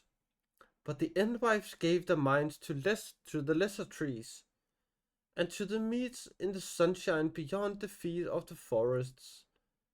And they saw the sloe in the thicket, and the wild apple and the cherry blossoming in spring, and the green herbs in the waterlands in summer, and the seeding grasses in the autumn fields. They did not desire to speak with these things, but they wished them to hear and obey what was said to them. The Endwives ordered them to grow according to their wishes, and bear leaf and fruit to their liking, for the Endwives desired order and plenty and peace, by which they meant that things should remain where they had set them. So the Endwives made gardens to live in, but we Ents went on wandering, and we only came to the gardens now and again. Then when the darkness came to the north,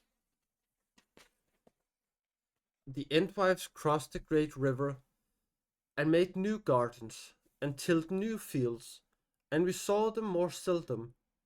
After the darkness was overthrown, the land of the Endwives blossomed richly, and their fields were full of corn.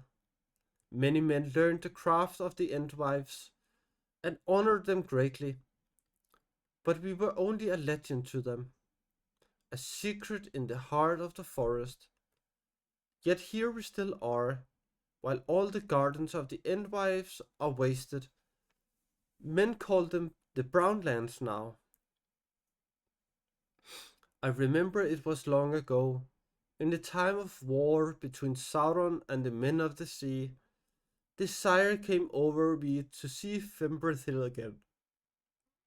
Very fair she was still in my eyes, when I had last seen her, though little like the End Maiden of the old, for the Endwives were bent and browned by their labor, their hair parched by the sun to the hue of ripe corn, and their cheeks like red apples. Yet their eyes were still the eyes of our own people. We crossed over Anduin and came to their land, but we found a desert. It was all burned and uprooted, for war had passed over it, but the Endwives were not there. Long we called and long we searched, and we asked all folk that we met which way the Endwives had gone. Some said that they had never seen them, and some said they had never seen them walking away west. And some said east, and others south, but nowhere that we went could we find them. Our sorrow was very great, yet the wild wood called, and we returned to it. For many years we used to go out every now and again and look for the Endwives, walking far and wide and calling them by their beautiful names. But as time passed, we went more seldom and wandered less far, and now the Endwives are only a memory for us, and our beards are long and grey. The elves made many songs concerning the search of the Ents, and some of the songs passed into the tongues of men. But we made no songs about it, being content to chant the beautiful names when we thought of the Endwives. We believe that we may meet again in time to come, and perhaps we shall find somewhere a land where we can live together and both be content. But it is foreboded that will only be when we have both lost all we have now, and it may well be that that time is drawing near at last. For if Sauron of old destroyed the gardens The enemy today seems likely to wither all the woods. There was an Elvish song that spoke of this, or at least so I understand it. It used to be sung up and down the great river. It was never an Entish song, mark you. It would have been a very long song in Entish, but we know it by heart and hum it now and again. This is how it runs in your tongue.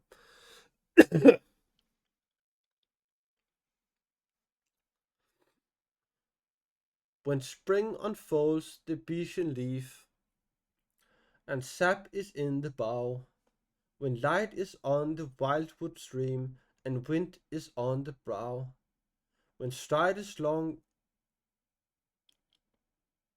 when stride is long and breath is deep, and keen the mountain air, come back to me, come back to me, and say my land is fair. When spring is come to garth and field, and corn is in the blade, when blossom like a shining snow is on the orchard laid, when shower and sun upon the earth with fragrance fill the air, I linger here and will not come, because my land is fair. When summer lies upon the world, and in a noon of gold, beneath the roof of sleeping leaves, the dreams of trees unfold. When woodland halls are green and cool, and wind is in the west, come back to me, come back to me, and say my land is best. When summer warms the hanging fruit and burns the berry brown, when straw is gold and ear is white and harvest comes to town, when honey spills and apple swells, the wind be in the west, I'll linger here beneath the sun, because my land is best.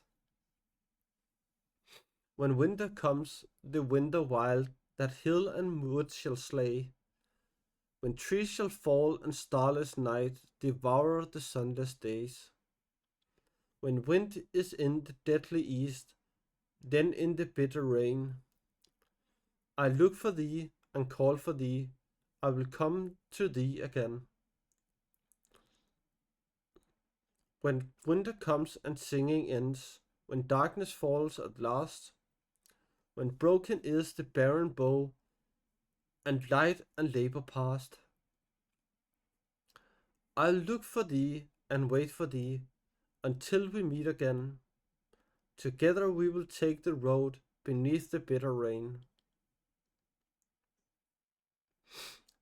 Together we will take the road that leads into the west, and far away we'll find a land where both our hearts may rest. Hi, Andrew. Hi. Come in.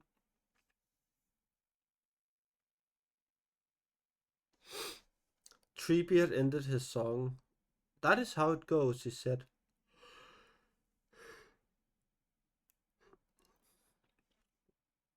It is Elvish, of course. Light-hearted, quick-worded, and soon over. I dare say it is fair enough. But the Ents could say more on that side if they had time. But now I'm going to stand up and take a little sleep. Where will you stand? We usually lie down to sleep, said Mary. We shall be all right where we are. Lie down to sleep, said Treebeard. Why, of course you do. I was forgetting. Singing that song put me in mind of old times. Almost though that I was talking to Young. Thank you very much, Andrew. I really appreciate it. I was talking to Young in things I did. Well, you can lie on the bed. I'm going to stand in the rain. Good night. Mary and Pippin climbed onto the bed and curled up in the soft grass and fern. It was fresh and sweet scented and warm. The lights died down, and the glow of the trees faded, but outside under the arch they could see old Treebeard standing, motionless, with his arm raised above his head. The bright stars peered out of the sky and lit the falling water as it spilled onto his fingers and head and dripped in hundreds of silver drops onto his feet. Listening to the tinkling of the drops, the hobbits fell asleep. They woke to find a cool sun shining into the great court and onto the floor of the bay. Shreds of high cloud were overhead, running on a stiff easterly wind. Treebeard was not to be seen, but while Merry and Pippin were bathing in the basin by the ark, they heard him humming and singing as he came up the path between the trees. Ho ho! Good morning, Merry and Pippin, he boomed when he saw them. You sleep long. I've been many a hundred strides already today. Now we will have a drink and go to Endmode. He poured them out 2 full bowls from a stone jar, but from a different jar. The taste was not the same as it had been the night before. It was earthier and richer, more sustaining and food-like, so to speak. While the hobbits drank, sitting on the edge of the bed and nibbling their small pieces of elf cake, more because they felt that eating was a necessary part of breakfast than because they felt hungry.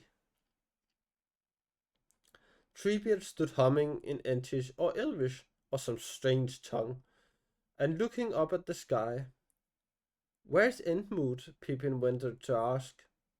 Huh? Huh? Entmoot, said Treebeard, turning round. It is not a place. It is a gathering of Ents, which does not often happen nowadays. But I have managed to make a fair number promise to come. We shall meet in the place where we have always met.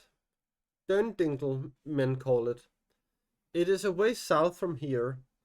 We must be there before noon. Before long they set off. Treebeard carried the hobbits in his arms as on the previous days. At the entrance to the court, he turned to the right, stepped over the stream, and strode away southwards along the feet of the great tumbled slopes where trees were scanty. Above these, the hobbits saw thickets of birch and rowan, and beyond them dark climbing pine woods. Soon Treebeard turned a little away from the hills and plunged into deeper groves, where the trees were larger, taller, and thicker than any that the hobbits had ever seen before. For a while they felt faintly the sense of stifling which they had noticed when they first ventured into Fangorn. But it soon passed. Treebeard did not talk to them. He hummed to himself deeply and thoughtfully, but Merry and Pippin caught no proper words. It sounded like boom boom, rum boom bara, boom boom, dara boom boom, dara boom, and so on with a constant change of note and rhythm. Now and again they thought they heard an answer, a hum or a quiver of sound that seemed to come out of the earth, or from boughs up above their heads, or perhaps from the boles of the trees. But Treebeard did not stop or turn his head to either side. They had been going for a while. Pippin had tried to keep count of the Ent strides, but had failed, getting lost at about 300, at about 3,000. When Treebeard began to slacken his pace, suddenly he stopped, put the hobbits down, and raised his curled hands to his mouth so that it made a hollow tube. Then he blew or called them. A great hum rang out like a deep-throated horn in the woods, and seemed to echo from trees to trees. Far off there came from several directions a similar whom. That was not an echo, but an answer.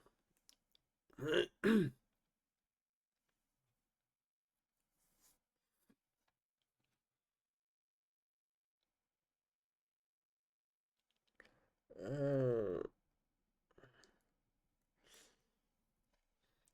Treebeard now perched Merry and Pippin on his shoulders and strode on again, every now and then sending out another horn call, and each time the answers came louder and nearer.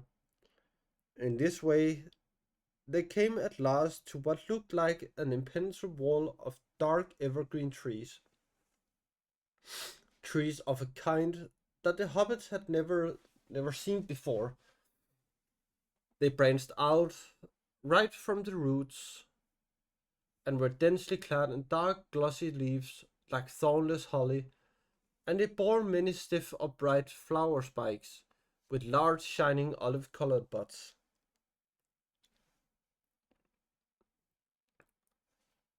Um, Turning to the left and skirting this huge hedge, Treebeard came into a few strides to a narrow entrance.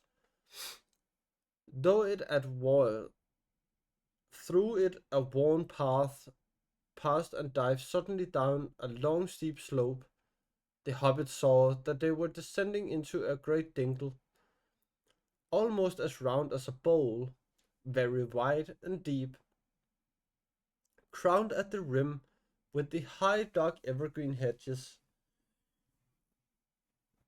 It was smooth and grass-clad inside, and there were no trees except three very tall and beautiful silver birches that stood at the bottom of the bowl. Two other paths led down into the dingle, from the west and from the east. Several Ents had already arrived. More were coming in down the other paths, and some were now following Treebeard. As they drew near, the hobbits gazed at them. They had expected to see a number of creatures as much like Treebeard as one hobbit is like another, at any rate to a stranger's eyes, and they were very much surprised to see nothing of the kind. The Ents were as different from one another as trees from trees, some as different as one tree is from another of the same name but quite different growth and history, and some as different as one tree kind from another, as birch from beech, oak from fir. There were a few older Ents, bearded and gnarled like hale but ancient trees, though none looked as ancient as Treebeard. And there were tall, strong Ents, clean-limbed and smooth-skinned, like forest trees in their prime. But there were no young Ents, no saplings. Altogether, there were about 2 dozen standing on the wide grassy floor of the dingle, and as many more were marching in. At first, Merry and Pippin were struck chiefly by the variety that they saw. The many shapes and colors, the difference in girth and height and length of leg and arm, and in the numbers of toes and fingers, anything from 3 to 9.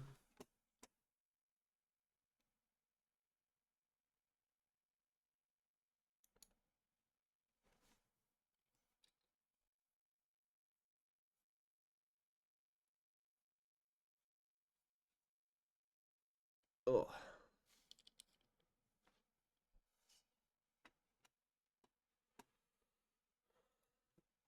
oh. I feel hungry all of a sudden. That's kind of annoying.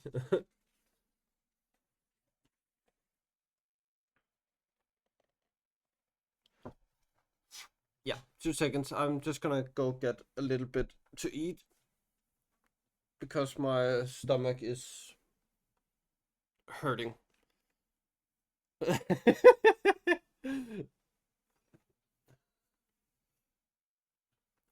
So 2 seconds, then I will be back.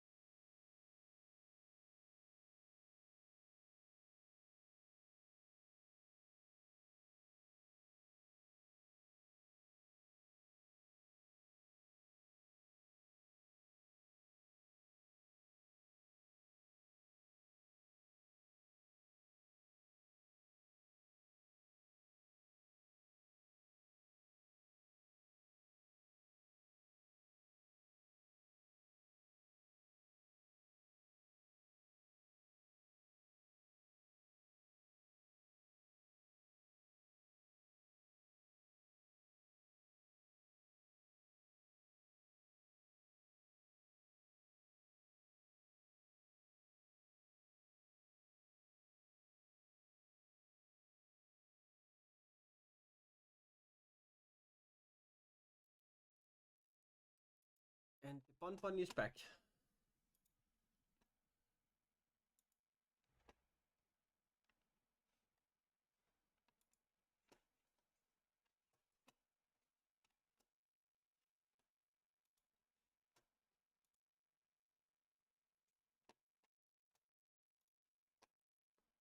Uh,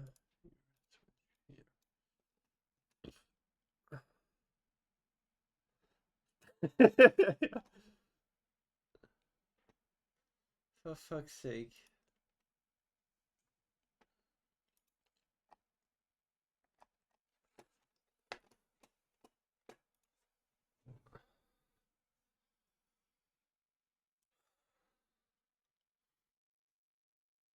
Was that pointed at me, Andrea?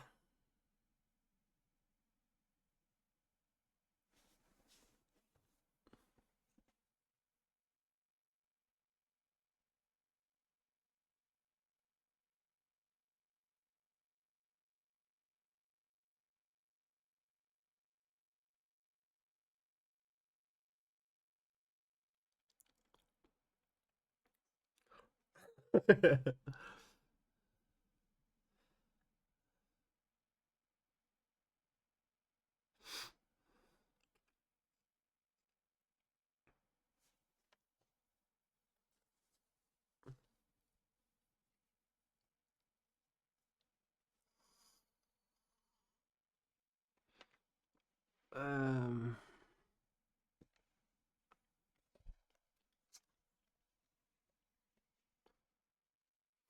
I didn't, but I hydrated while I was out there.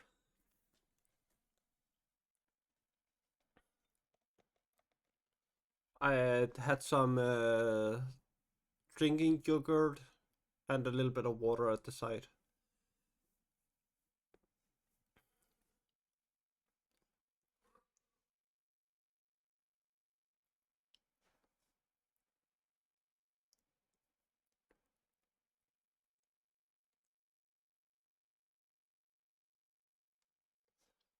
Oh yeah.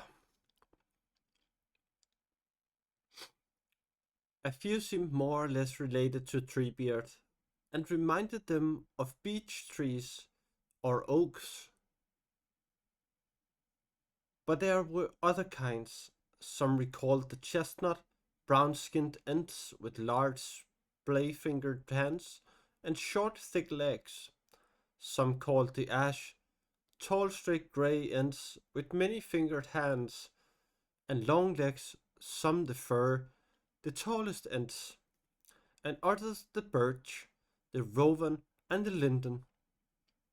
But when the Ents all gathered round Treebeard, bowing their heads slightly, murmuring in their slow musical voices, and looking long and intently at the strangers, then the hobbit saw that they were all of the same kindred, and all had the same eyes, not all so old or so deep as Treebeard's, but all with the same slow, steady, thoughtful expression and the same green flicker. Yeah, strawberry banana. I like that one. As soon as the whole company was assembled, standing in a wide circle round Treebeard, a curious and unintelligible conversation began. The Ents began to murmur slowly.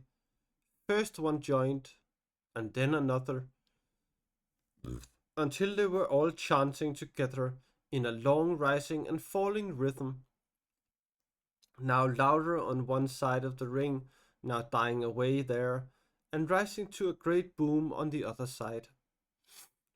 Though he could not catch or understand any of the words, he supposed the language was Entish.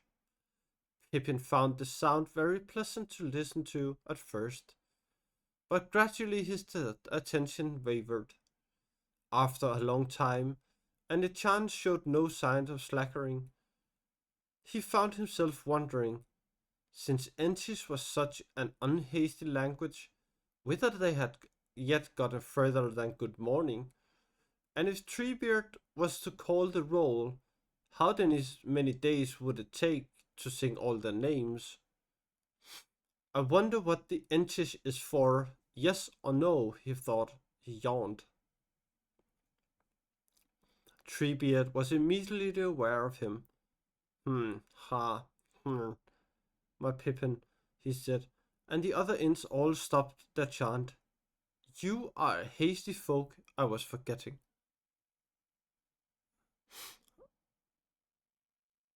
That sounds nice. And anyway, it is wearisome listening to a speech you do not understand.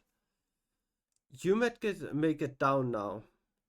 I have told your names to the Entmoot, and they have seen you, and they agreed that you are not orcs, and that a new line shall be put in the old lists. We have got no further yet. Fuck, I would shoot myself. But that is quick work for an Entmoot. You and Mary can stroll about in the dingle if you like. There is a well of good water if you need refreshing away yonder in the north bank. There are still some words to speak before the mood really begins. I will come and see you again and tell you how things are going. He put the hobbits down. Before they walked away, they bowed low. This feat seemed to amuse the Ents very much, to judge by the tone of their murmurs and the flicker of their eyes. But they soon turned back to their own business. Merry and Pippin climbed up the path that came in from the west and looked through the opening in the great hedge. Long tree-cut slopes rose from the lip of the dingle, and away beyond them, above the fir trees of the furthest ridge, there rose, sharp and wide, the peak of the mountain. Southwards, to the left, they could see the forest falling away down into great distance.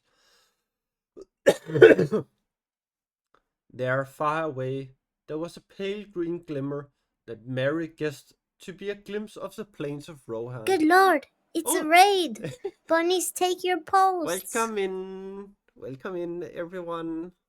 Thank you for joining.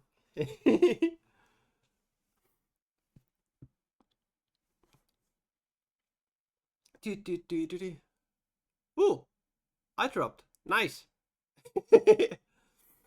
Welcome in, everyone. It's very nice to see you in here. So how was stream, Andy? If Andy has not gone to bed.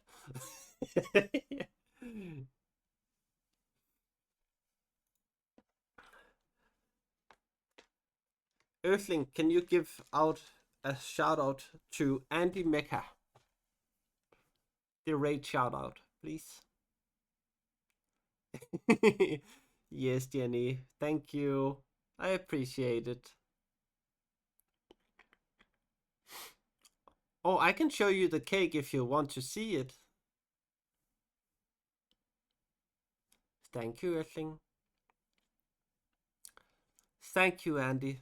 I really appreciate it.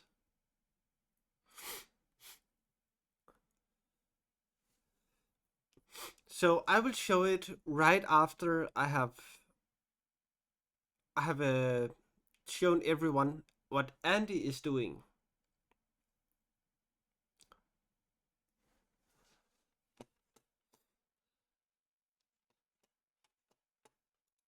So, Andy, do you have an Instagram?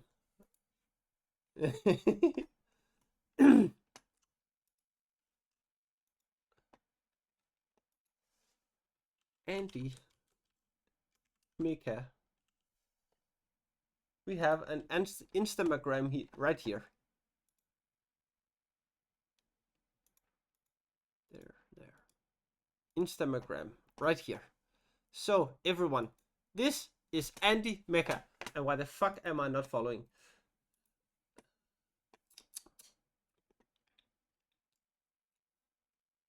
Oh, it's all okay. I like to show everyone what everyone else is, what the raiders are doing.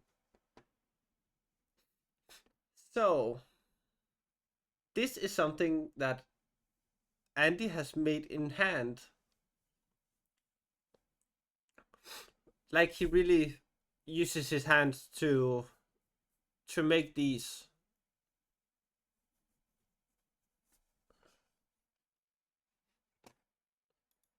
They are very nice. And these. And these.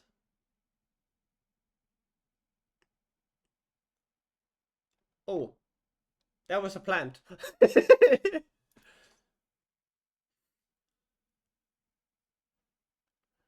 And that is approximately every neuro spicy person which has been in a workplace before. I like that. Ooh, nice. I'm watching you. Andy really do make some great things. Oh, this one?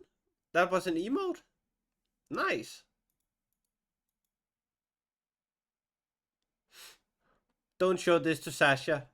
She will get weird thoughts in her head.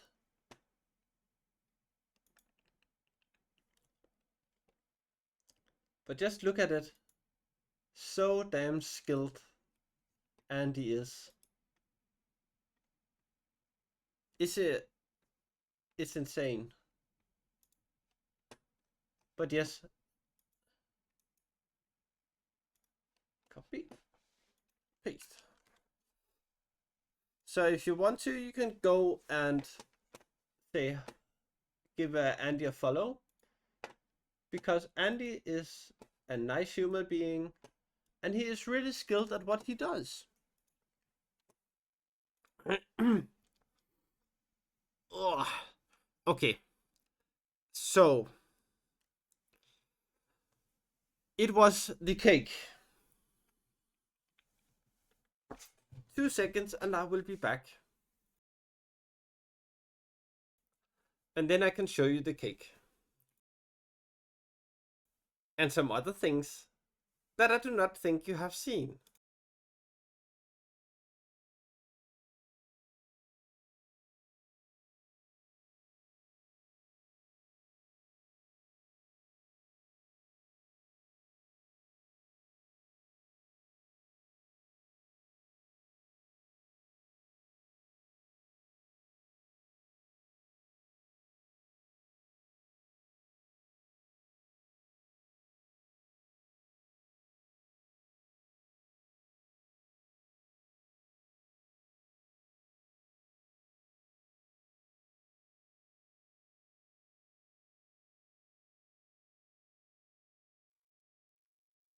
So this is the cake that I got for myself.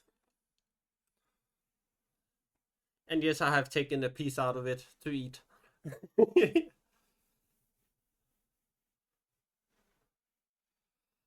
But yes, this was the cake I got for myself. French fruit. Oh, fresh. Yeah, fresh. Yeah, fresh fruit. It was nice. But yeah, an Othello layered cake. That is what I got for myself. And I asked them to do a carrot on top.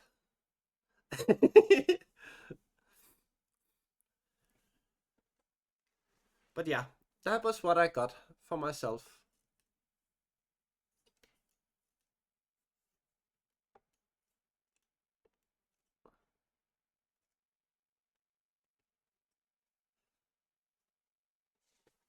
There we go. Okay. Oh, it tastes very nicely. But I'm gonna put it back into the fridge and then I'm gonna be right back again.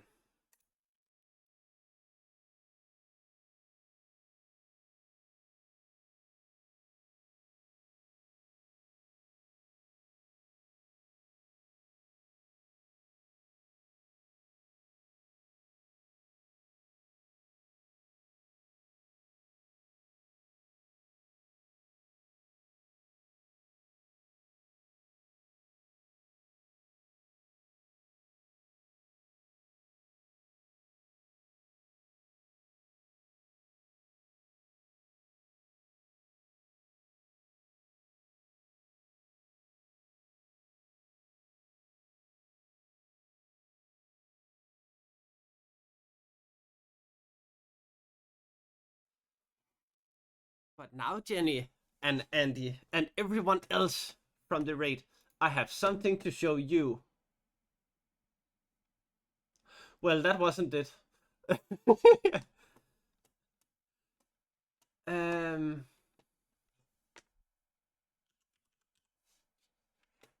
it was this one. Look here.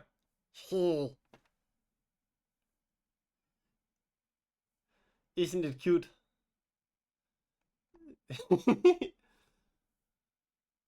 Cute.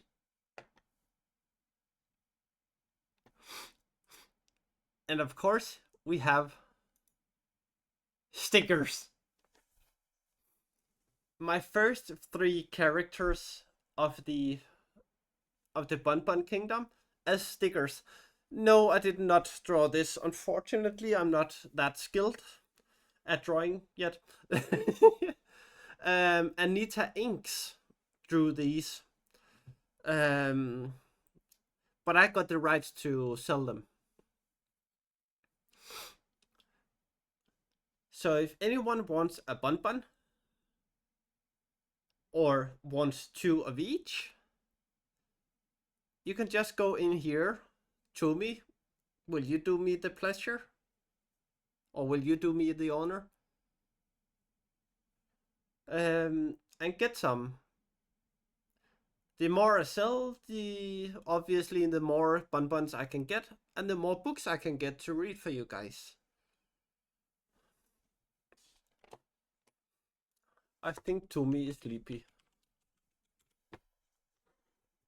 But yes, you can go here and see all of these things which is available. And all the profit is going back into stream or back into the merch store of the bonbons.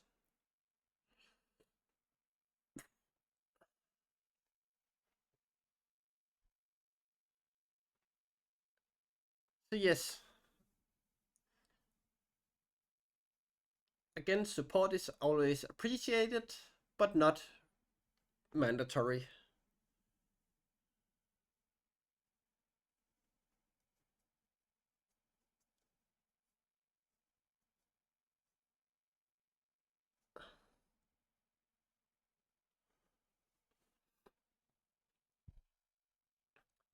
I just appreciate everyone being here. That's what I like.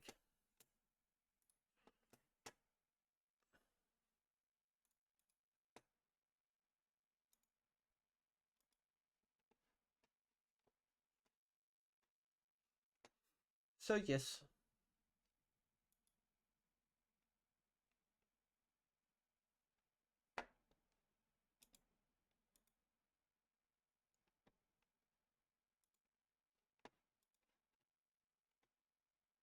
Tumi was gone. Tumi could not help me.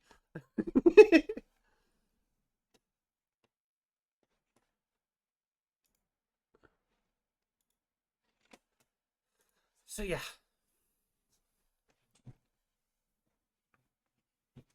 Mm. And now for the last the last 7-8 pages.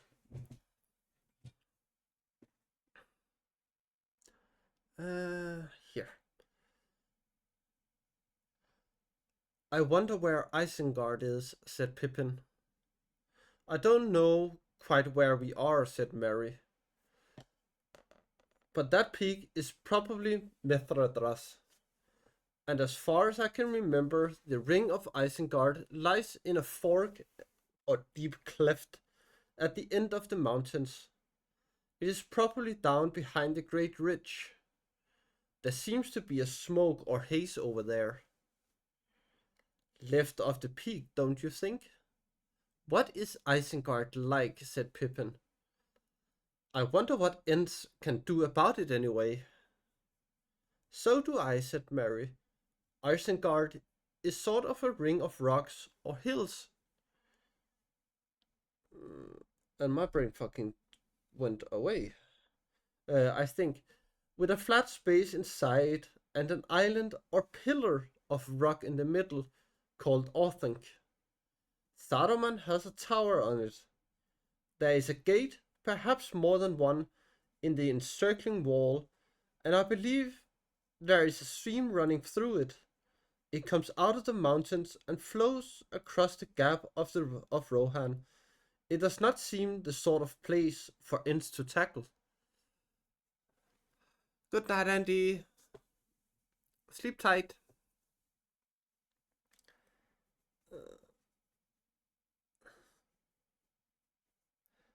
But I have an odd feeling about these Ents.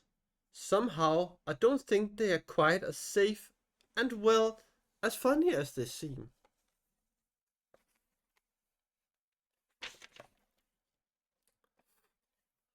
They seem slow, queer, and patient, almost sad. And yet, I believe they could be roused. If that happened, I would rather not be on the other side. Yes, said Pippin, I know what you mean.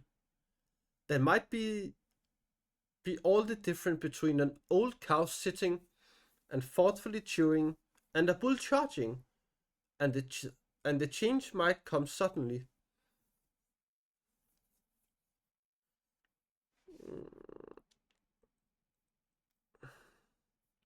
I wonder if Treebeard will rouse them, for I'm sure he means to try, but they don't like being roused. Treebeard got roused himself last night, and then bottled it up again. The hobbits turned back. The voices of the Ents were still rising and falling in the conclave. The sun had now risen high enough to look over the high hedge. It gleamed on the top of the birches and lit the northward side of the dingle with a cool yellow light. There they saw a little glittering fountain. They walked along the rim of the great bowl at the feet of the evergreens. It was pleasant to feel cool grass about their toes again, and not to be in a hurry. And then they climbed down to the gushing water. They drank a little, a clean, cold, sharp draught, and sat down on a mossy stone, watching the patches of sun on the grass and the shadows of the sailing clouds passing over the floor of the dingle. The murmur of the ants went on. It seemed a very strange and remote place outside their world, and far from everything that had ever happened to them. A great longing came over them for the faces and voices of their companions, especially for Frodo and Sam and for Strider.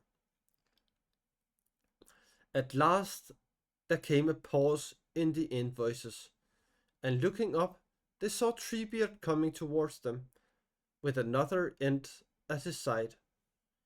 Hmm. Here I am again, said Treebeard. Are you getting weary or feeling impatient, Well, I'm afraid that you must not get impatient yet. We have finished the first stage now, but I still got to explain things again to those that live a long way off, far from Isengard, and those that I could not get round to before the mood. And after that, we shall decide what to do.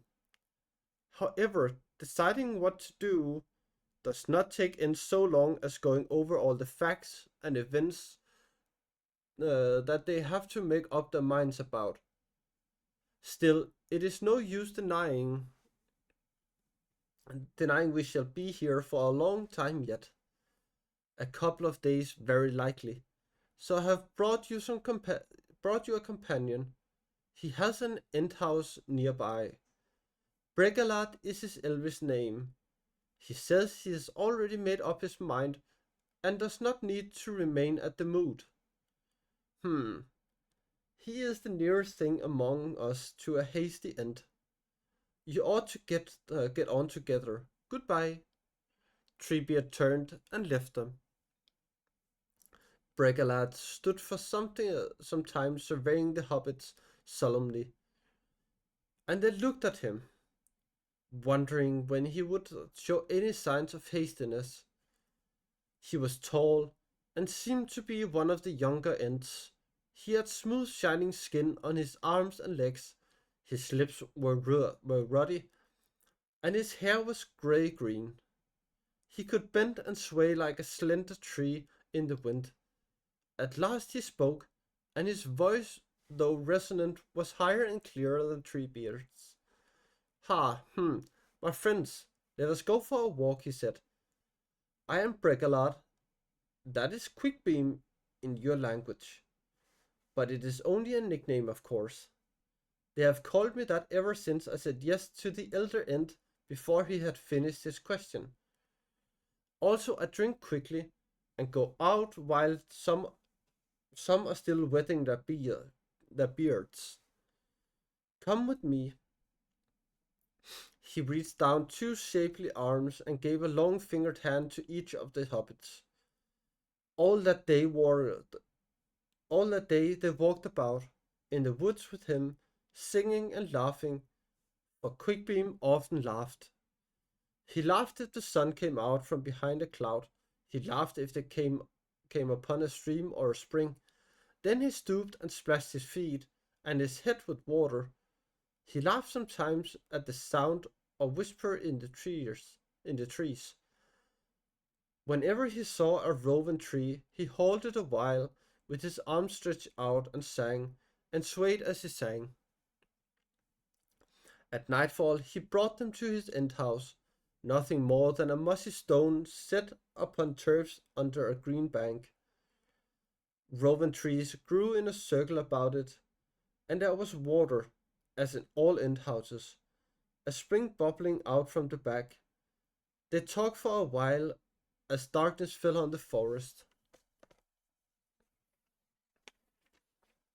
Uh, Not far away, the voices of the Entmood could be heard still going on, but now they seemed deeper and less leisured. And every now and again, one great voice would rise in a high and quickening music, while all the others died away. But beside them, Bregalat spoke gently in their own tongue, almost whispering, and they learned that he belonged to the Skinbarks people, and the country where he had lived had been ravaged. That seemed to the hobbits quite enough to explain his hastiness, at least in the matter of orcs.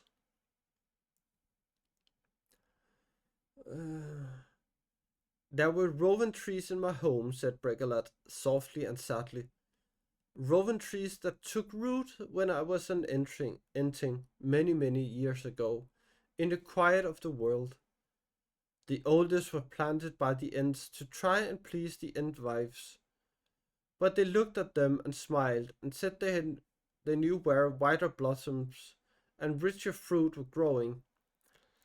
Yet there are no trees of all that race, the people of the rose, that are so beautiful to me. And these trees grew and grew till the shadow of each was like a green hall, and the red berries in the autumn were a burden, and a beauty and a wonder. Birds used to flock there. I like birds, even when they chatter, and the rowan has enough and to spare. But the birds became unfriendly and greedy and tore at the trees, and threw down the fruit and did not eat it. Then orcs came with axes and cut down my trees. I came and called them by their long names, but they did not quiver. They did not hear or answer. They lay dead.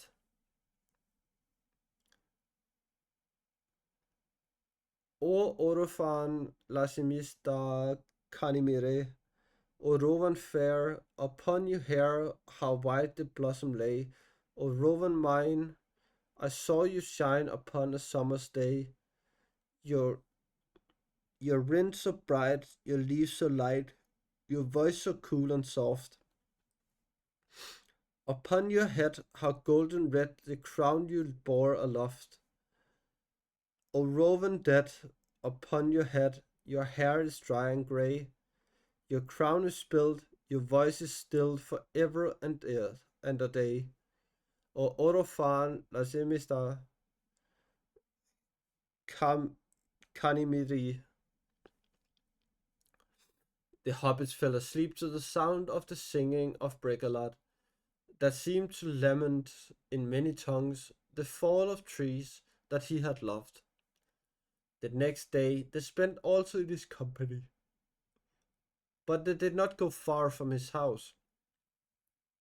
Most of the time they sat silent under the shelter of the bank, for the wind was colder and the clouds closer and grayer. There was a little sunshine, and in the distance the voices of the Ents and the mood still rose and fell, sometimes loud and strong, sometimes low and sad, sometimes quickening, sometimes slow and solemn as a dirge. A second night came, and still the Ents held conclave under hurrying clouds and fitful stars. The third day broke, bleak and windy. At sunrise the Ent voices rose to a great clamour and then died down again. As the morning wore on, the wind fell and the air grew heavy with expectancy. The hobbits could see that Bregalat was listening intently, although to them, down in the dell of his Ent house, the sound of the mood was faint. The afternoon came, and the sun, going west towards the mountains,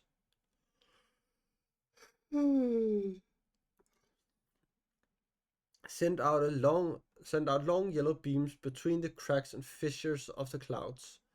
Suddenly they were aware that everything was very quiet. The whole forest stood in listening silence, stood in listening silence. Of course the end voices had stopped. What did that mean? Brakelat was standing up erect and tense, looking back northwards towards Durndingle. Then, with a crash, came a great ringing shout. The trees quivered and bent as if a gust had struck them. There was another pause, and then a marching music began, like solemn drums, and above the rolling beats and booms there welled voices singing high and strong. We come, with roll of drum, Tadrunda drunda runda rum. The ends were coming, ever nearer and louder rose the song. We come, with horn and drum, Taruna runa runa rum. Bregalat picked up the hobbits and strode from his house. Before long they saw the marching line approaching. The ends were swinging along with great strides down the slope towards them. Treebeard was at their head, and some 50 followers were behind him, two abreast, keeping step with their feet and beating time with their hands upon their flanks. Their feet and beating time with their hands upon their flanks. As they drew near, the flash and flicker of their eyes could be seen. Home, home, here we come with the home.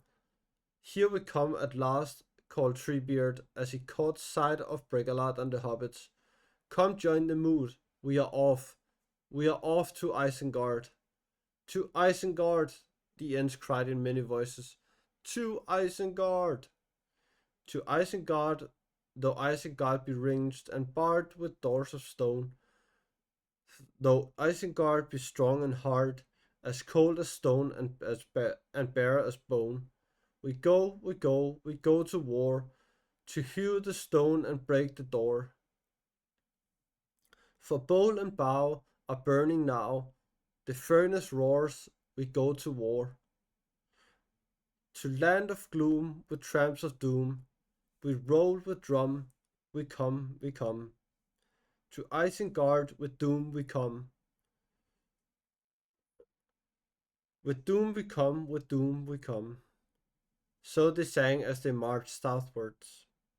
Bregalat, his eyes shining, swung into the line beside Treebeard. The old inn now took the hobbits back and set them on his shoulders again. And so they rode proudly at the head of the singing company, with beating hearts and heads held high. Though they had expected something to happen eventually, they were amazed at the change that had come over the Ents. It seemed now as sudden as the bursting of a flood that had long been held back by a dike. The Ents made up their minds rather quickly, after all, didn't they?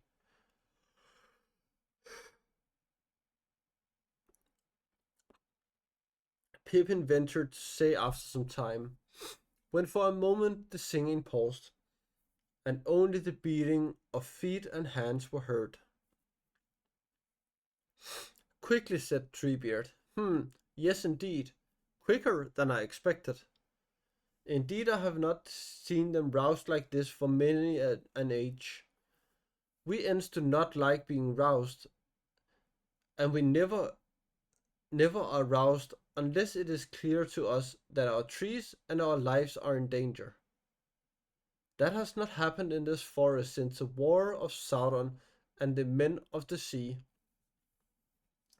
It is the awkward, the wanting hearing, Larum, without the bad excuse of feeding the fires that has angered us, and the treachery of a neighbor. We should have helped us. Wizards ought to know better. They do know better.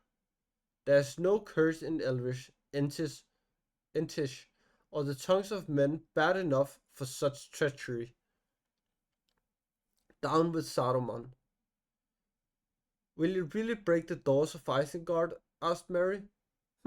Well, we could, you know. You do not know perhaps how strong we are. Maybe you have heard of trolls? They're mighty strong, but trolls are only counterfeits made by the enemy in the great darkness, in mockery of Ents, as orcs were of elves. We are stronger than trolls. We are made of the bones of the earth. We can split stone like the roots of trees, only quicker, far quicker, if our minds are roused. If we are not hewn down, or destroyed by fire, or blasted by sorcery, we could split Isengard in splinters and crack its walls into rubble. But Saruman will try to stop you, won't he? Yes, that is so. I have not forgotten it. Indeed, I have thought long about it. But you see, many of the Ents are younger than I am, by many lives of trees.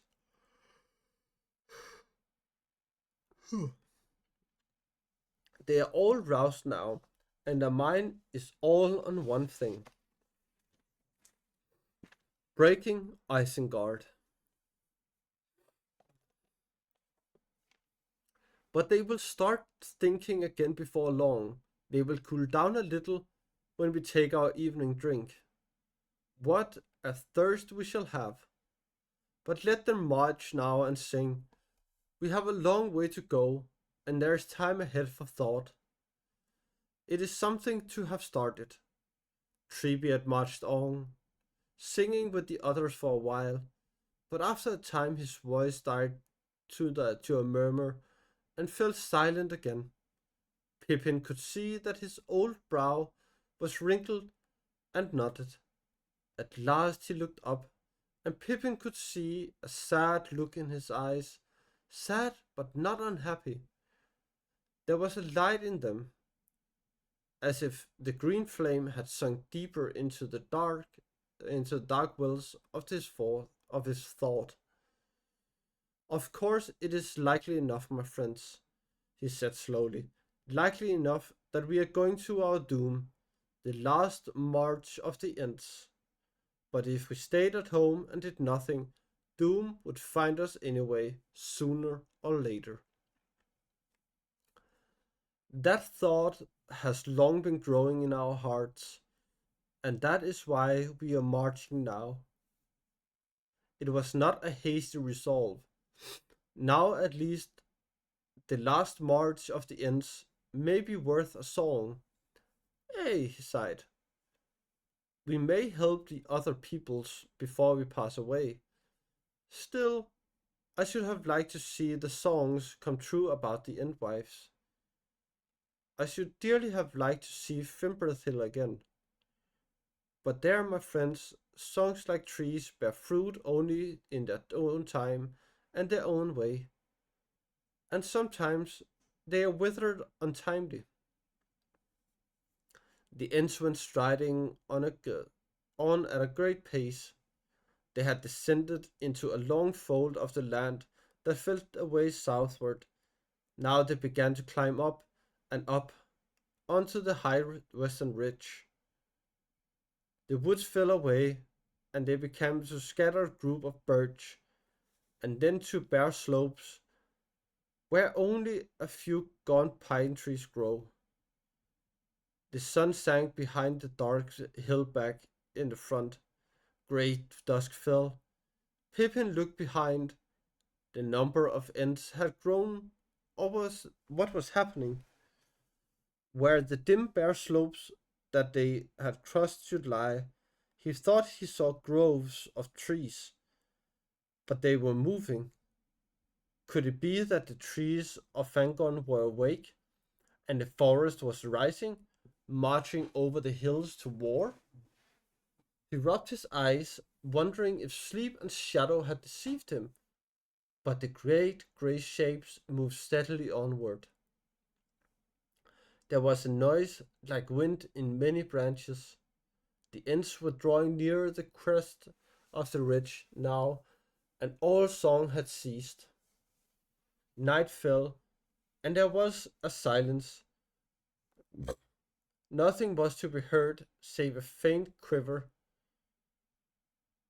of the earth beneath the feet of the ants, and a rustle, the shade of a whisper, as of many drifting leaves.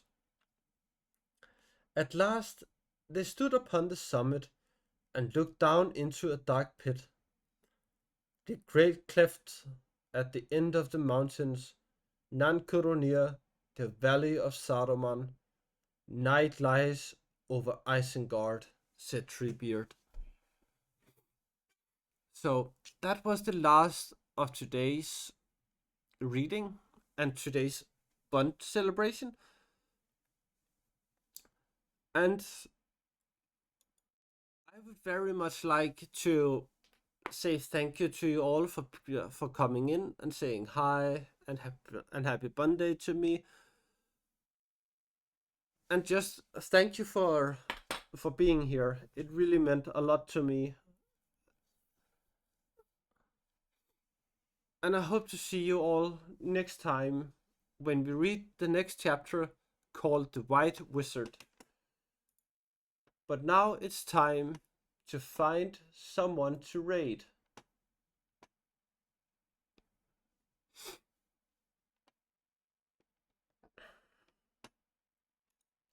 Let's see if that person is...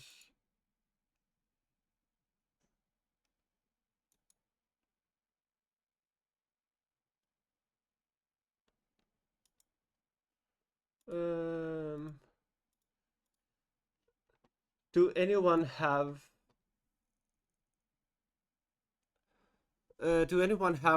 someone I can raid? I really appreciate you being here, Jenny, and everyone else. Anita?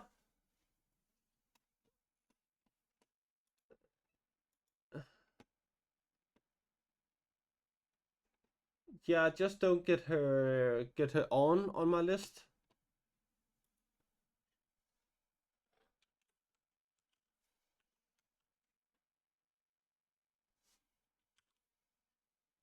Yeah. That I just refreshed my following list and she wasn't online. So that was what I thought.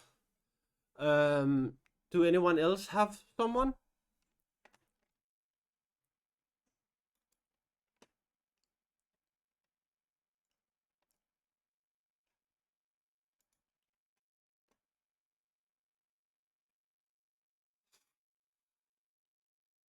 And it's all okay if you do not have one.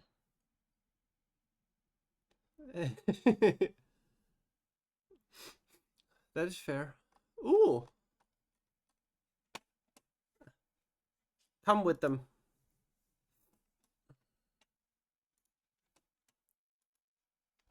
Just come with the suggestions.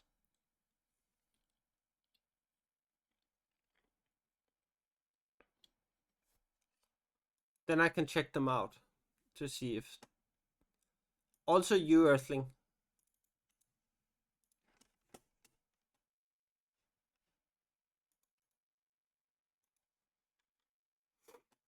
I really had an amazing day today. Or yesterday and today. It's the first time in a long time I have had such a day.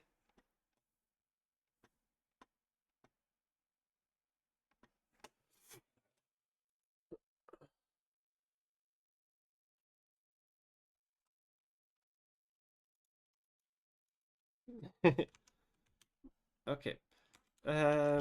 We are gonna rate this person. So yes, we are gonna rate Broke Diddy. And here are the rate messages. Remember to choose the one which fits you. And let's go say hi to Broke Diddy.